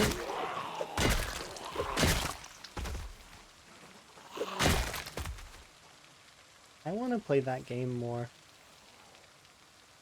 Because I like the idea of doing those kinds of games. They're really fun. And I know there's a new one, right? Is there a new one coming out? Or did it come out already?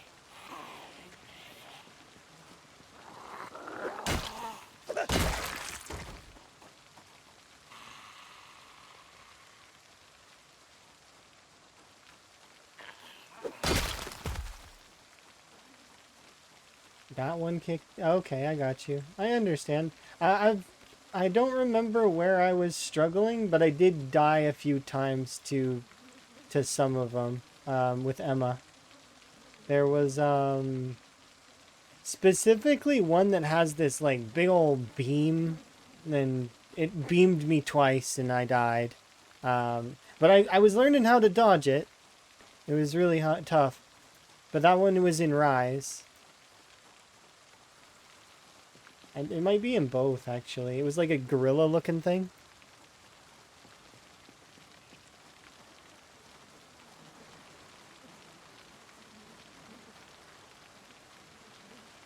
And then it made me do these things that are like defend your castle kind of deal, and they were really tough.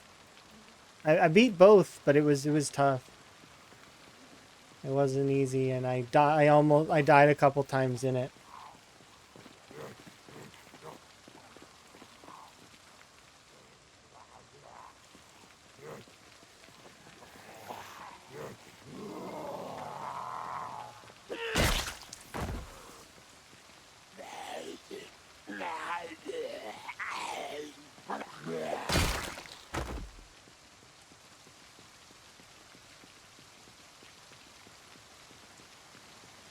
It's really tough jumping back in. Yeah, there's some of them are really, really tough. Like you gotta really know when to dodge, or they like devastate you.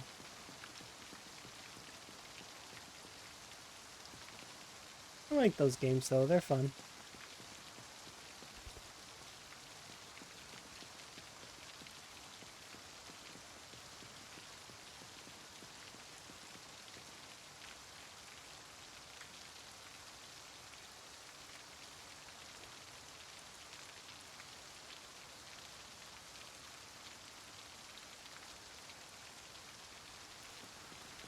Why am I taking the watches? So that I can take them apart for electrical XP.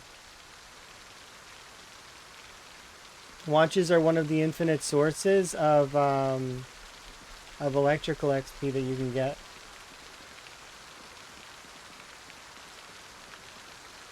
And I'm taking the knives to melt down for more swords later.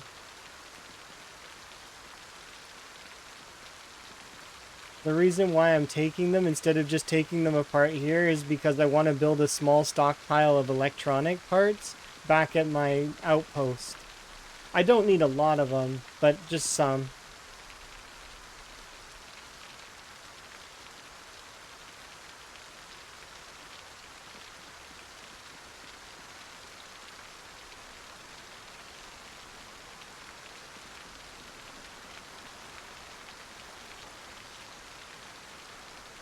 That's why I'm grabbing a mittful. I'm not like committing to sifting through the entire pile. Ooh, a machete that I missed.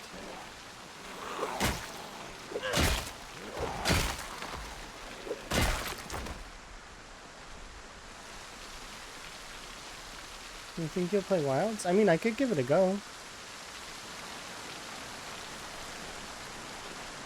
It is. I do like those games. I think they're fun.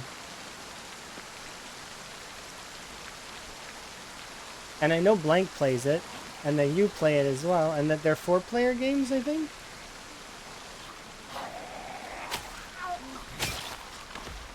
So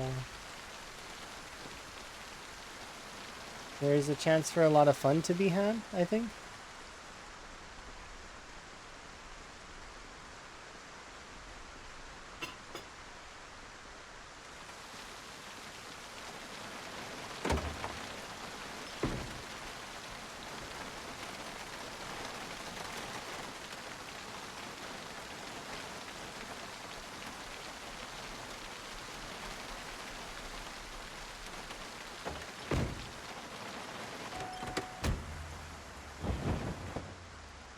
Yeah, I think, but Blank also mentioned though that the main lobbies are going to be like 100+ players or whatever, which is kind of cool. Because then that means that even if we aren't all in a party, like let's say we had more than one or sorry, let's say we had like 5 or 6 of us, then some of us could trade it, like we could trade in and out during the lobbies, which would be kind of cool. You don't like the target thing? Yeah, sometimes they can be kind of like that.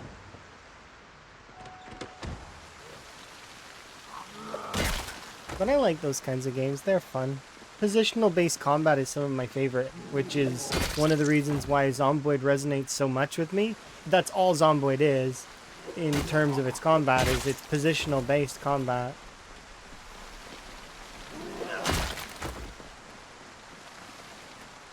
That said, and then there's the looting and the, the story aspects, which are kind of neat.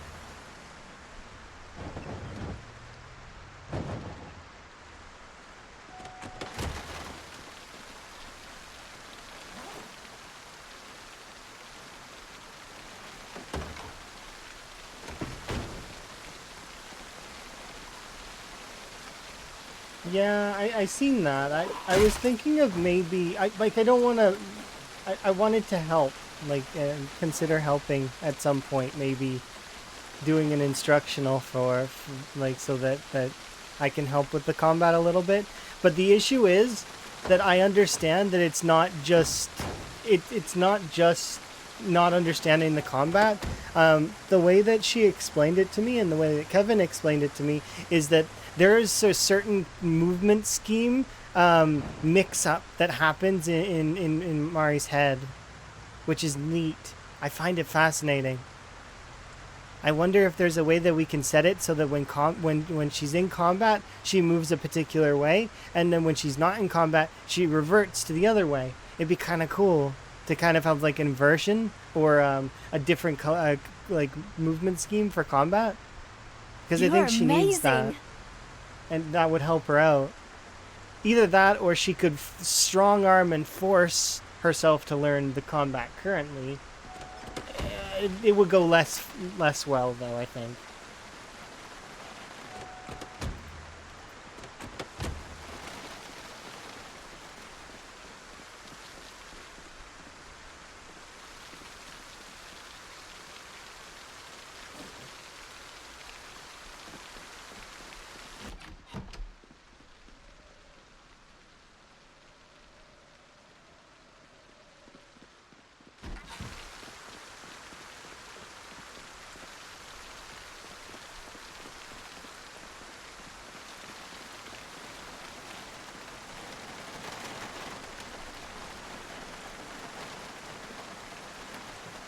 Marry a gun? Could work. She would need defenders, though, in my opinion, if she's going to use guns mostly. And there would need to be some kind of automatic ammo crafting system or abundant ammo, and you'd have to funnel it all to her. But like I said, as she's shooting, she's gonna need defenders. And then also be warned, like multiplayer is kind of jank on its own, the way that zombies work. So if zombie is loaded to your client and she tries to shoot it, it's going to cause issues because then it'll have to try to load to her client. And the thing is when you're playing Zomboid multiplayer, there is something that you have to bear in mind. Do not touch other people's zombies. Because if you touch that other person's zombie, on their screen, they might be fine. On your screen, they might be getting eaten. Like it's clients. It's separated. Needs an overhaul. I mean, it'll get one eventually. They're doing one for Build 42, right? So that'll change the game entirely. Right? Eventually, they're doing it for Build 42, and they said that for Build 42, they want the multiplayer to come out faster than it did for Build 41. That's what they're aiming for. Now, whether it happens is another thing entirely. That's based on, well, I mean, how hard it is to code, which I'm not sure. Could you imagine coding this game? Like, I can't. I play it quite a bit, but I can't imagine coding it. I understand the deeper mechanics of the game to a large extent, but it's like, it's not... You asked me to code this? No thanks. I'm not doing that. That's one of the reasons why whenever I think of, oh, this would be a cool feature, I hold my tongue a little bit and like, look, do you understand how much of a pain in the ass that would be to code, probably? Fairly high pain tolerance, maybe. Maybe not. It could be the simplest thing ever, but maybe it isn't. Maybe it seems simple, but it's not. That's happened a lot with learning about the tubers and stuff. Some things seem simple, and they aren't. They're like crazy levels of complicated. I don't understand all of that stuff either. Thankfully, there's a lot of good folks in the community.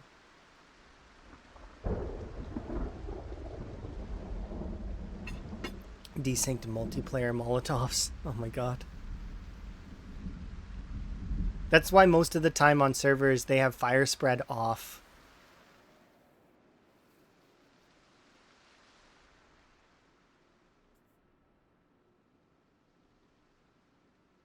Firework.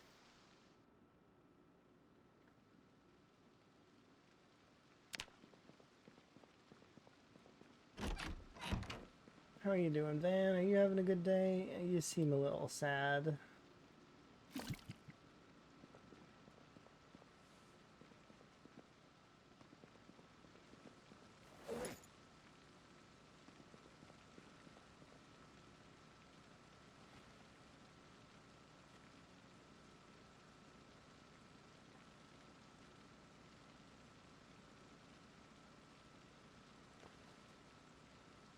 Rest in peace, Katana.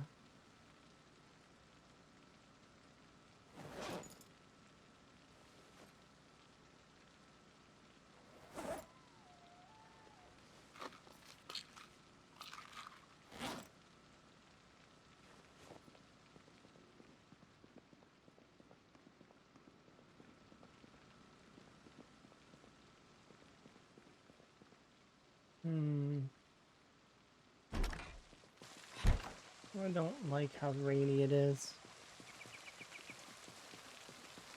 You're usually base building? Yeah, see, the base supports are important, though. Having a good support home team is important for Zomboid. Because if Mari wants, that could be something that she does as well. I was the base team in a part of the base team in on the Blood Drive server. It's important to have those folks there, keeping everybody going.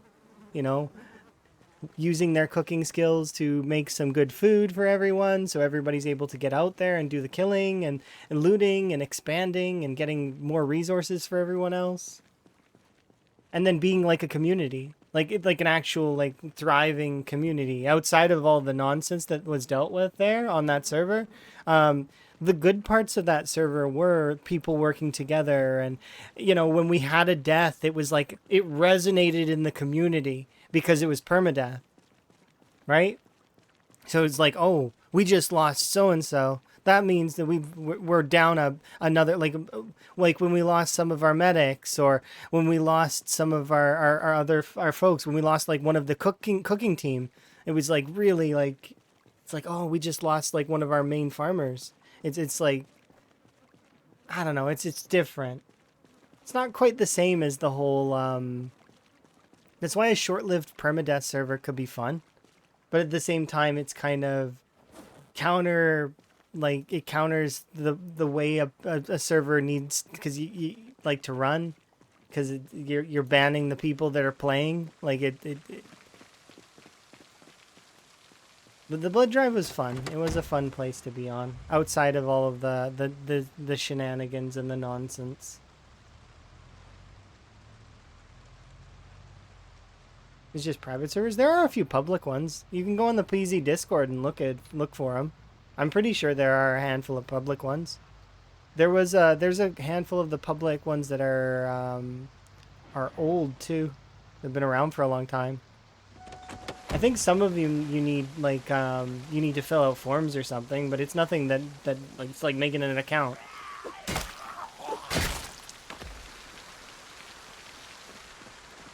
I don't want to deal with this in-game day.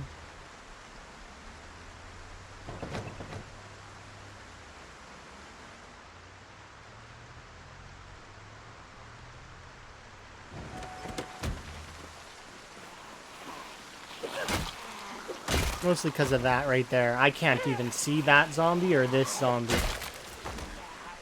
Like, I literally can't see the zombie. I'm going home.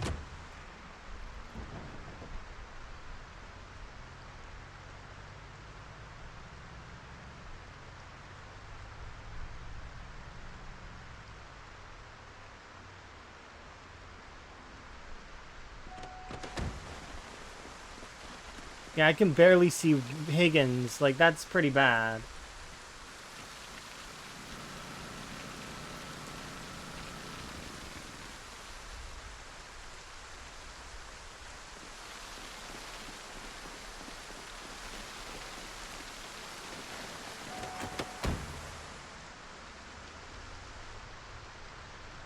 By home, I meant I'm going to Rosewood. The Rosewood Bus Depot. Our little home.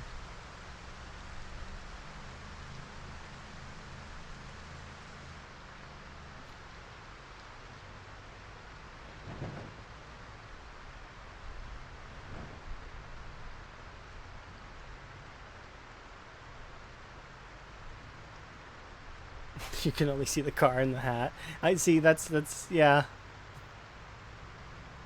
Does the emergency station still? Yeah. So yes, it does. And the reason why we think it does is because there's an airborne somebody who's immune to the airborne virus on a desert island somewhere. Like he's immune to the airborne virus, and he's still plugging in the stuff. He's got self-sustained food, water, power, everything. Self-sustained gas production. Like he's living the dream on that island, plugging away at doing the automated broadcast. Of course, that's one of the fan theories. The other theory is that it's just a robot that does it, but you need those automated systems are not exactly automated. You still have a person that's plugging in a lot of that data. But dang it, I'm sorry.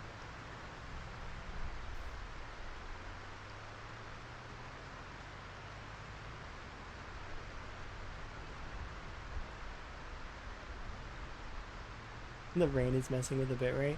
Yeah, that's what happens a lot. It happens in Path of Exile as well.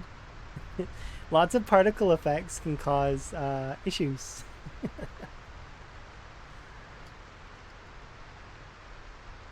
I remember doing a couple of builds on Path, and it just makes glitchy blobs happen everywhere. It's great.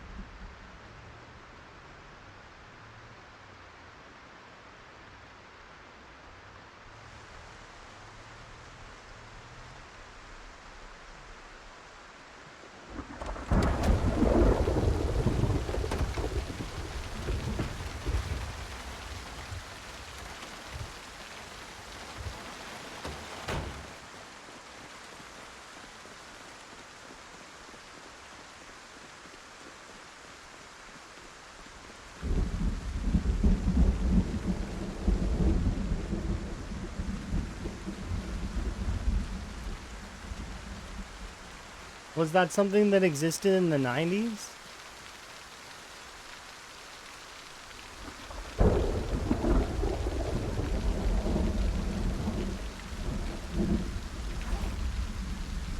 I know the devs are trying to steer away from that a little bit, but...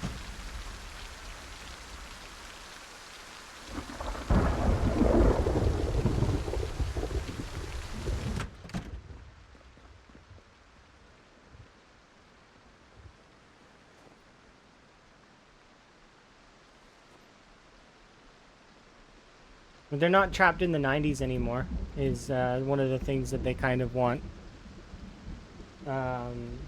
They wanted for the game.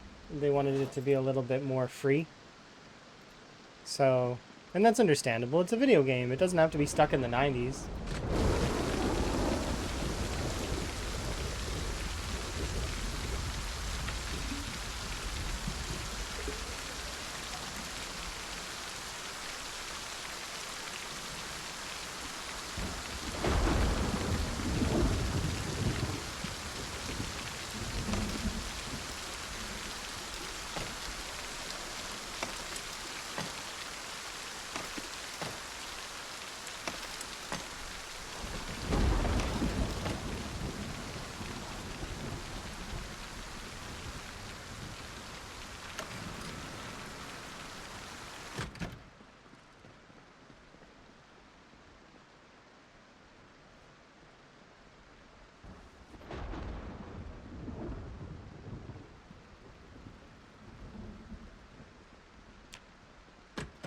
It would be impossible to do in normal 1993.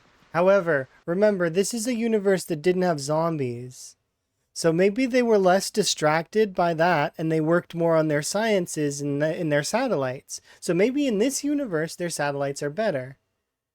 Right? So, because this universe didn't have zombies. They had Z people in the comics. And I actually can show that. Here. Right there. Issue 82. Z people. 420. But yeah, no zombies in this universe. No zombie movies, no, you know, none of that. Yeah, they had Z people. And then later they had zomboids, which is what the zombies in this game are. The zombies in this game are called zomboids. That is actually their official. They're not zombies. They're zomboids.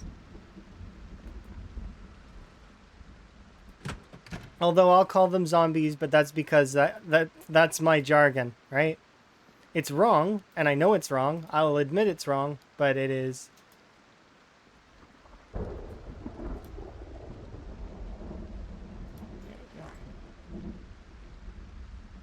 Right.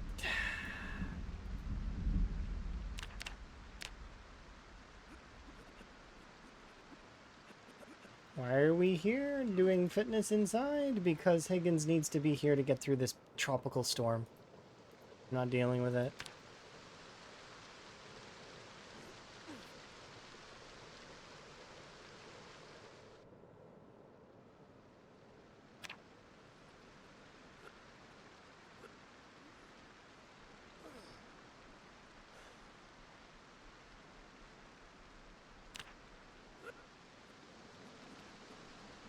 He'll do fitness montage to fix his regularity while we wait for the tropical storm to be over.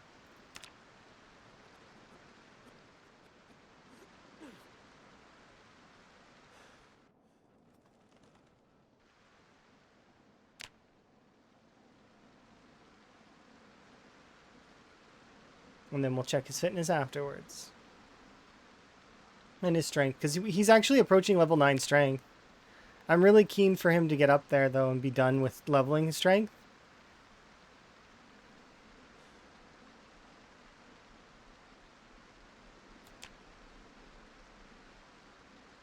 Because when he's done leveling strength, I won't be doing the bicep curls or the dumbbell curls anymore. And we'll keep those around maybe for fun, or I'll consider smelting them down. I haven't really decided yet.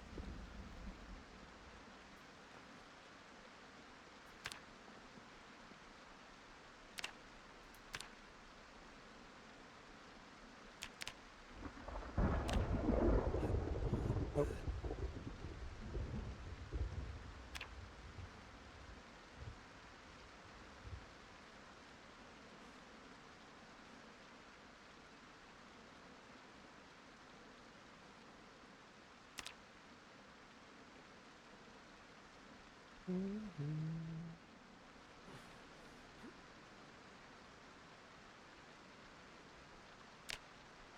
It should be, this is almost done. One more rotation, and then that's the dumbbell press is done.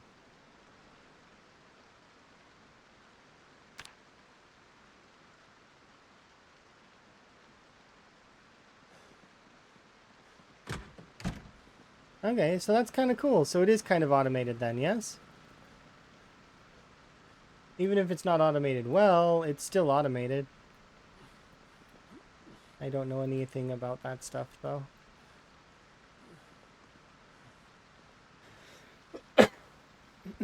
Sorry.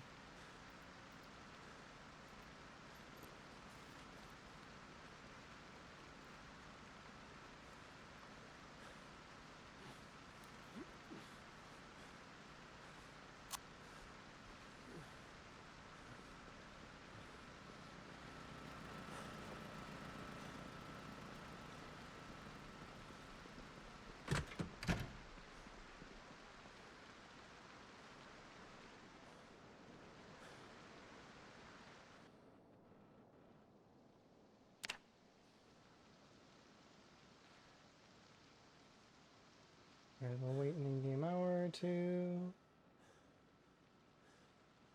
We're gonna be in agony here in a second, I think. It's not gonna matter.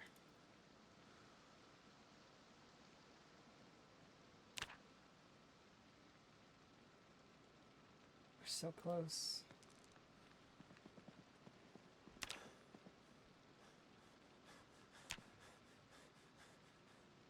Let's see if it actually matters.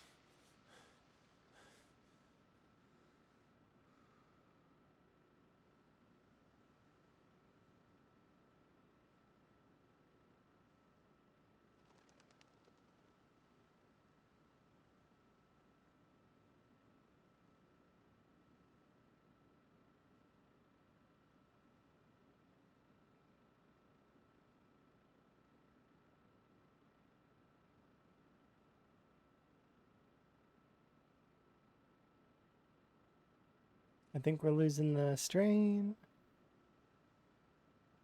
We should only be one more day of rain, I think.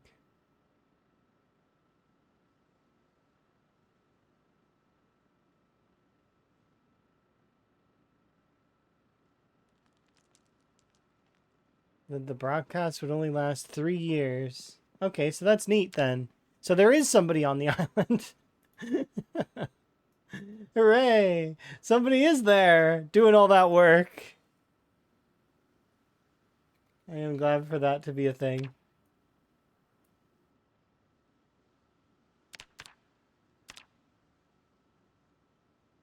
I'm going to choose to believe that it's not just one person, that it's like a family, and that they're carrying on, like maybe a couple of families. Maybe it's a village, like a few families, and that they carry on the weather forever in that village. And it's like tradition that they have to put it in.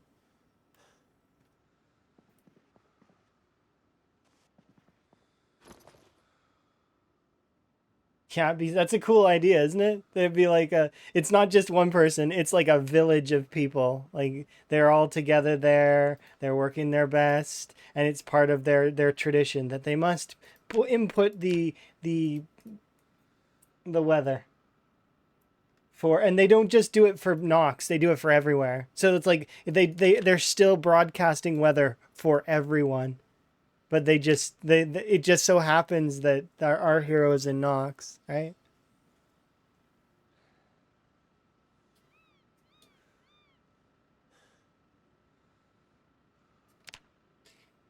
Here we go, almost done.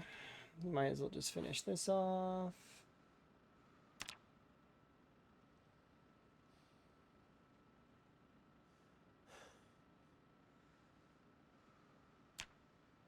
And there we go, regularity is back to max. Okay. Sit on the ground for an in-game hour or less than.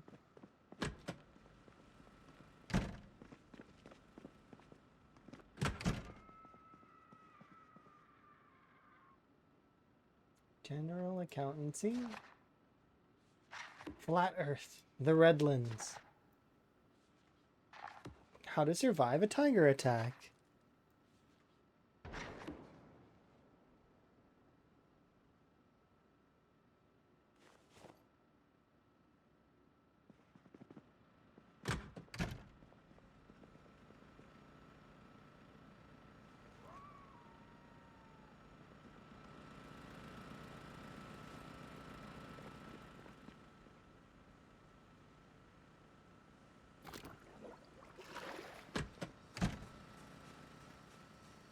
Alright, let's put your pants back on, Van.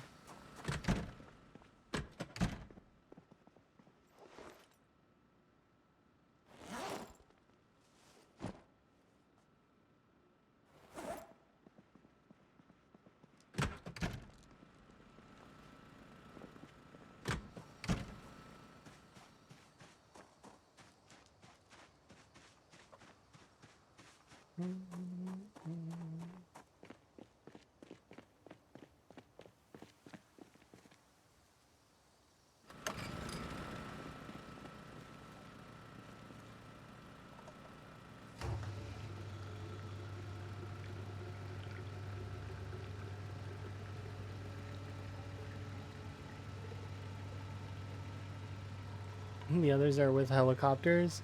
And then there's also the one. Do you think that that's it? The helicopter the entire time is collecting data for weather?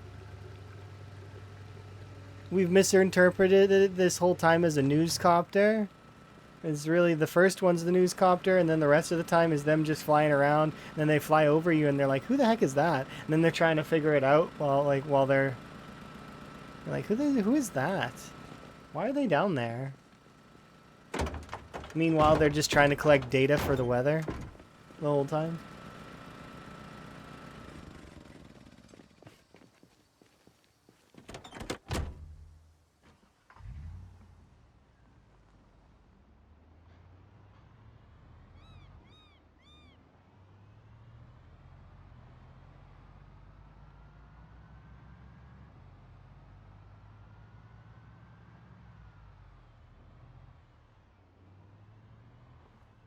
Let's see.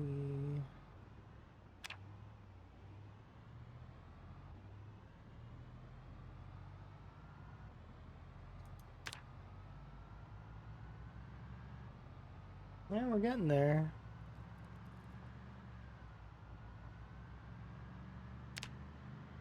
I feel like we'll be able to hit long blade 10, and then we'll be able to start, or long blunt 10, and then we'll be able to start really pressing into the long blades.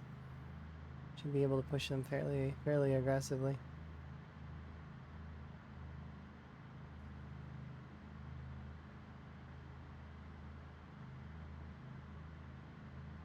Oops, I'm sorry. I wasn't paying attention.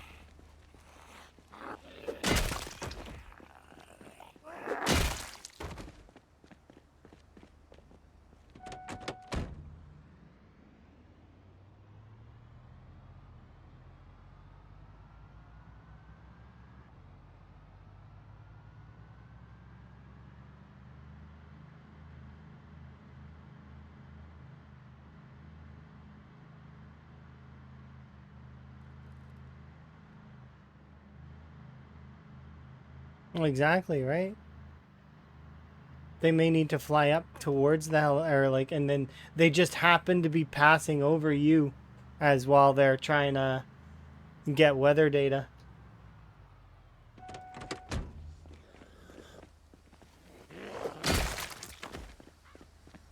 Of course, on the default settings, it's just one helicopter, so that's explained by a newscopter, right? But on sometimes, please, bunnies. That is a family of 5. Then felt merciful that day. Family of 5 spared.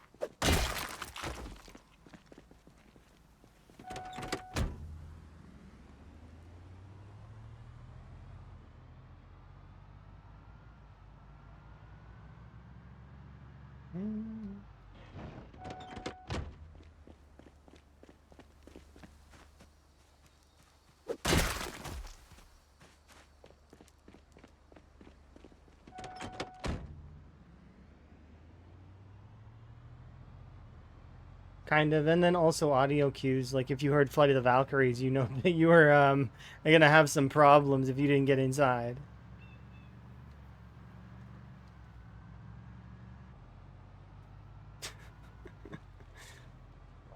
Get inside. The music is coming.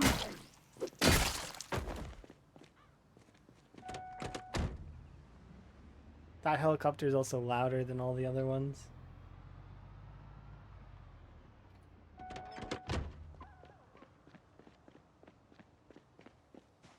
How are you doing, by the way? You're fine. Come on.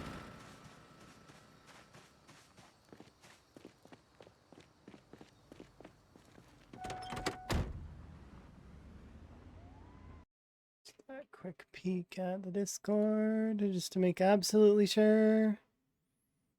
Okay, yeah, we're good. I just wanted to make certain that we were okay in terms of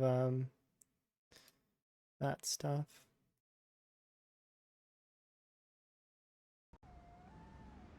Mm-hmm.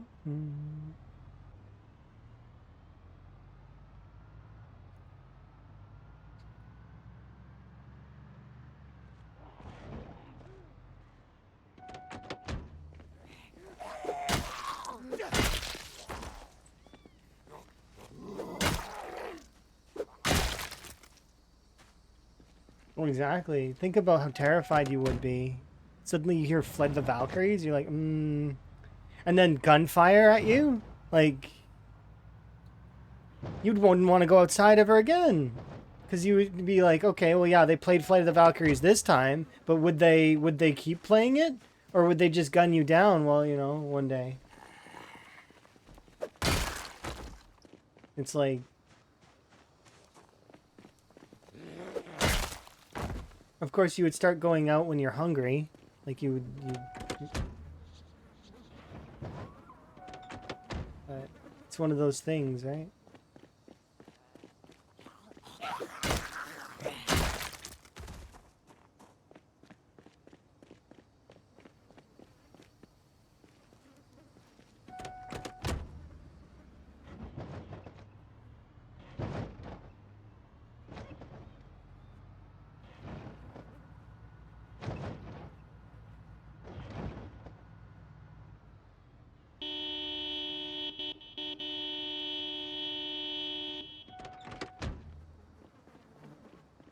Are you done, Marchridge Apartments?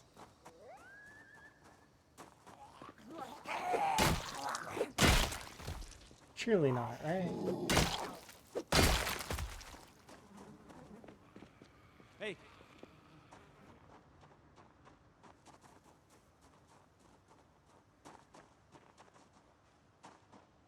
Run over there and start clearing some of that back end.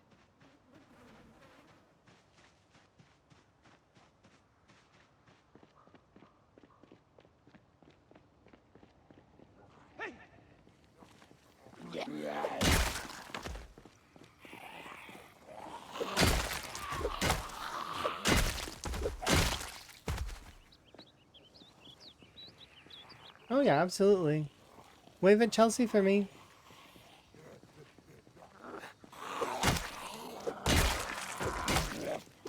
Hopefully Chelsea starts up a new run. I really hope. Because Zomboid always does that where it can get you down a little bit, but it's okay. You can get another run going. Yeah. She did start up another one. Oh, good. That's good. I'm glad. Solid.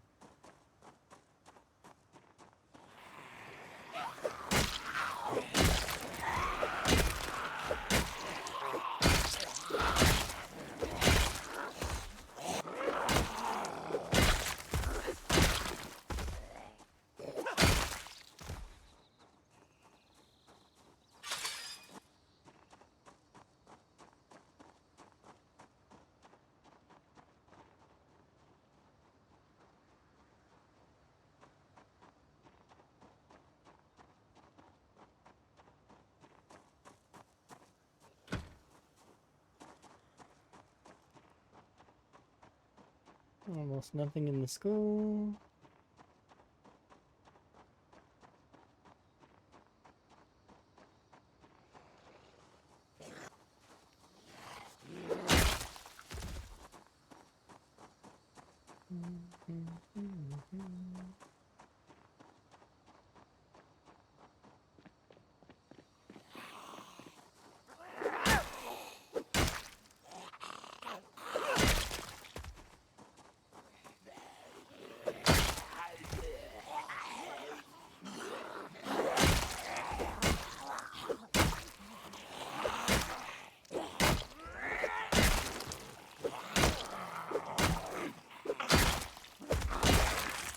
Well, the song I think of when I'm out of school isn't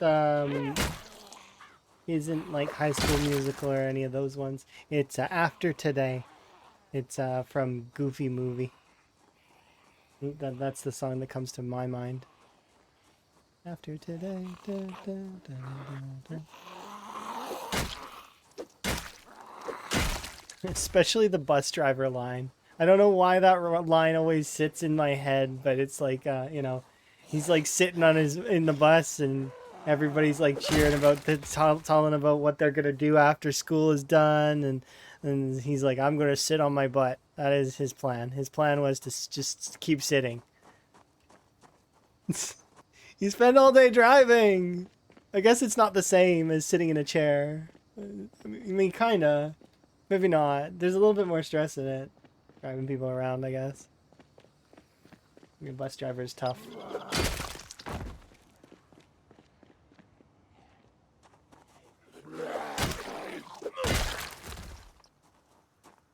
Hello, I'd like to open an account. Hello. Yes, I'd like to open an account. No hugs. No. No hugs. Higgins doesn't like hugs.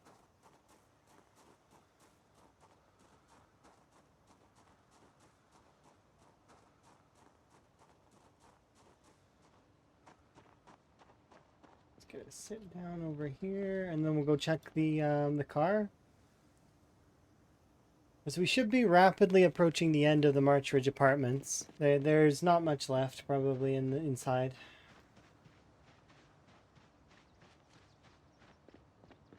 Outside of, like, the odd handful, maybe? Yeah, we've honked and there's nothing. I think the apartments are done. Like, barely any.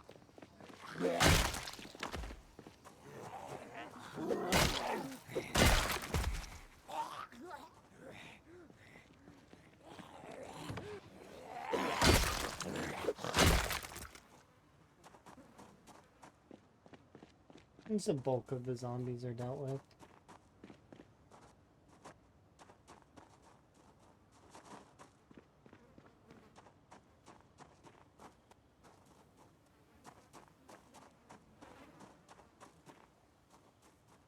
Not really hearing anything at the moment. Oh, wait. Hey! Heard a little something there.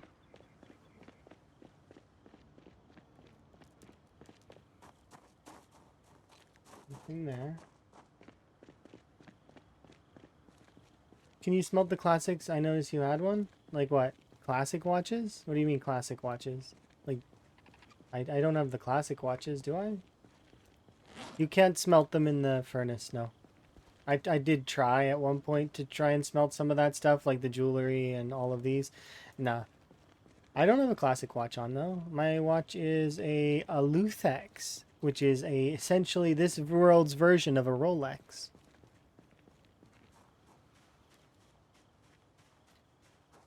Because, well, I mean, of course Van's going to be wearing essentially a Rolex.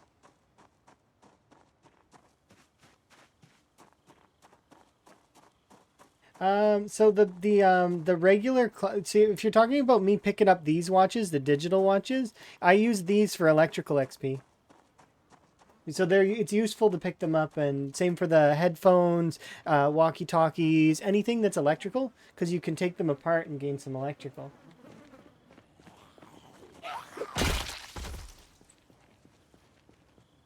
You know, a recycling mod. In the smelting for Z-Bay, when I was doing that modded playthrough, you could smelt down the watches and the classic watches and all of that stuff. It was part of the playthrough. I made everything worth something to take back. Even the jewelry, the clothes. In theory, in Z-Bay, you could take anything and everything from everywhere and you reuse it in one way or another. It was really fun and really cool, and I really liked those aspects of it. There were some other parts of Z-Bay, though, that were rather tedious. The parts of Z-Bay that were tedious were the fact that you needed so many of certain resources in order to do repairs. But it makes sense. You would technically need that much of those things to do the repairs anyways. Like, you're not repairing... You're repairing a building. You're not repairing, like... So it would take a lot of work. And as a result, it did eventually wear me down, and I started to lose interest a little bit. I managed to beat the Gigamart, though. I did do one of them. The whole point of the playthrough was that I was supposed to go through and repair all the Gigamarts. We repaired the Riverside Gigamart. Like, completely. Fully restored from 10 years later. There's no Z-Bay in Build 42. Yeah, you're right. It's not there yet. It's also because the mod creator hasn't done it, right? Maybe they are gonna do it, maybe not, but it's mostly, yeah, one of those things that we'll just have to wait and see. They might do it. And if not, if enough people are interested in bringing that back, maybe somebody else will take up the mantle kind of thing. Similar to where a lot of other folks have re-uploaded some mods.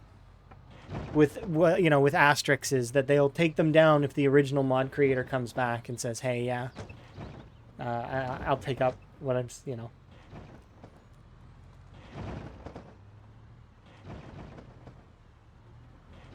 The Z-Wiki says... Okay, so maybe then it's going to be a feature later on. So far, I haven't seen it, but maybe? Maybe it is going to be a feature? I wouldn't mind it. I would start picking up classic watches then. At the current time, though, I don't need to, because I do get enough metal from other things. There's tons of cars to take apart, refrigerators to take apart.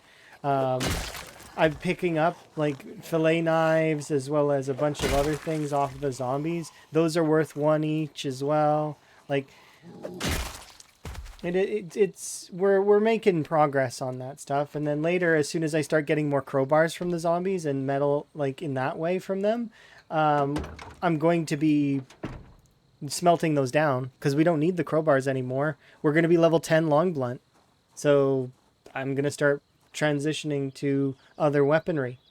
In this case, we're going to be doing probably long blade until we're done, and then I might do axes next.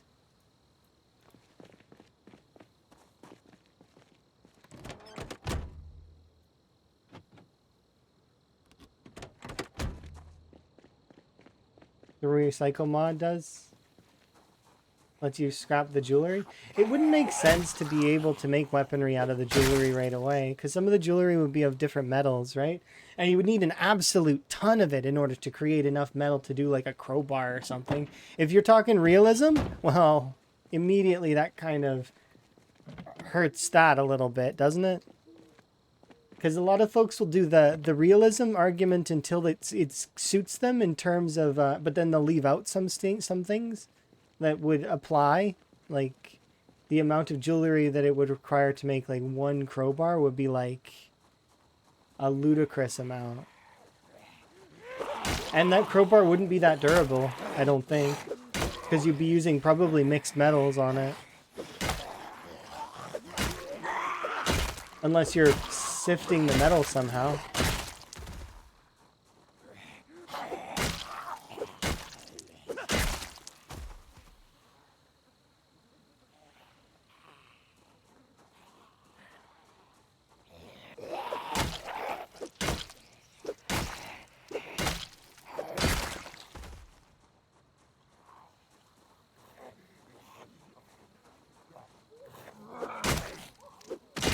Oh yeah, there's gonna be tons of watches. Almost every zombie has a watch. It'd be like basically giving yourself infinite resources in the same way that we already have that kind of in the knives and stuff. You seen how many knives spawn at this point? Like, I'm barely picking any up. I already got 2. That's another 2 metal there. It's just, yeah.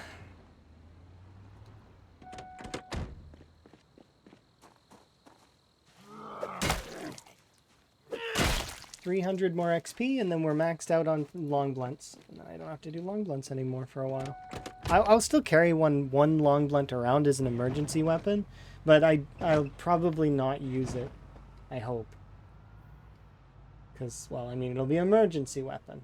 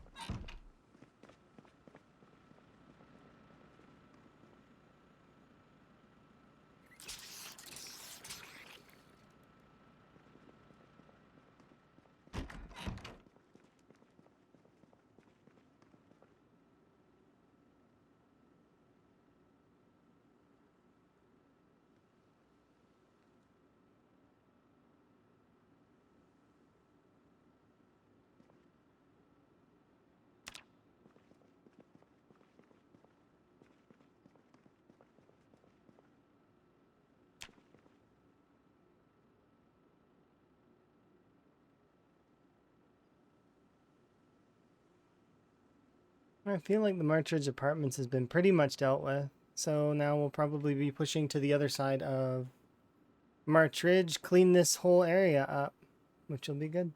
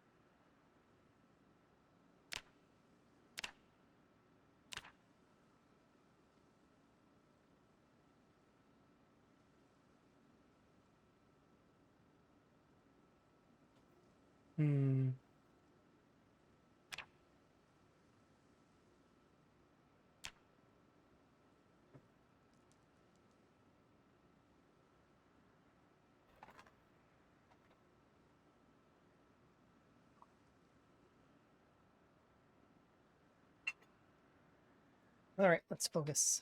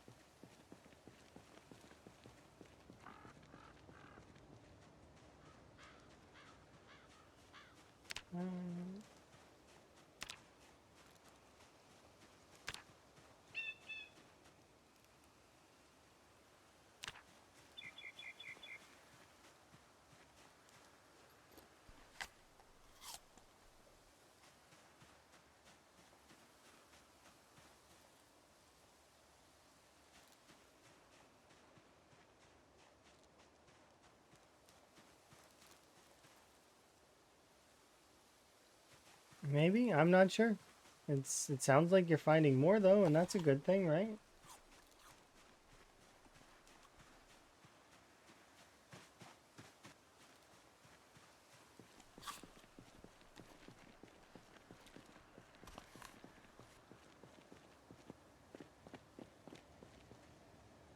It's one of those things where I don't really pay that much attention to the duct tape. What did you even need the duct tape for? Is there like fancy weapons that you're trying to use? Or you're trying to repair weapons?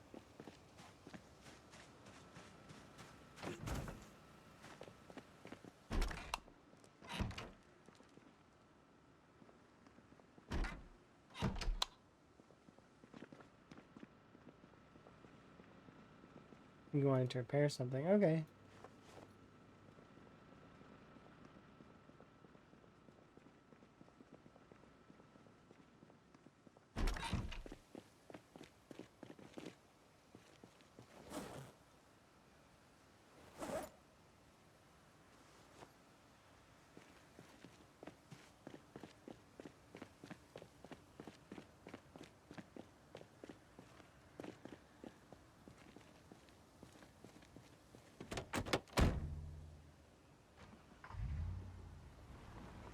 Interesting.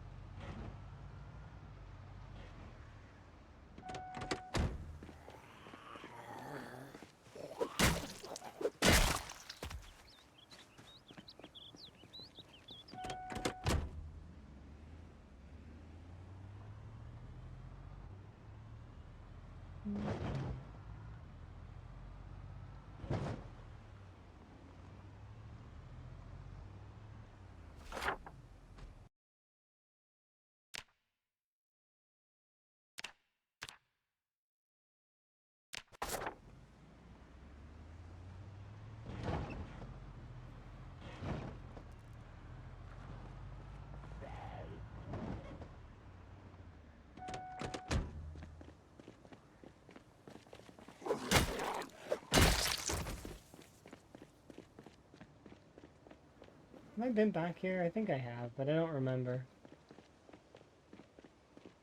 Yeah, I definitely have. Okay, yeah.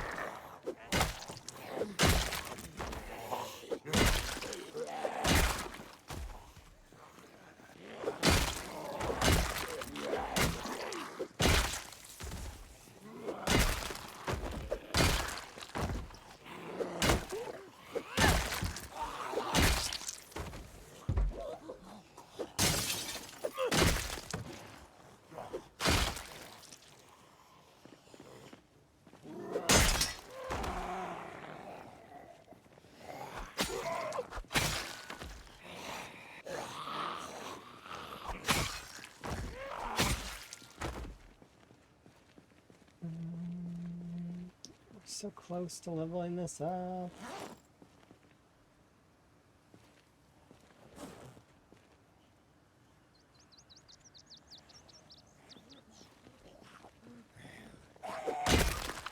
Old school knife, heck yeah.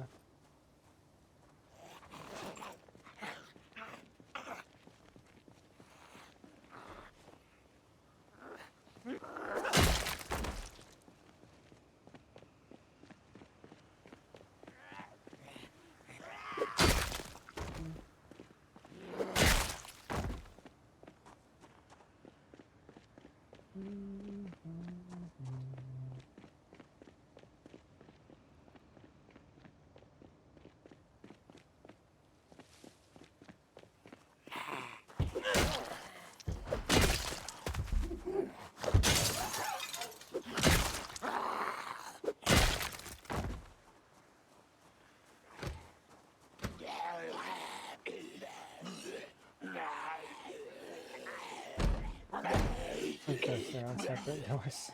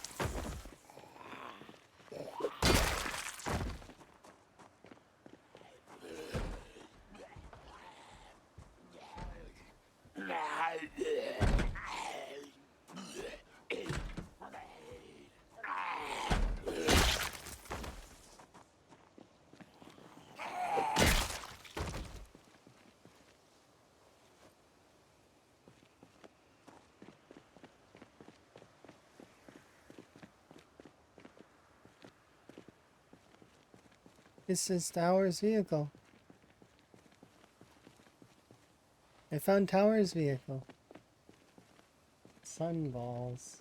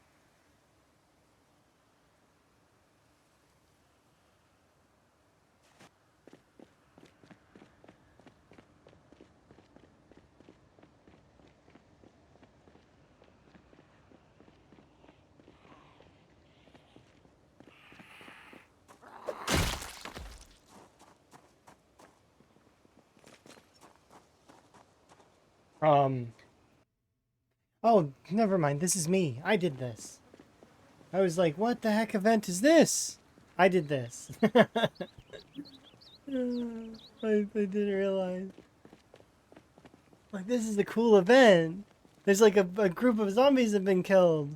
I wonder how this event plays out.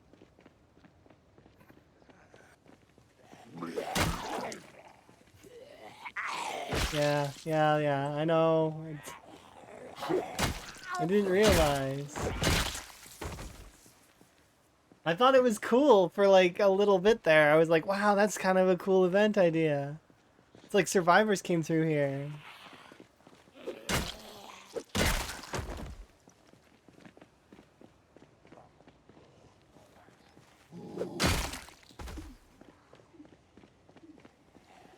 What weapon is this? This is the wooden spade. It is a fairly okay weapon. It's not the strongest weapon in the game in my opinion currently, but it is fairly strong. It's gonna get nerfed, probably. But in fairness, I feel like axes and short bats need a nerf too if they're going to nerf this. I feel like this weapon should be placed directly between plank and bat in terms of its overall. Like, it should be in that ballpark. Was this the famed wooden spade game? No, I mean, not really. I've just been using wooden spades. I've used a bunch of weapons. I think wooden spades, though, are his favorite by this point. Yeah. But we're almost maxed out on long blunts, so we'll be swapping off of it soon. Got about another 180 XP.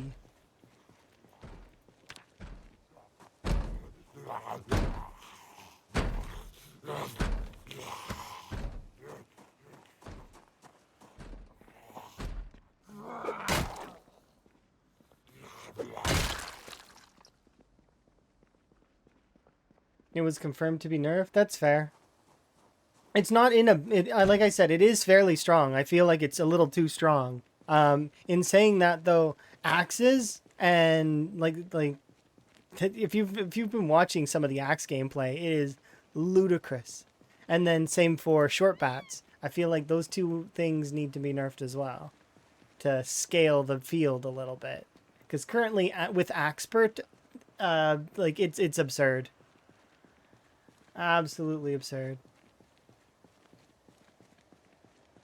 It's fine that carving XP wasn't nerfed. I feel. It doesn't matter.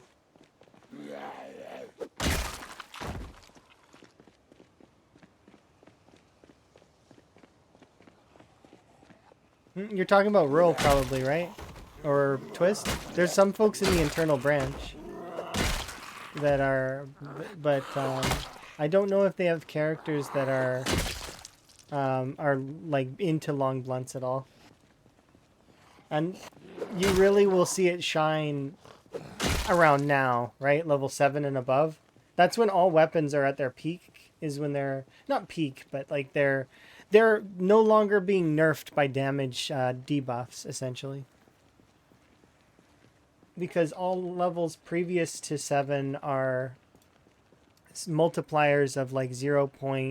Like, you know, the 0.8 or 0.5 or all of those, like as you until you get to 7. It's at 7 that you're at a 1 times XP. Or sorry, one times damage. So you don't really know a weapon's true potential until you hit level 7 with it. Like I said, the wooden spades, it's fairly good for I could see it being knocked down a little bit so that it's a little bit weaker than bats, and then that would be fine. A little bit stronger than a plank, because but weaker than bats, so that you're still wanting a bat, but that you're not using planks instead. Because that is a risk that you take with long blunts, is that if it's not as good as the plank, the folks are just going to run around with the plank.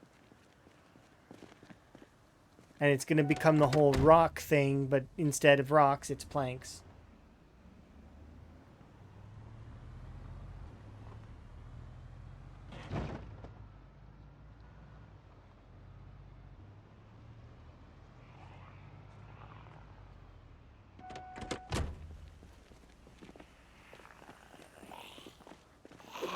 His character was a meme. I mean, he wasn't really a full meme though. That yeah, at least I thought he was gonna be an okay character to do the charity event with.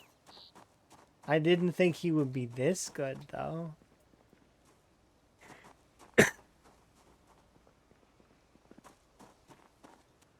So engine percent is the most important part of a car? I mean, not exactly, no. You want to make sure you have windows so you don't get bit while you're in the driver's seat. Quality is good for engine as well. So like if you click on the engine, it says right here the quality of the engine, which is separate to the percentage. You see how the engine condition is 84%, but this one right here, it says the engine quality is 58. The engine quality is something that will never change on a vehicle. So you won't ever get, yeah, it's different. It's just like batteries, kind of. Batteries have the same kind of thing. Can I fix an engine? You can't fix an engine's quality. You can fix the percentage, like the condition of the engine. I can put the condition back to 100. All I have to do is have enough spare engine parts, and then be above level 5 mechanics to repair it back to full condition. But it will never be better than a 58 quality. That is just the quality of this engine. Meanwhile, a lot of emergency vehicles, here, I'll see if I can grab you an example. There is an ambulance that is over here. A lot of emergency vehicles have high quality engines. It's just how it goes because they're emergency, right? They might have changed that, but I remember that being the case in Build 41. Oh, cool. There's a handful of zombies over here.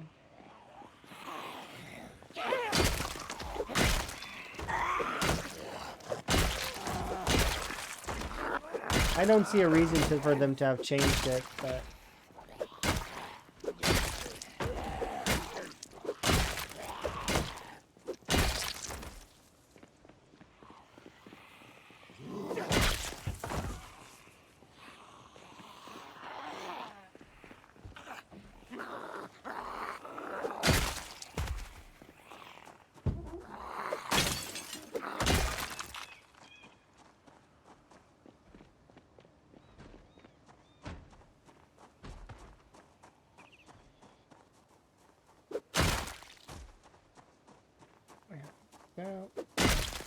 So here we have an ambulance, right? This ambulance looks pristine, like brand new. You can see that it's not great, right? 53 condition. However, its engine quality is still 67. So it's still it's the engine quality is not the best of ambulances I've ever seen, but see, it's still a higher quality than even my little truck there that has better condition overall. So it's one of those things to bear in mind.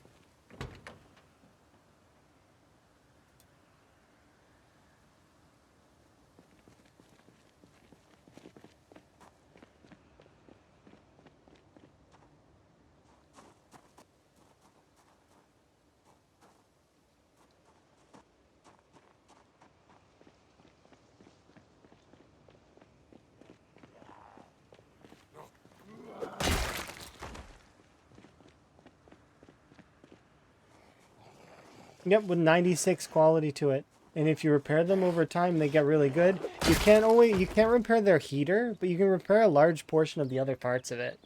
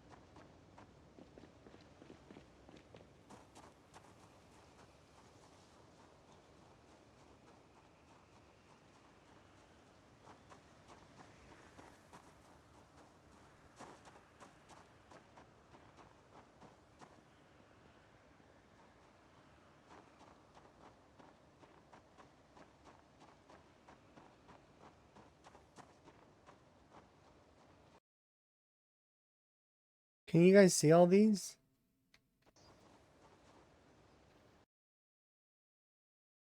Look.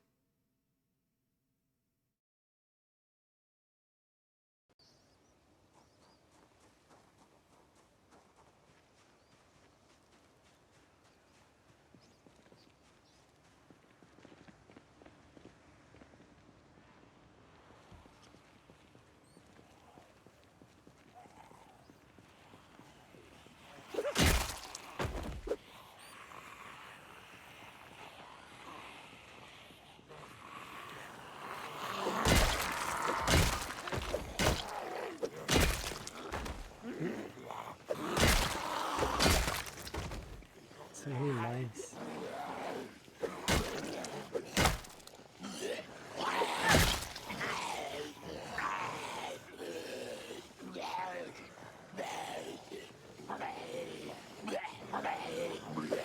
Yes.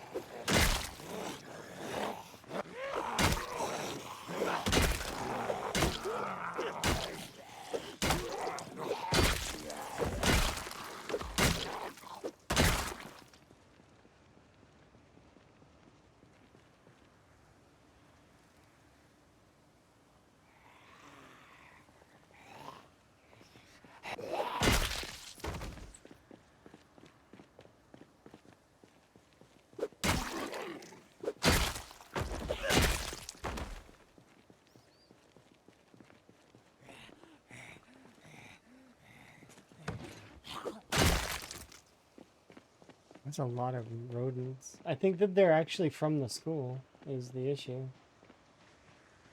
I need to turn that down in future games. I need to make sure that there's not that many mice, because that is pretty bad. I'm pretty sure that's a pest event applied to the school, though. Or this fitness center, whatever this is. This building here, pest event. The Marchridge Community Center has a pest event, and that's why.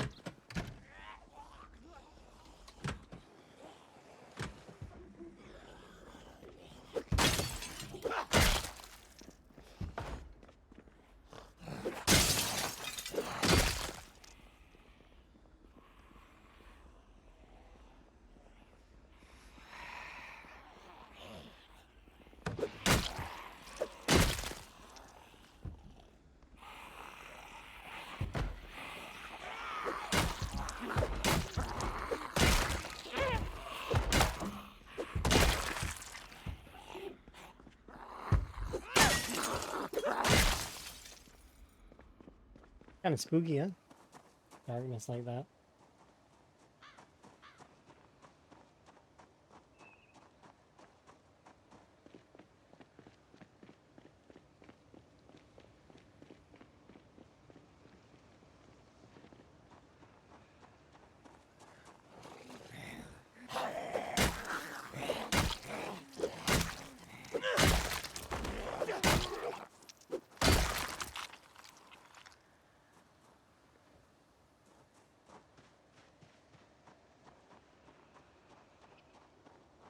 Yeah, I don't really want to go deep into that area right now because it's kind of...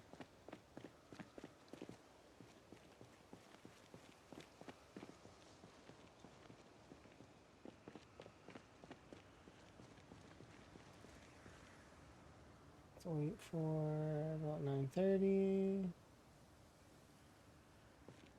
Am I trying to max out my skills? Eventually, maybe we'll try it, but it's one of those things where I'm not holding out that we're going to be able to.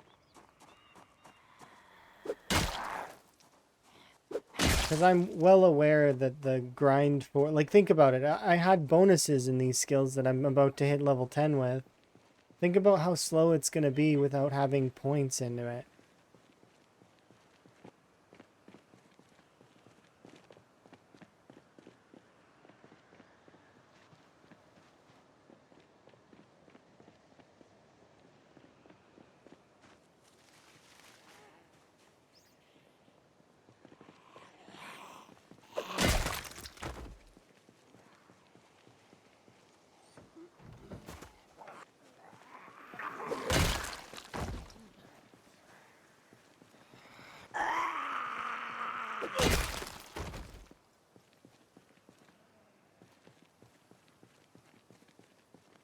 Did you want me to show you a way that you can figure that out without actually needing the mod? Do you see when you click on here how you open this up? An old method that you can use to see if you have a book or not is open the tab on the book so that it's like this. So then when you look at books, well, I mean, if you have it already, it'll be like this. And then you don't have to pick it up. Right?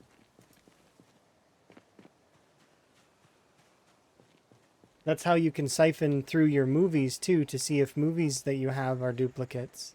Do you understand what I mean? If you're confused, here, give me a second and I'll show you what I'm trying to explain. I need two of the same thing in a mailbox to kind of to demonstrate this. Here, we'll use these weapons. Or no, we can't. There's two. Oh, we use these hunting knives. No, we can't. Or I can use these nails. Okay, yeah. So here. All right.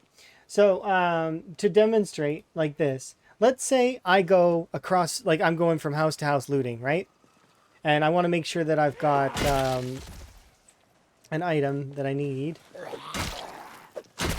And I find, let's say, oh, this is annoying. Let's just quickly get you out of the way.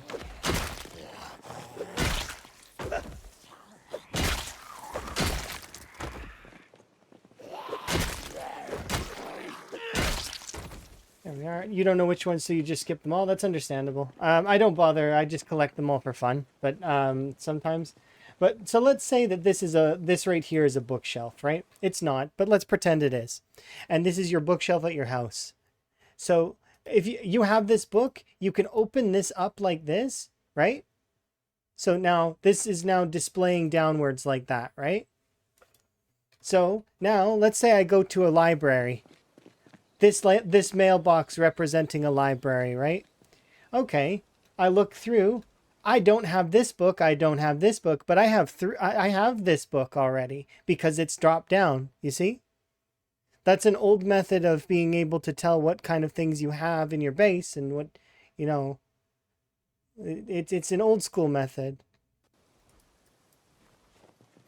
We used to do that a lot. There's a lot of us that used to do that.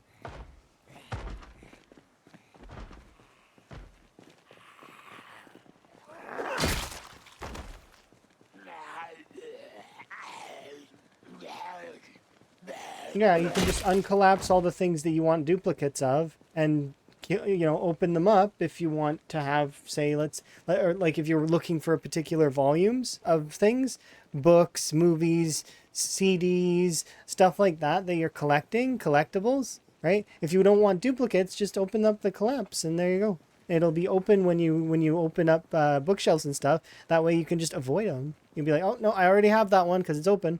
And that's all done without a mod. You don't need no check marks or anything. You're good. Why put a mod on the game? It's not necessary. You don't need to. Use the things that the game gives you. And because you never know when that mod may bug out and brick your game. That's one of the reasons why I don't use very many mods. But sometimes I will. I wouldn't want to use too many in the unstable build, though.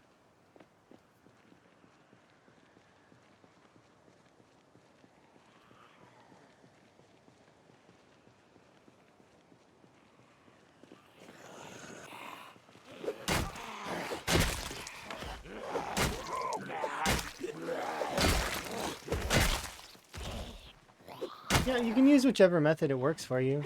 There's also little buttons here that you can push, but be careful with them. This one here lets you sort via ascending encumbrance or descending encumbrance. And this one here opens up everything or closes everything. So be careful of pushing that. So what I mean by that is...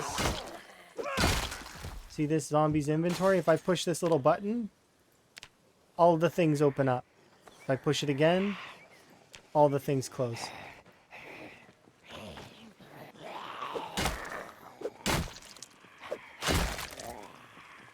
Ooh.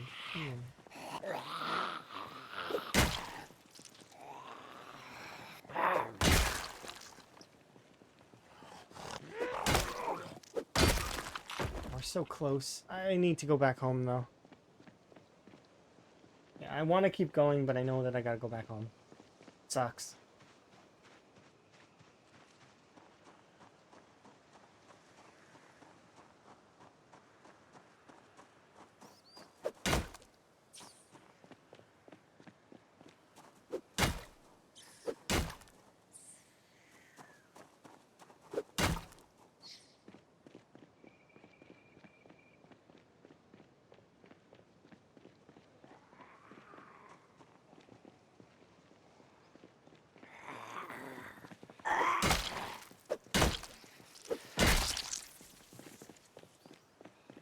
It makes you laugh.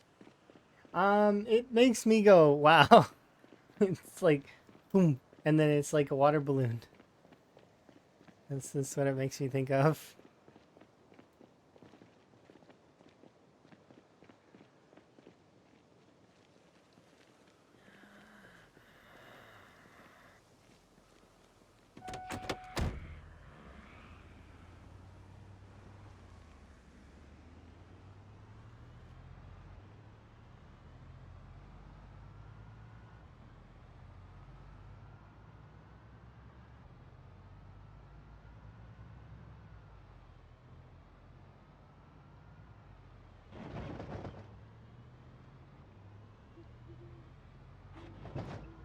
Dependent on how much fuel you have available to you, and then from there, it's whether or not you are like trying to draw zombies out, or you want to and you want to catch some of them on the car as a lure, or not. It depends. Hi, Civilian Wireless. Hopefully you're having a good day.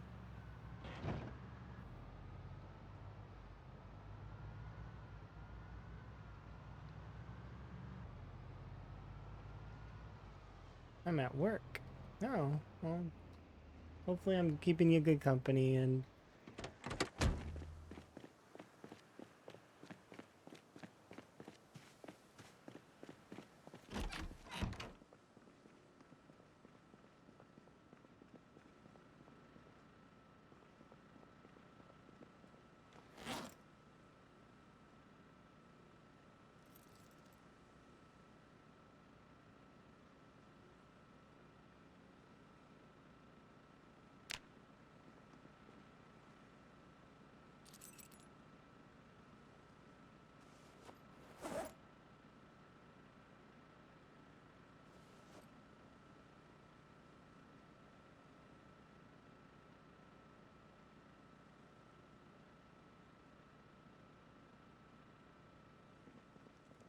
I skipped work today. Hopefully you're not skipping work every day, because that you know that don't you need to pay your bills somehow. Don't constantly take wellness, you know.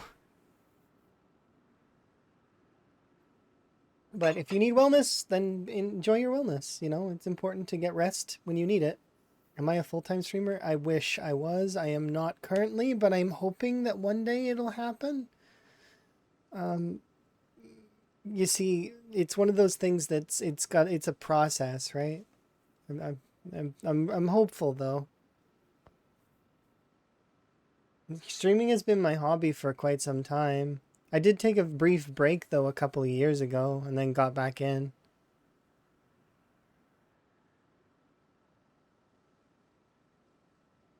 Yeah, if you uncollapse an item, it means you've seen the item because you've clicked it to uncollapse it, right?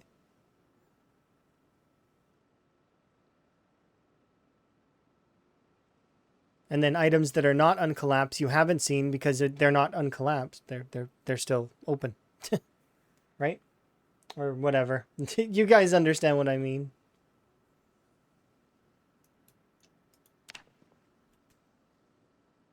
Not full time yet, but eventually, I'm hoping. I really am. I'm putting a lot of hopes and dreams in it, but it's one of those things where I'm not very sure if it's gonna work out. But which is why I'm not putting all my eggs in that basket. But I will be having a schedule eventually with streaming. Come October. I know that sounds like it's far away. Trust me, it's creeping up super quick.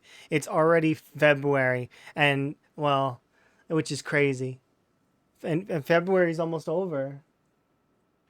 Like I know it's technically it's not, but it's like it is. It's like February's almost over. That means it's March, which means that there's only like 8 months left. Which means I'm hopeful. I'm hoping that everything goes okay. I'm hoping the paperwork is all smooth. I'm hoping lots of hopes and dreams. We'll see.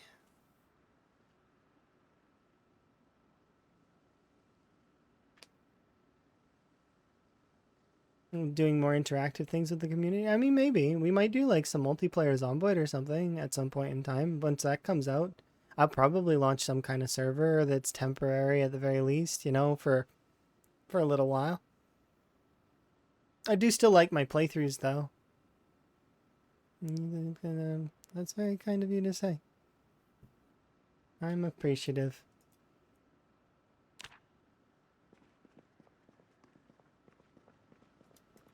Hopes and dreams. Because I never really thought that it could be something that would be achievable. Until recently, really. Like, until like last year. Or just before last year, actually. Be a year before that, maybe? It was 20... I'd be able to trace it back, but it's been a little over a year where it started to seem more plausible that I could maybe make it work, maybe, especially if I'm like if I'm with Emma and we're together and we have both our sets of income as well as Like, I mean, if I absolutely need to, I can always get work, so I'm not worried about that. It's not like a hypergener. Yeah, I'm not super high energy. I've got some high energy moments, but they're few and far. Like, not well, few. They're not super common. They do happen. I do get hyped and get excited, but it's like, I don't know.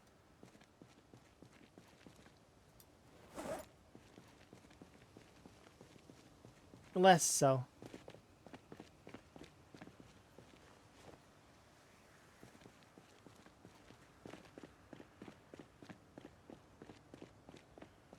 Yeah, I can be hyper, but also chill. Kind of like a frog when it sees food. It gets really excited for a short time, and then it eats food, and then it just sits there on the lily pad, just all happy.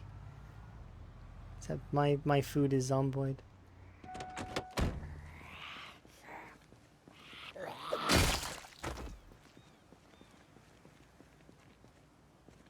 I'm excitable. Fair.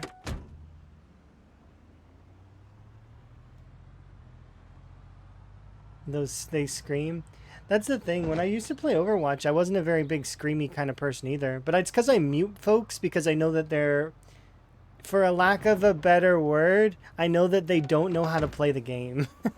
So that until I get past a certain point, I shouldn't listen to them anyways because they don't know what they're talking about.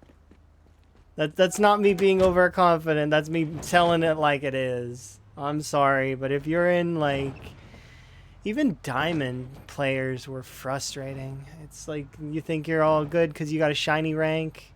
Really? It's like, eh. Sit down.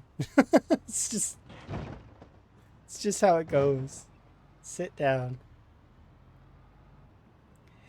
The thing is you'll never understand how to climb past certain points if you don't understand. Thank you very much for the subscription. I do very much appreciate it. Enjoy your frog emotes as well as your ad previewing.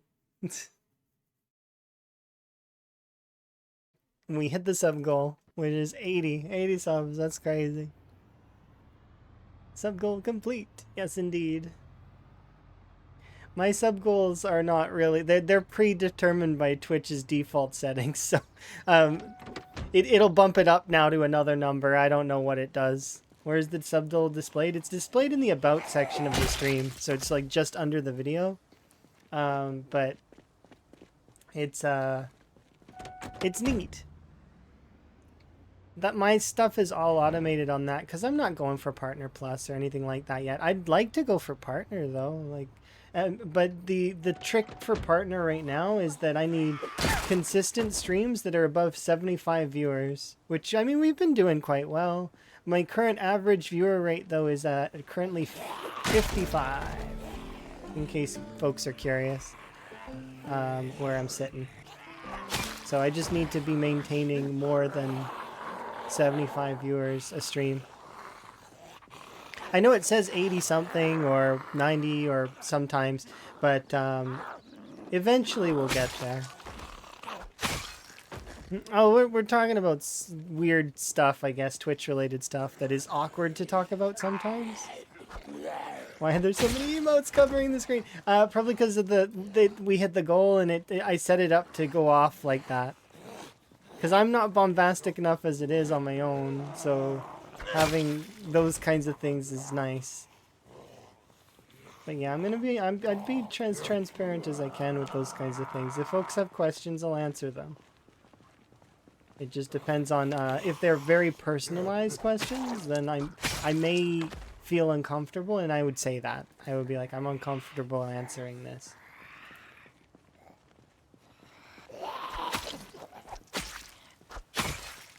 Favorite type of cheese? Depends on what it's with, I suppose. If they're crackers, then I like a good mozzarella. But if they're like, depends on the type of cracker as well. Saltines, I'm more. I want something a little bit more potent, like a blue or a deep cheddar, something that's got flavor. But if they're like the Ritz crackers, like those ones, mozzarella is really good for those. Um, and then I like feta. Feta is amazing as a cheese.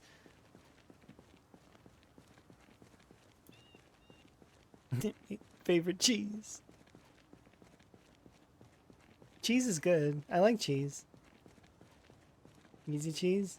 I also like the those slices that are like free. Like the what's it called? The ones that are like preservatives and whatnot. They're okay. Or Cheese Whiz. Cheese Whiz is okay. The spray. All I can think of is that guy from the Goofy movie that's eating the cheese spray like directly from the thing, going.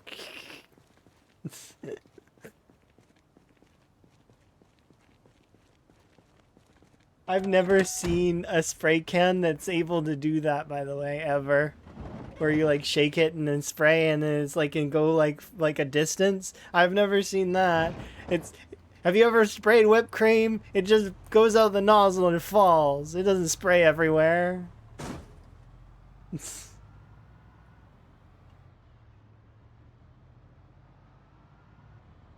Look, it's the Leaning Tower of Cheesa. Yes, that. Cheddar was that character was awesome.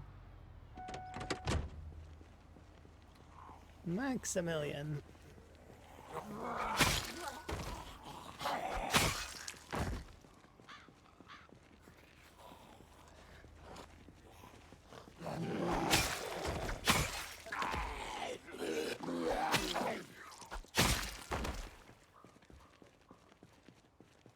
Yeah, there needs to be like, but you need extra pressure in order to get the cheese to go that distance. Right?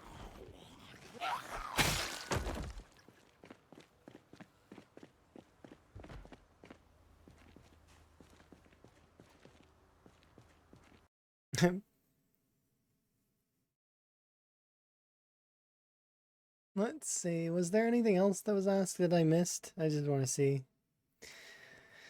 But yeah, that's one of the. Is there anything that I don't like about this new build? Some of the instability, but that's like, I mean, that's gonna happen. It's an unstable build. I suppose that there are some mild frustrations I've had in the crafting, but it's like very, very mild, and I'm expecting it because it's unstable. It's not ready. It's like there's certain framework that I can see potential in that I kind of wish there was more of, but like, you know, it is what it is. We'll get there. I'm sure the devs are on the case. They'll get there quick, I'm sure. Like, did you see how much they added with that other update, the build 40, what was it, build 41.1, and then build 41.2? Like, it's been ludicrous the amount of stuff they're dropping. But yeah, going like I suppose some of the instability, if I had to pick. Yeah, 42.1 and 42.2. Yes, that's what I meant.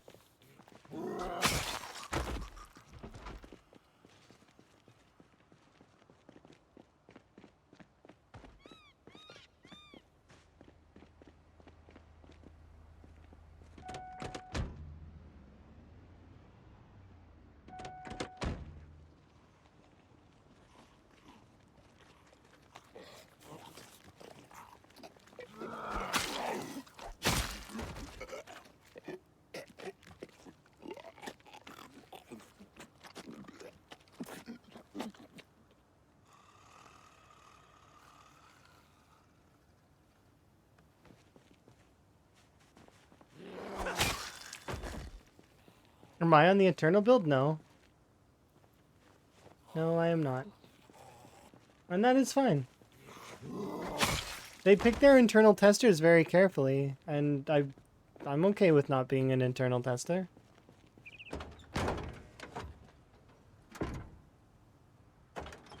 Also, I have no idea where to put in for that anyways at the moment. Aside from, like, I mean, maybe I could have messaged them on the Discord or something, but it's like, I'm good. I don't need to do that. If they are needing another tester, they can always ask. And, you know, I mean, I would be, like, really hyped. I don't know if I could contain it.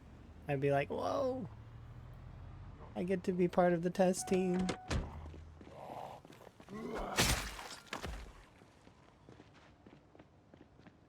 You should petition for you. No, no, it's okay. I wouldn't want you guys to. That seems kind of forceful. I'm not into that. I'd prefer it just to happen naturally, like maybe next time kind of deal.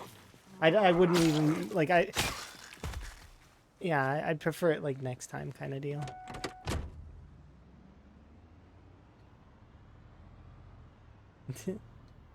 On the tin.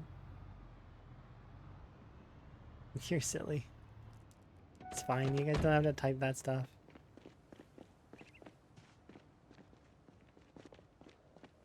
I am keen.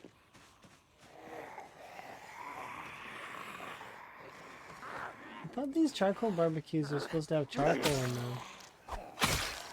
Is there a way I can harvest charcoal from them?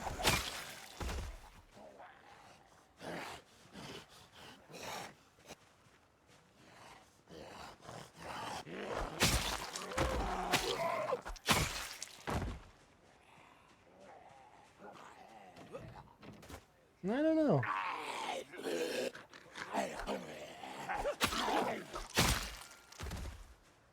Yeah, the long blade, you can really tell that it's hit level 7.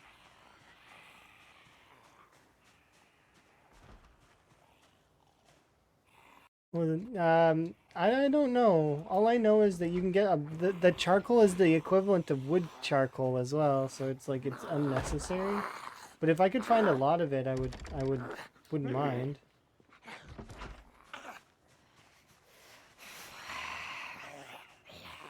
Saves me crafting it. You know how many trees I've chopped down already in this playthrough? My wall run still has more, but it's still a lot.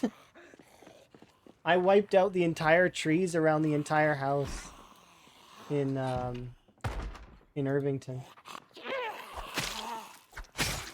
Like that whole plot. Ooh, peanut butter. And marmalade. I'm taking it. Dibs. I'm eating the peanut butter now. Yes, peanut butter. Oh, Higgins, put on your mask. We don't want to give the zombies whatever it is you have that's keeping you alive. Because then we'll get an immortal zombie, and that's a problem.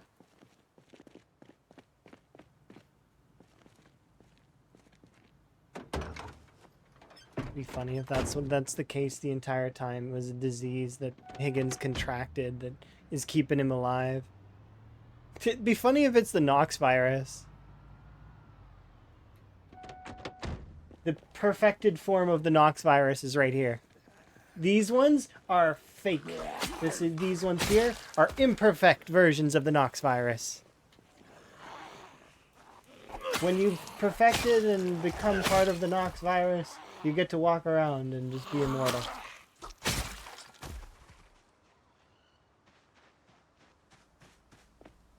Am I wearing a mask? Yeah.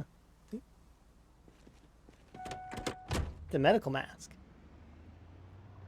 He's spreading his love the only way he knows how, by making the zombies. He's a matchmaker, don't you know? He's introducing the zombies to their natural mate, which is the ground. That is the right call, I think.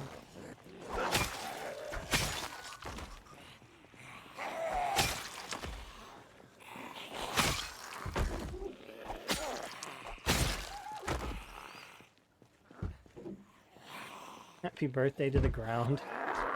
Every time. Okay, there are too many mice here, and I don't like it, so I'm sorry, mice.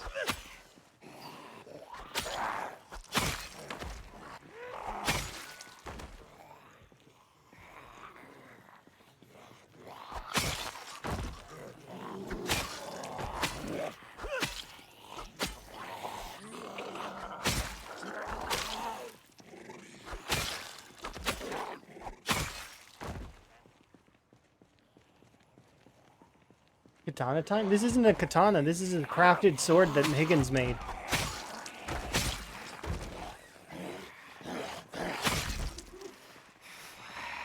And this isn't even the best one. This is the second best one.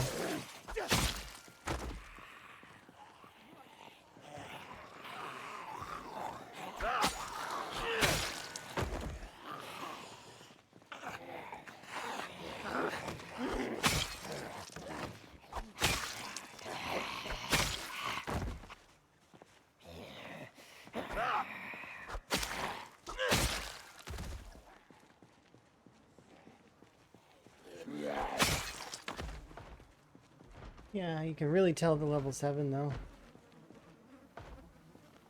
It's just killing zombies Rambo style. I mean, yeah. That's the goal. To clear the map. The danger will be later on.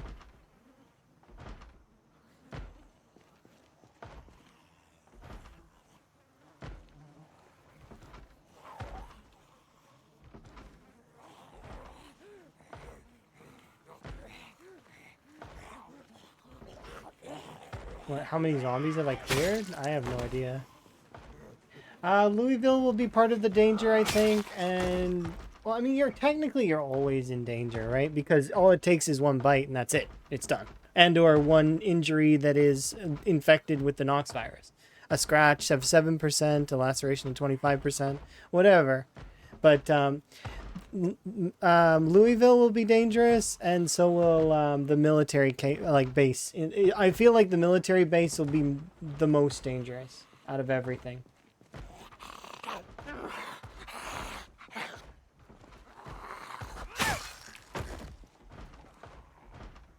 But yeah, if it's not your cup of tea, you know, you don't have to watch. You can do your own thing.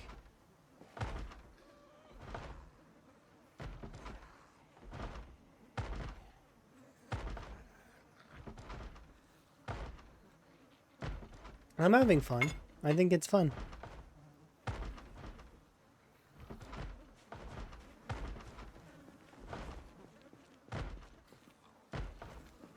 Don't watch Lamprey. Don't watch any of the veterans.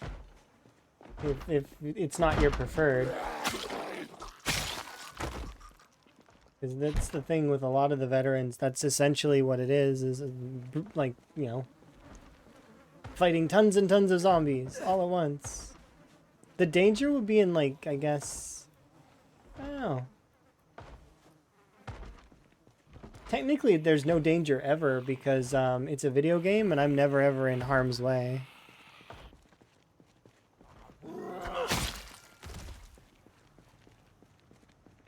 Yeah, complacency can be a killer.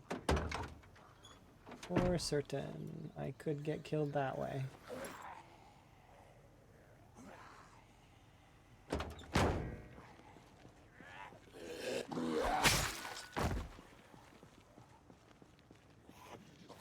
I don't feel like complacency killed that run.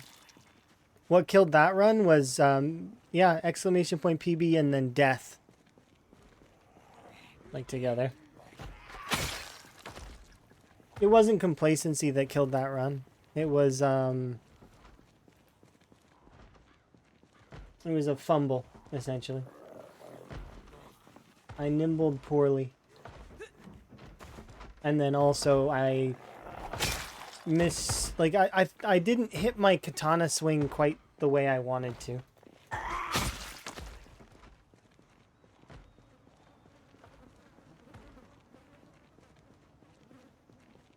And am I upset about that? Not really, no.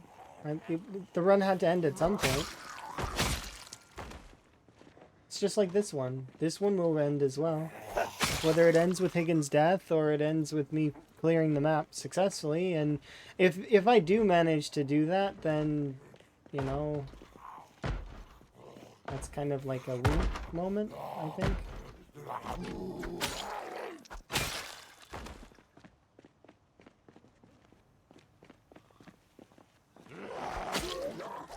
But then I'll start up a new run. Yeah, that was a mod. It was craftable headgear. That's actually where this frog hat came from. That I'm currently wearing. It was inspired by that mod.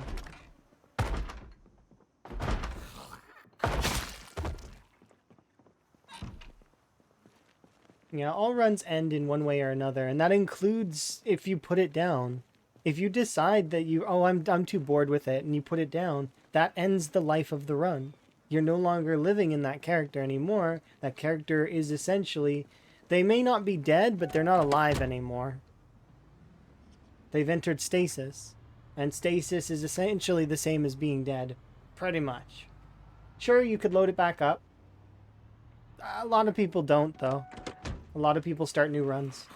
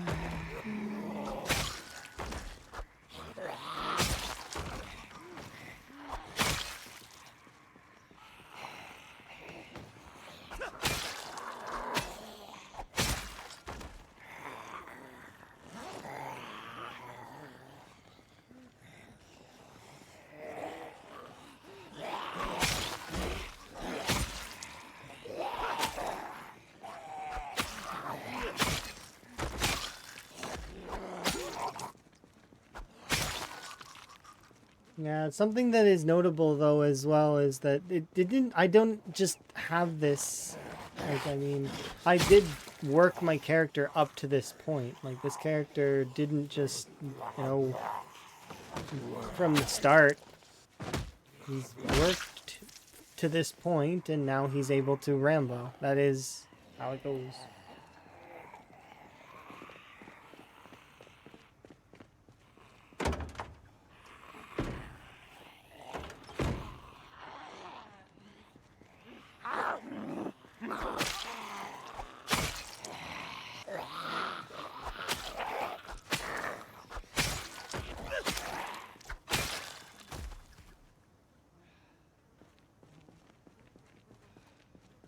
For a while, and I've been dying lots. It's just one of the games where you die a lot until you learn how to play. Yeah, that's true. Yeah, you. So the thing you bring with you into every game is, or well, unless you do persisting worlds, is you bring the knowledge of your previous character. So like you know kind of how to fight a little bit better. You know where items are a little bit more, and if you choose the same spawn locations, you'll get more used to the area. So it's one of those things where you'll get there. It just takes practice. You're amazing. And one of the things that you can do to improve your practice is figuring out where you're faltering, kind of. If you find that you're struggling in the combat, there is a game mode in the menu called Wave Accumulator that you can play. That's like teaches you more about the combat, right? So you can get more comfortable with the combat. There is also you can play with friends, and that kind of will. But in my opinion, just playing Apocalypse on its own is fairly good. It can give you quite a lot of like. It can teach you quite a lot, even if you die. And what you can do is you can use persisting worlds if you want. So what that means is instead of quitting out and going and deleting your world and starting a new one, you can actually play in the same world, spawn again, and go kill your zombie, get your stuff back. Yes, you will. You won't have the skills anymore. You'll have to re-earn your skills, but at least then you can start establishing a base, and you can kill your zombie, go get your base, rebuild your character up. And then later on, when you feel a little bit more comfortable is when you start the permadeath runs.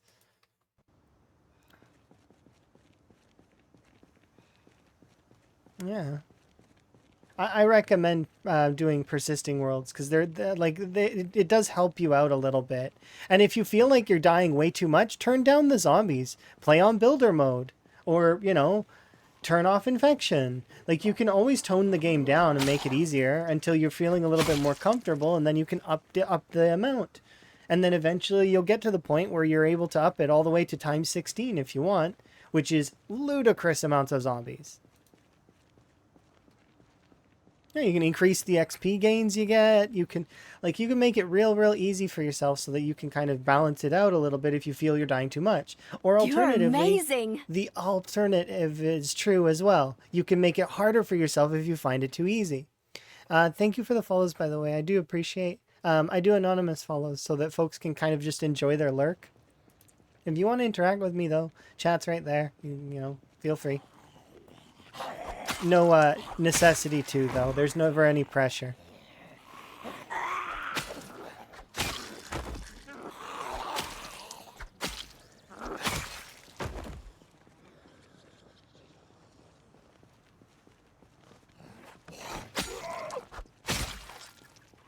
Do I play with any quality of life mods? I mean, no. I play with cosmetic mods and visual, like visual displays.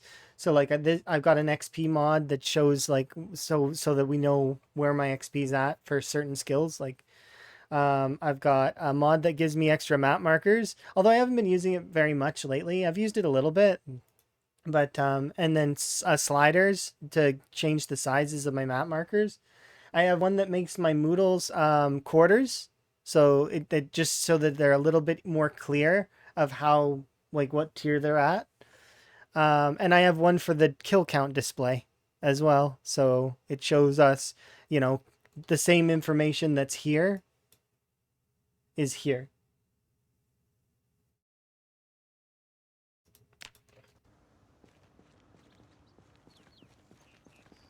But yeah, if you want to know exactly which mods I'm using, here, I'll give you this. There you go. And just pause. And you can, because you can pause your player and you can have a look. Okay.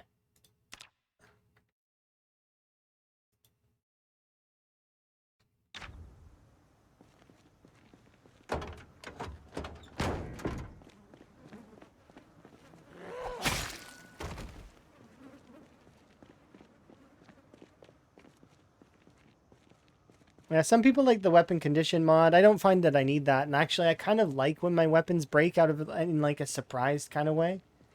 Because then I'm like, oh, it broke. And then I have to respond. It makes me, I don't know, it makes me smile when the weapons break. I'm a little weird though. Maybe. Like, oh, it broke. Oh no.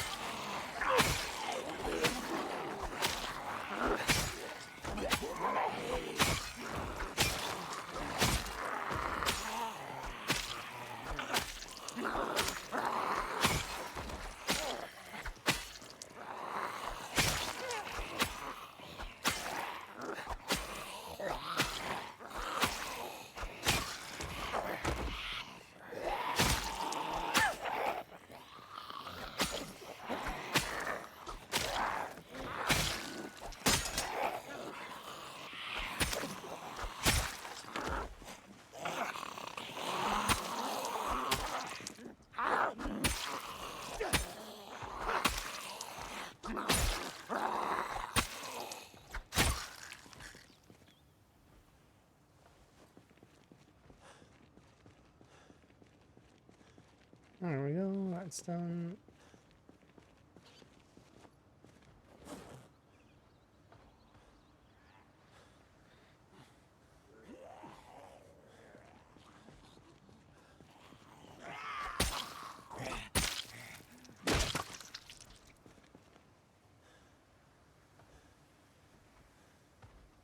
Yeah.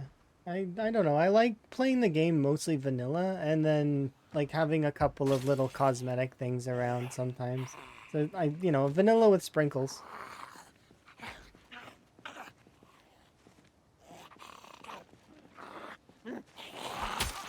Maybe. I mean, we can always hope that we can make it that far. I'm kind of hoping we make it to the map completion before 3 years, though.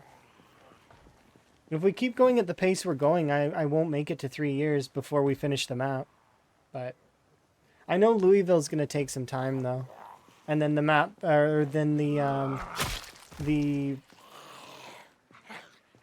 forest military base area is also going to take time.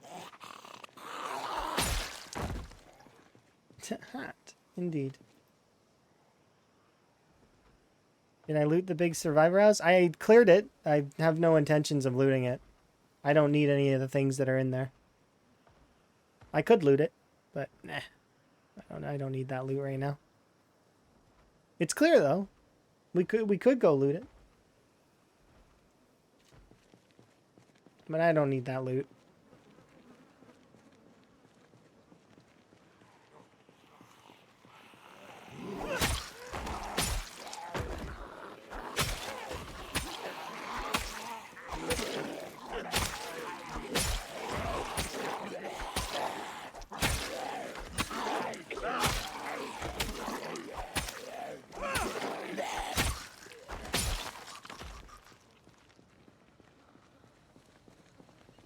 I don't need the loot.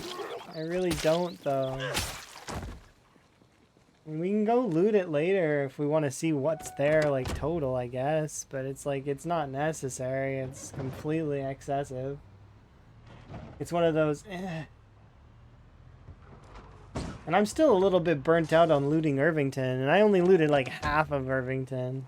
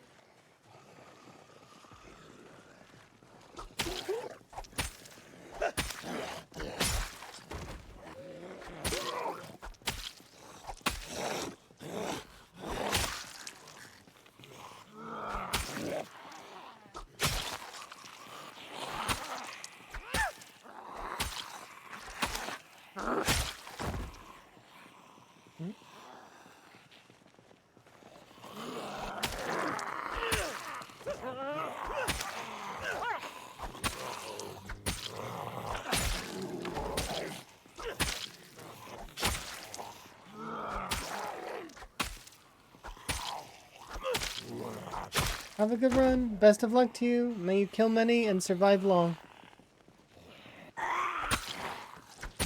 Survive and thrive.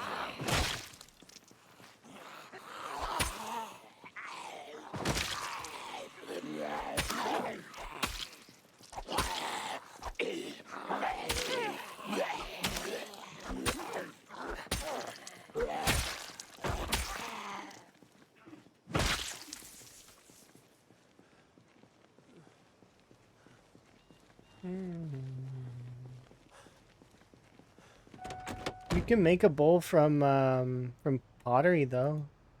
You don't even need to have high level. You just need to make a pottery station and make a bowl.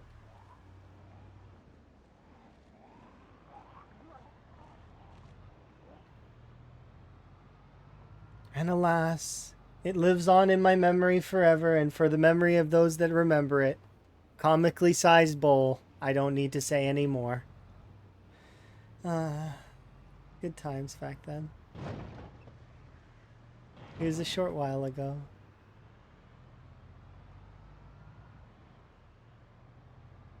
Can you craft a sledgehammer from scratch? I think I can. I've got the sledgehammer head recipe, and I could probably use the metal and... But yeah, so yeah, you can. It's not called a sledge? What's it called? Isn't it called the forged sledge? Oh, I need to come over here and clean this mess. Oops. Sorry.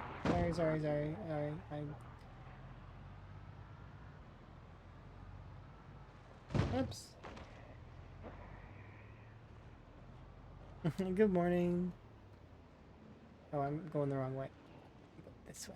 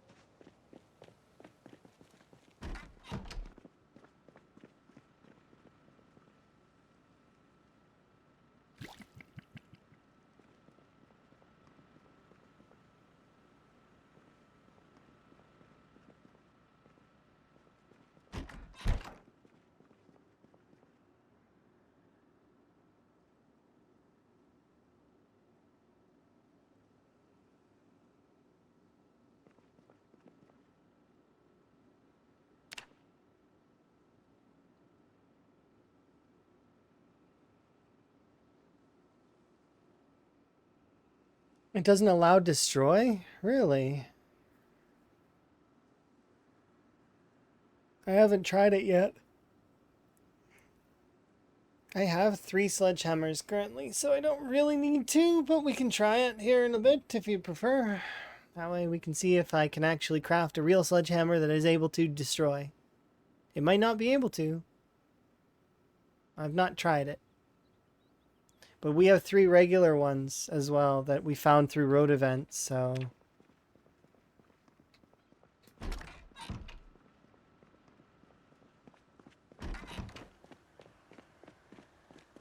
It's a foggy day. I don't want to deal with it. So let's go home and we'll try. Yeah, road events are events that are like with a manhole and a vehicle that is often a construction vehicle of some kind. And then you'll see tools on the ground and construction zombies. That's a road event. There are different events in the game classified by whatever they have around them. Kind of.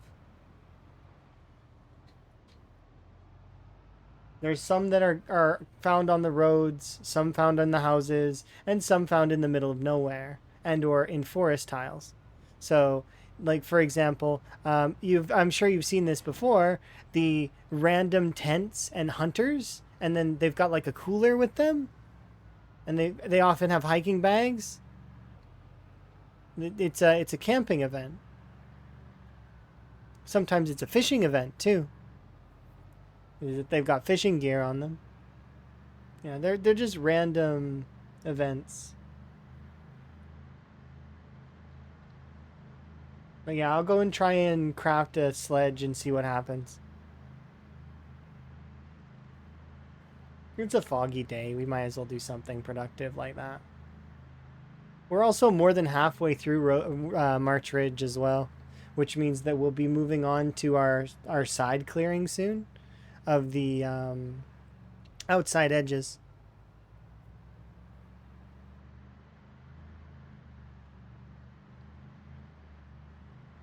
I think, no, we don't need to dig for clay. The foraging clay, they increased it by a lot. So now you can just, when you forage a clay, it gives you between 2 and 4. Trust me, it's way better. Did you clear the map? I mean, not yet, no. If you want to know where we're at in our map clear, we're about halfway through March Ridge. All of Muldraw is complete, including McCoy Estates. And so I did McCoy Estates, Dixie, the Crossroads, the rail yard, and McCoy, this farmstead, and this outside area, all done. So this entire section of Muldraw finished. West Point is completed as well. I guess I didn't do this farmstead, but it's fine. We did most of West Point, and we actually got to go and see New Twiggies, which is kind of neat. It's around about halfway through, not even halfway, like a quarter through doing West Point or Muldra. I started to burn out on marking the cars. I still mark them a little bit, but I'm gonna probably have to like take a break and then re-go through and mark the cars later because I'm a little bit burnt out on it. Like, see, I did a couple of them, but that said, though, we still have Ekron, Echo Creek, Brandenburg, Riverside in the Country Club, some of Doe Valley, Valley Station, Crossroads, and Louisville to do. And then finally, the last thing I want to do is this right here. This is going to be the final boss, kind of. Is going to the military area and then going down. Down, down, down to the bottom. But later. Yeah, let's go craft that sledgehammer and see if it works.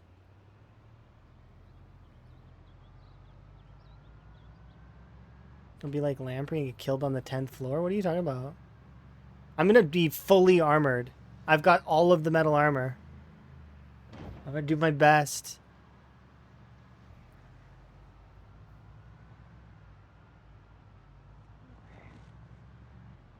He always dies on his 95% of a milestone. That's not true. He made it most of the way to the million.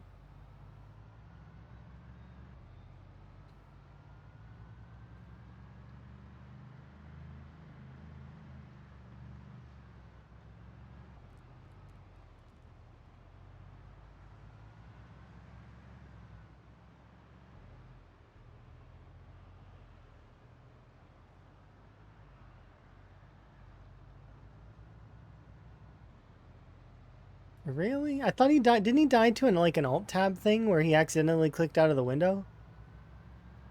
You know, nowadays that run would have still been alive because there's a pause when focus lost now. So he would have been able to tab back in and it would have been paused. Just saying. Think about that. That's a different line of thoughts.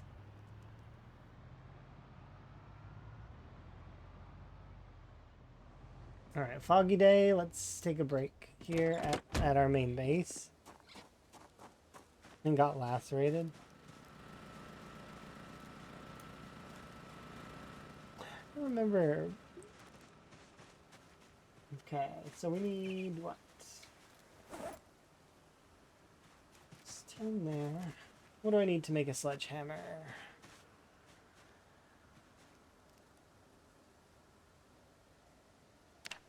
We need the iron block pierced.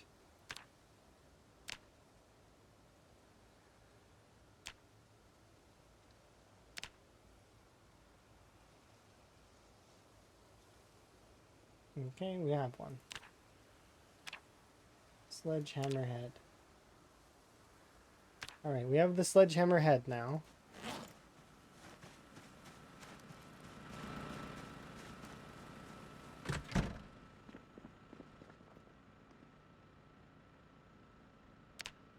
I need a long handle in order to make this.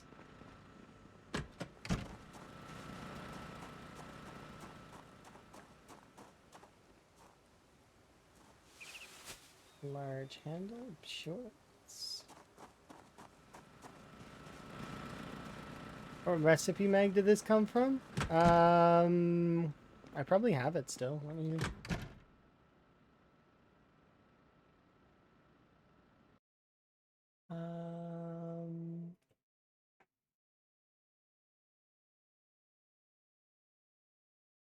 I know it's in the prison. I got it in the prison because I laughed really hard about it because it was of course it was in the prison.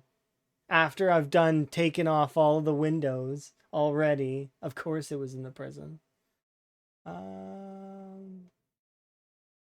Is this it? No. It's a blacksmithing book of some kind, right?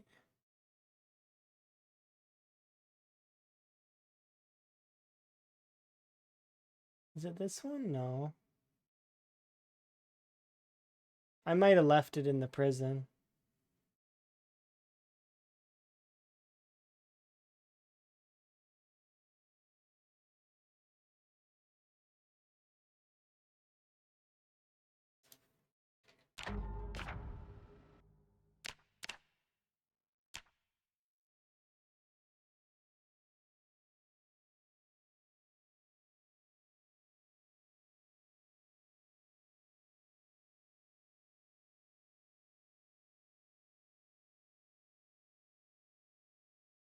Trying to see if there's one that pops out to me like that it would be. It's one of these ones though.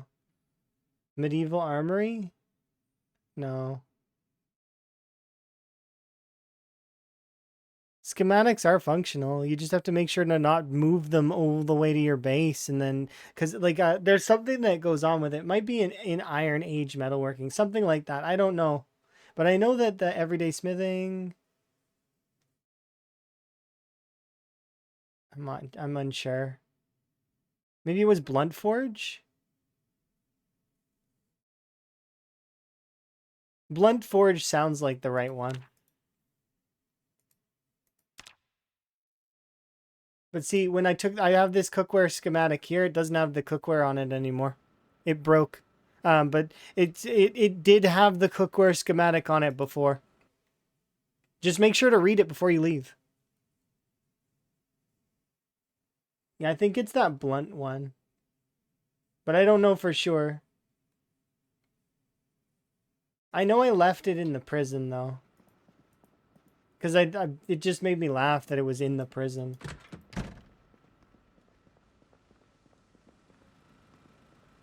But yeah, so see, we have this sledgehammer here. We have another one back in the other base, and then once you have the sledgehammer schematic, like I'll do it right now. Make a sledgehammer.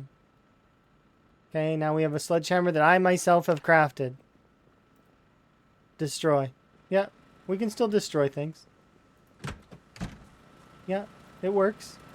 I'll even test it on something. I don't know what, but let's test it on something. Anything I want to destroy?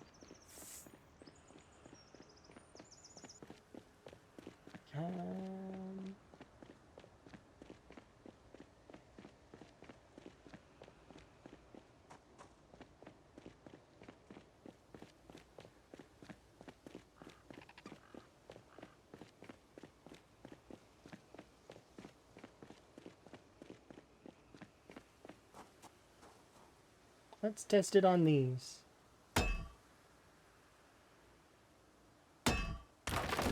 Yep, it works fine. It's just a regular sledge. So yeah, you can make your own sledgehammers. You just need the recipe. That's all.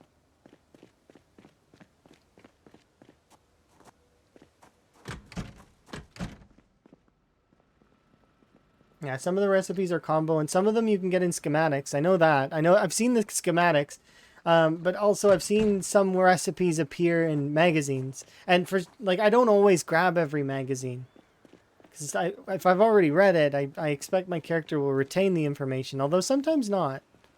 It does depend, of course.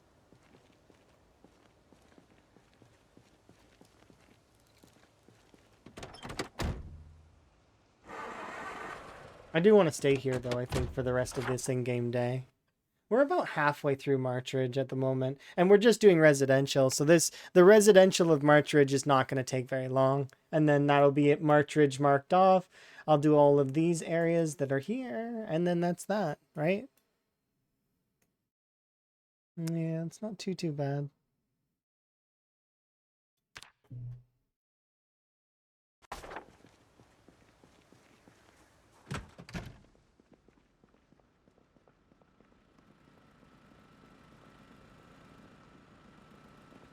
Sharpen you on there.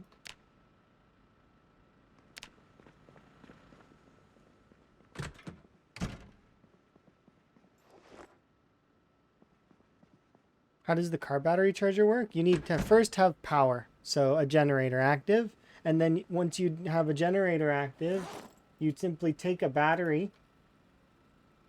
First, you need to grab it, right, and put it down. So like this, right? Place car battery charger down, right? So then I put it there. Then you just take a, obviously I can't hook a battery that's full up to this thing, but, let's see. Do I have an empty battery somewhere? I have, your battery's not doing great, isn't it? Yeah, here, let's uninstall you. Okay. See, if we can then connect a car battery to it, right, like this, right? And then so long as it's there like that, you can turn it on. You have to stay in the area though, because if you leave the area, it'll unload and it'll turn off. So you need to be around this base. It's really, really easy. So you have to have the battery in your inventory? I mean, yeah. The battery charger, though, needs to be on the ground, and it needs to have a power source. So it needs, the power either needs to be on, or you need to have a generator. No, you can't connect it through a car, as far as I'm aware. I could be wrong, but I don't believe jumper cables exist yet. Maybe one day they will, but as far as I'm aware, you can't do car to car. It's just like this. Did you watch Pepperoni Pizza?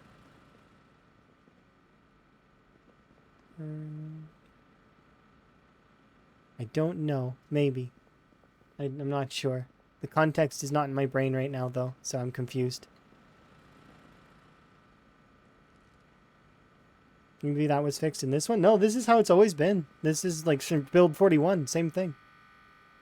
I don't think there was a problem. At least I haven't had a problem at all, and I've charged a few batteries.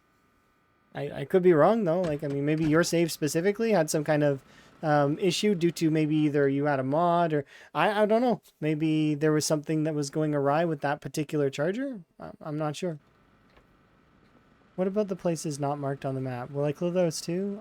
Some of them maybe, but I'm not going every which way. Like, we'll go to some of the points of interest.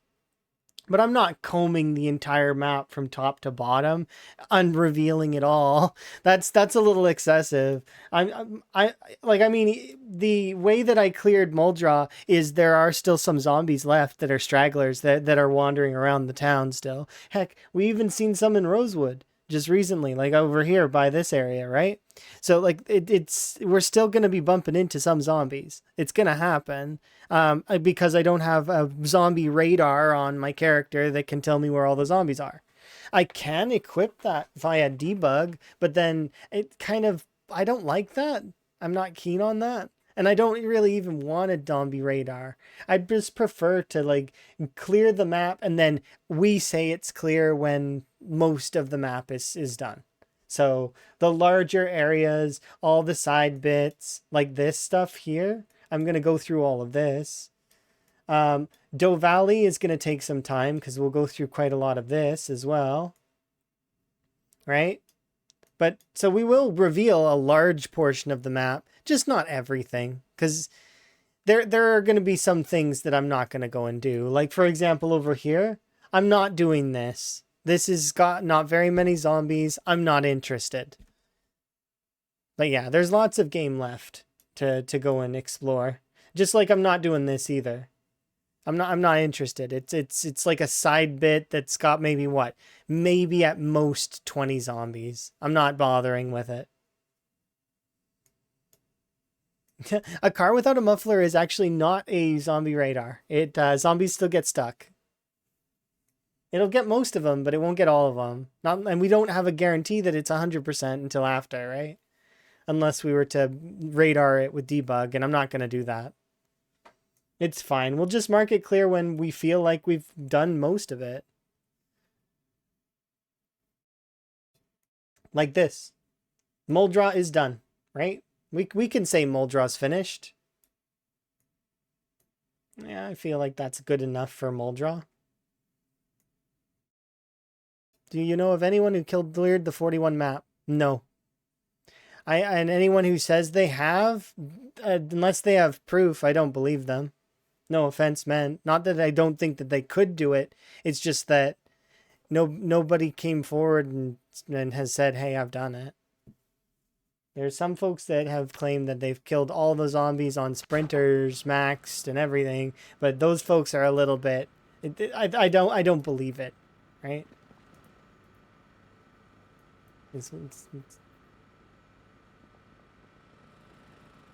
Yeah, this would technically be my first map clear. Technically, yeah.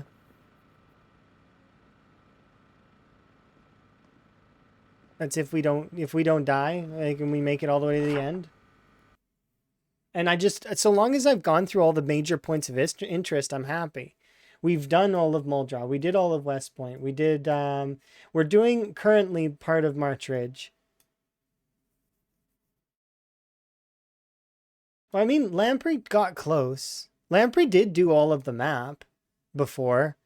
He just didn't clear all of No Man's Land, which, to be honest, that was an impossible task as it was. I feel Lamprey got the closest to a map clear that anybody's ever gotten. And if you took his score from the 954K and applied it to a standard game, he would have cleared the map probably almost twice. It was a map clear, kind of, but actually it wasn't. It was a throwaway game. If you want to believe that's true, it's he made that game as a throwaway because he was just playing something to wait, and then he kept moving the goalposts, so it just kept getting more and more lengthy, and eventually he set a goal to hit 1 million, and then he made that one series of mistakes down that one road, which, I mean, anybody can make those kinds of mistakes, right? We're human. It happens. And those folks that say that Lamprey threw his runaway, they don't know. They have no idea. Not even remotely. He wouldn't have thrown that runaway. He wanted to hit the 1 million.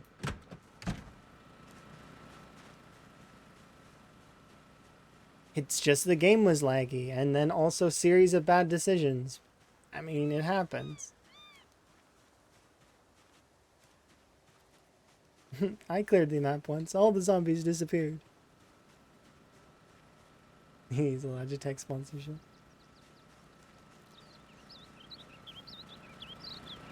He's clicked the mouse so many times. I mean, yeah.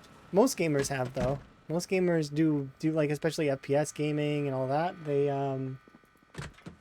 do it a lot. But here, just I want to show this because, so you see here, that battery was in the 30s before, and now it's at 51%.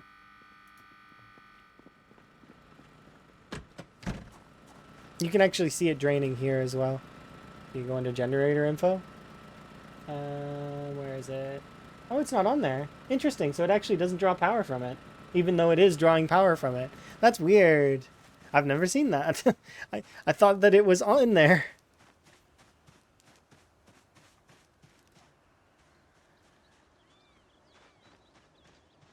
Yeah, let's wash Higgins.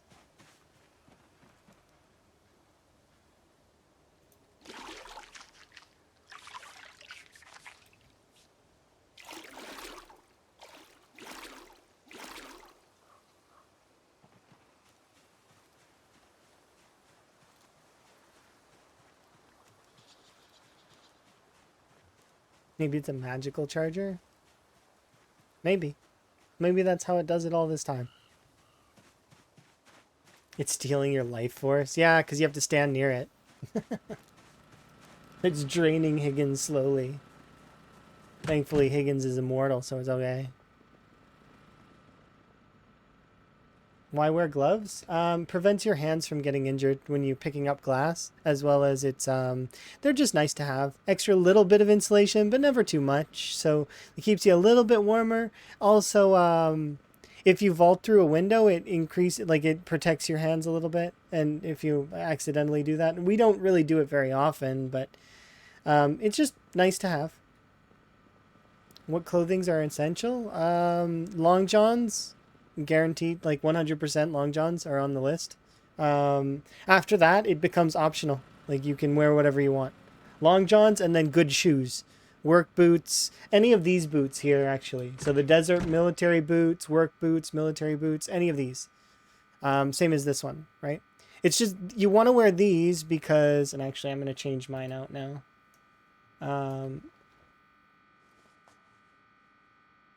Because they give you the best scratch defense, but also they got the best like stomp. Cowboy boots are just as good, yeah. It's like any boot that gives you the good stomp. That's what matters. Because the run speed modifier doesn't actually affect anything yet. At least not at the moment. It might in the future, but currently it doesn't.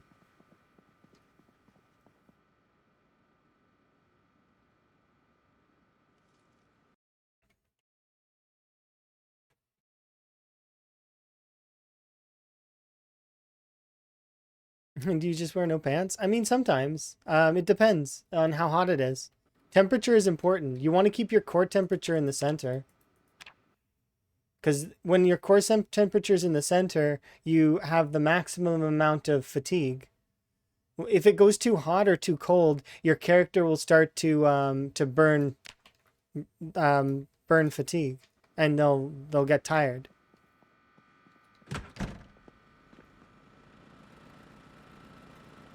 You learn that flip-flops don't do well stomping on zombies? That's fair.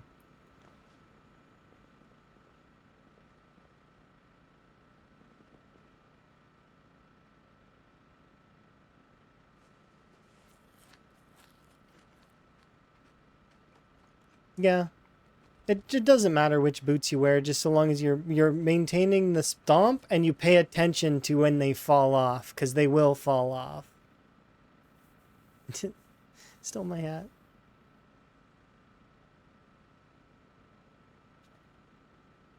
But any shoes are better than no shoes. So if you don't have any shoes on, well, then any shoes.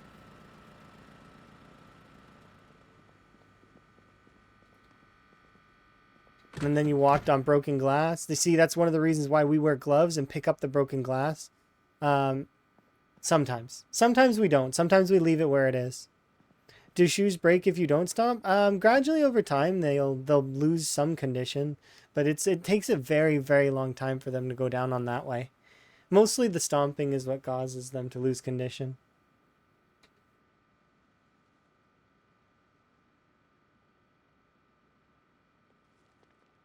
The age-old battle for PZ. Yeah. The desert boots are actually the better of the boots because they give less insulation. If you need more insulation, you wear the other kind. Slightly less insulation. Using 2D models. Yeah, exactly. But 2D models are ugly. So what you could do instead is use foraging. Here, I'll show you what I mean.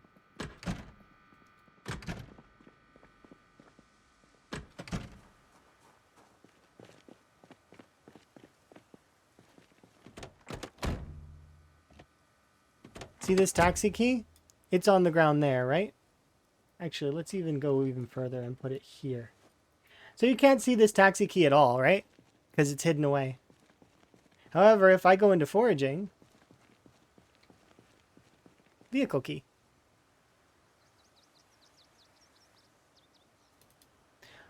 Also, vehicles can have the key in the door as well. It's a rare thing that can happen if a vehicle is unlocked and you lock it manually and you go around, you might be able to find keys inside. But like inside the door. But it's like, it's not very common. It happens like a few times. I've seen that. Honestly, it's just easier to hotwire it. So just hotwire. It's much better. But if you need keys for a vehicle, then that's one thing you can try. It's not guaranteed to work, but I have seen a handful of keys like that. And you can spam mechanics up to level 2 really quickly, and getting level 1 electrical is a breeze.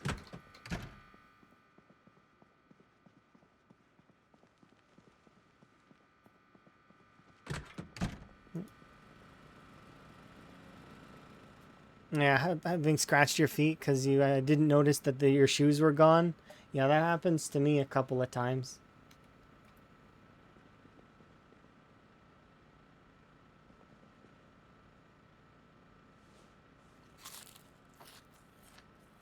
And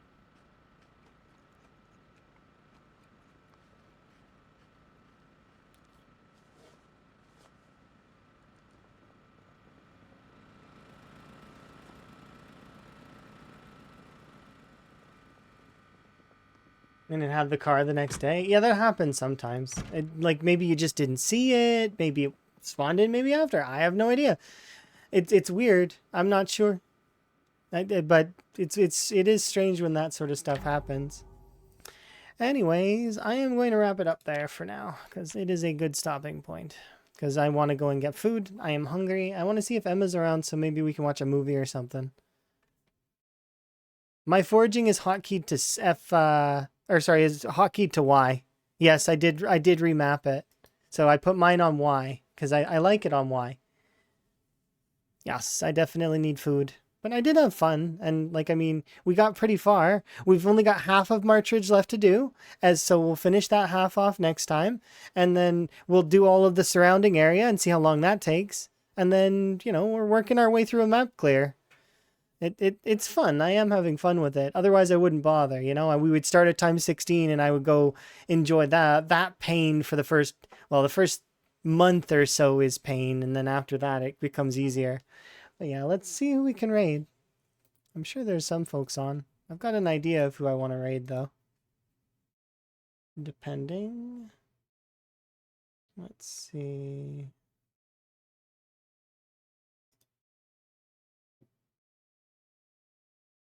Gosh, there are quite a few folks on.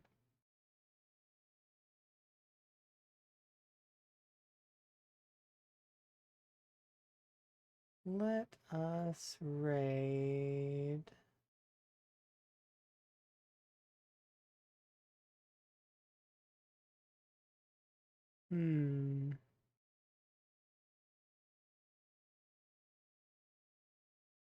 Well, let's raid Barbaric.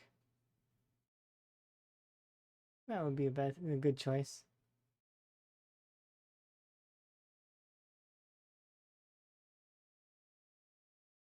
There you go. You guys can go hang out with Barbaric.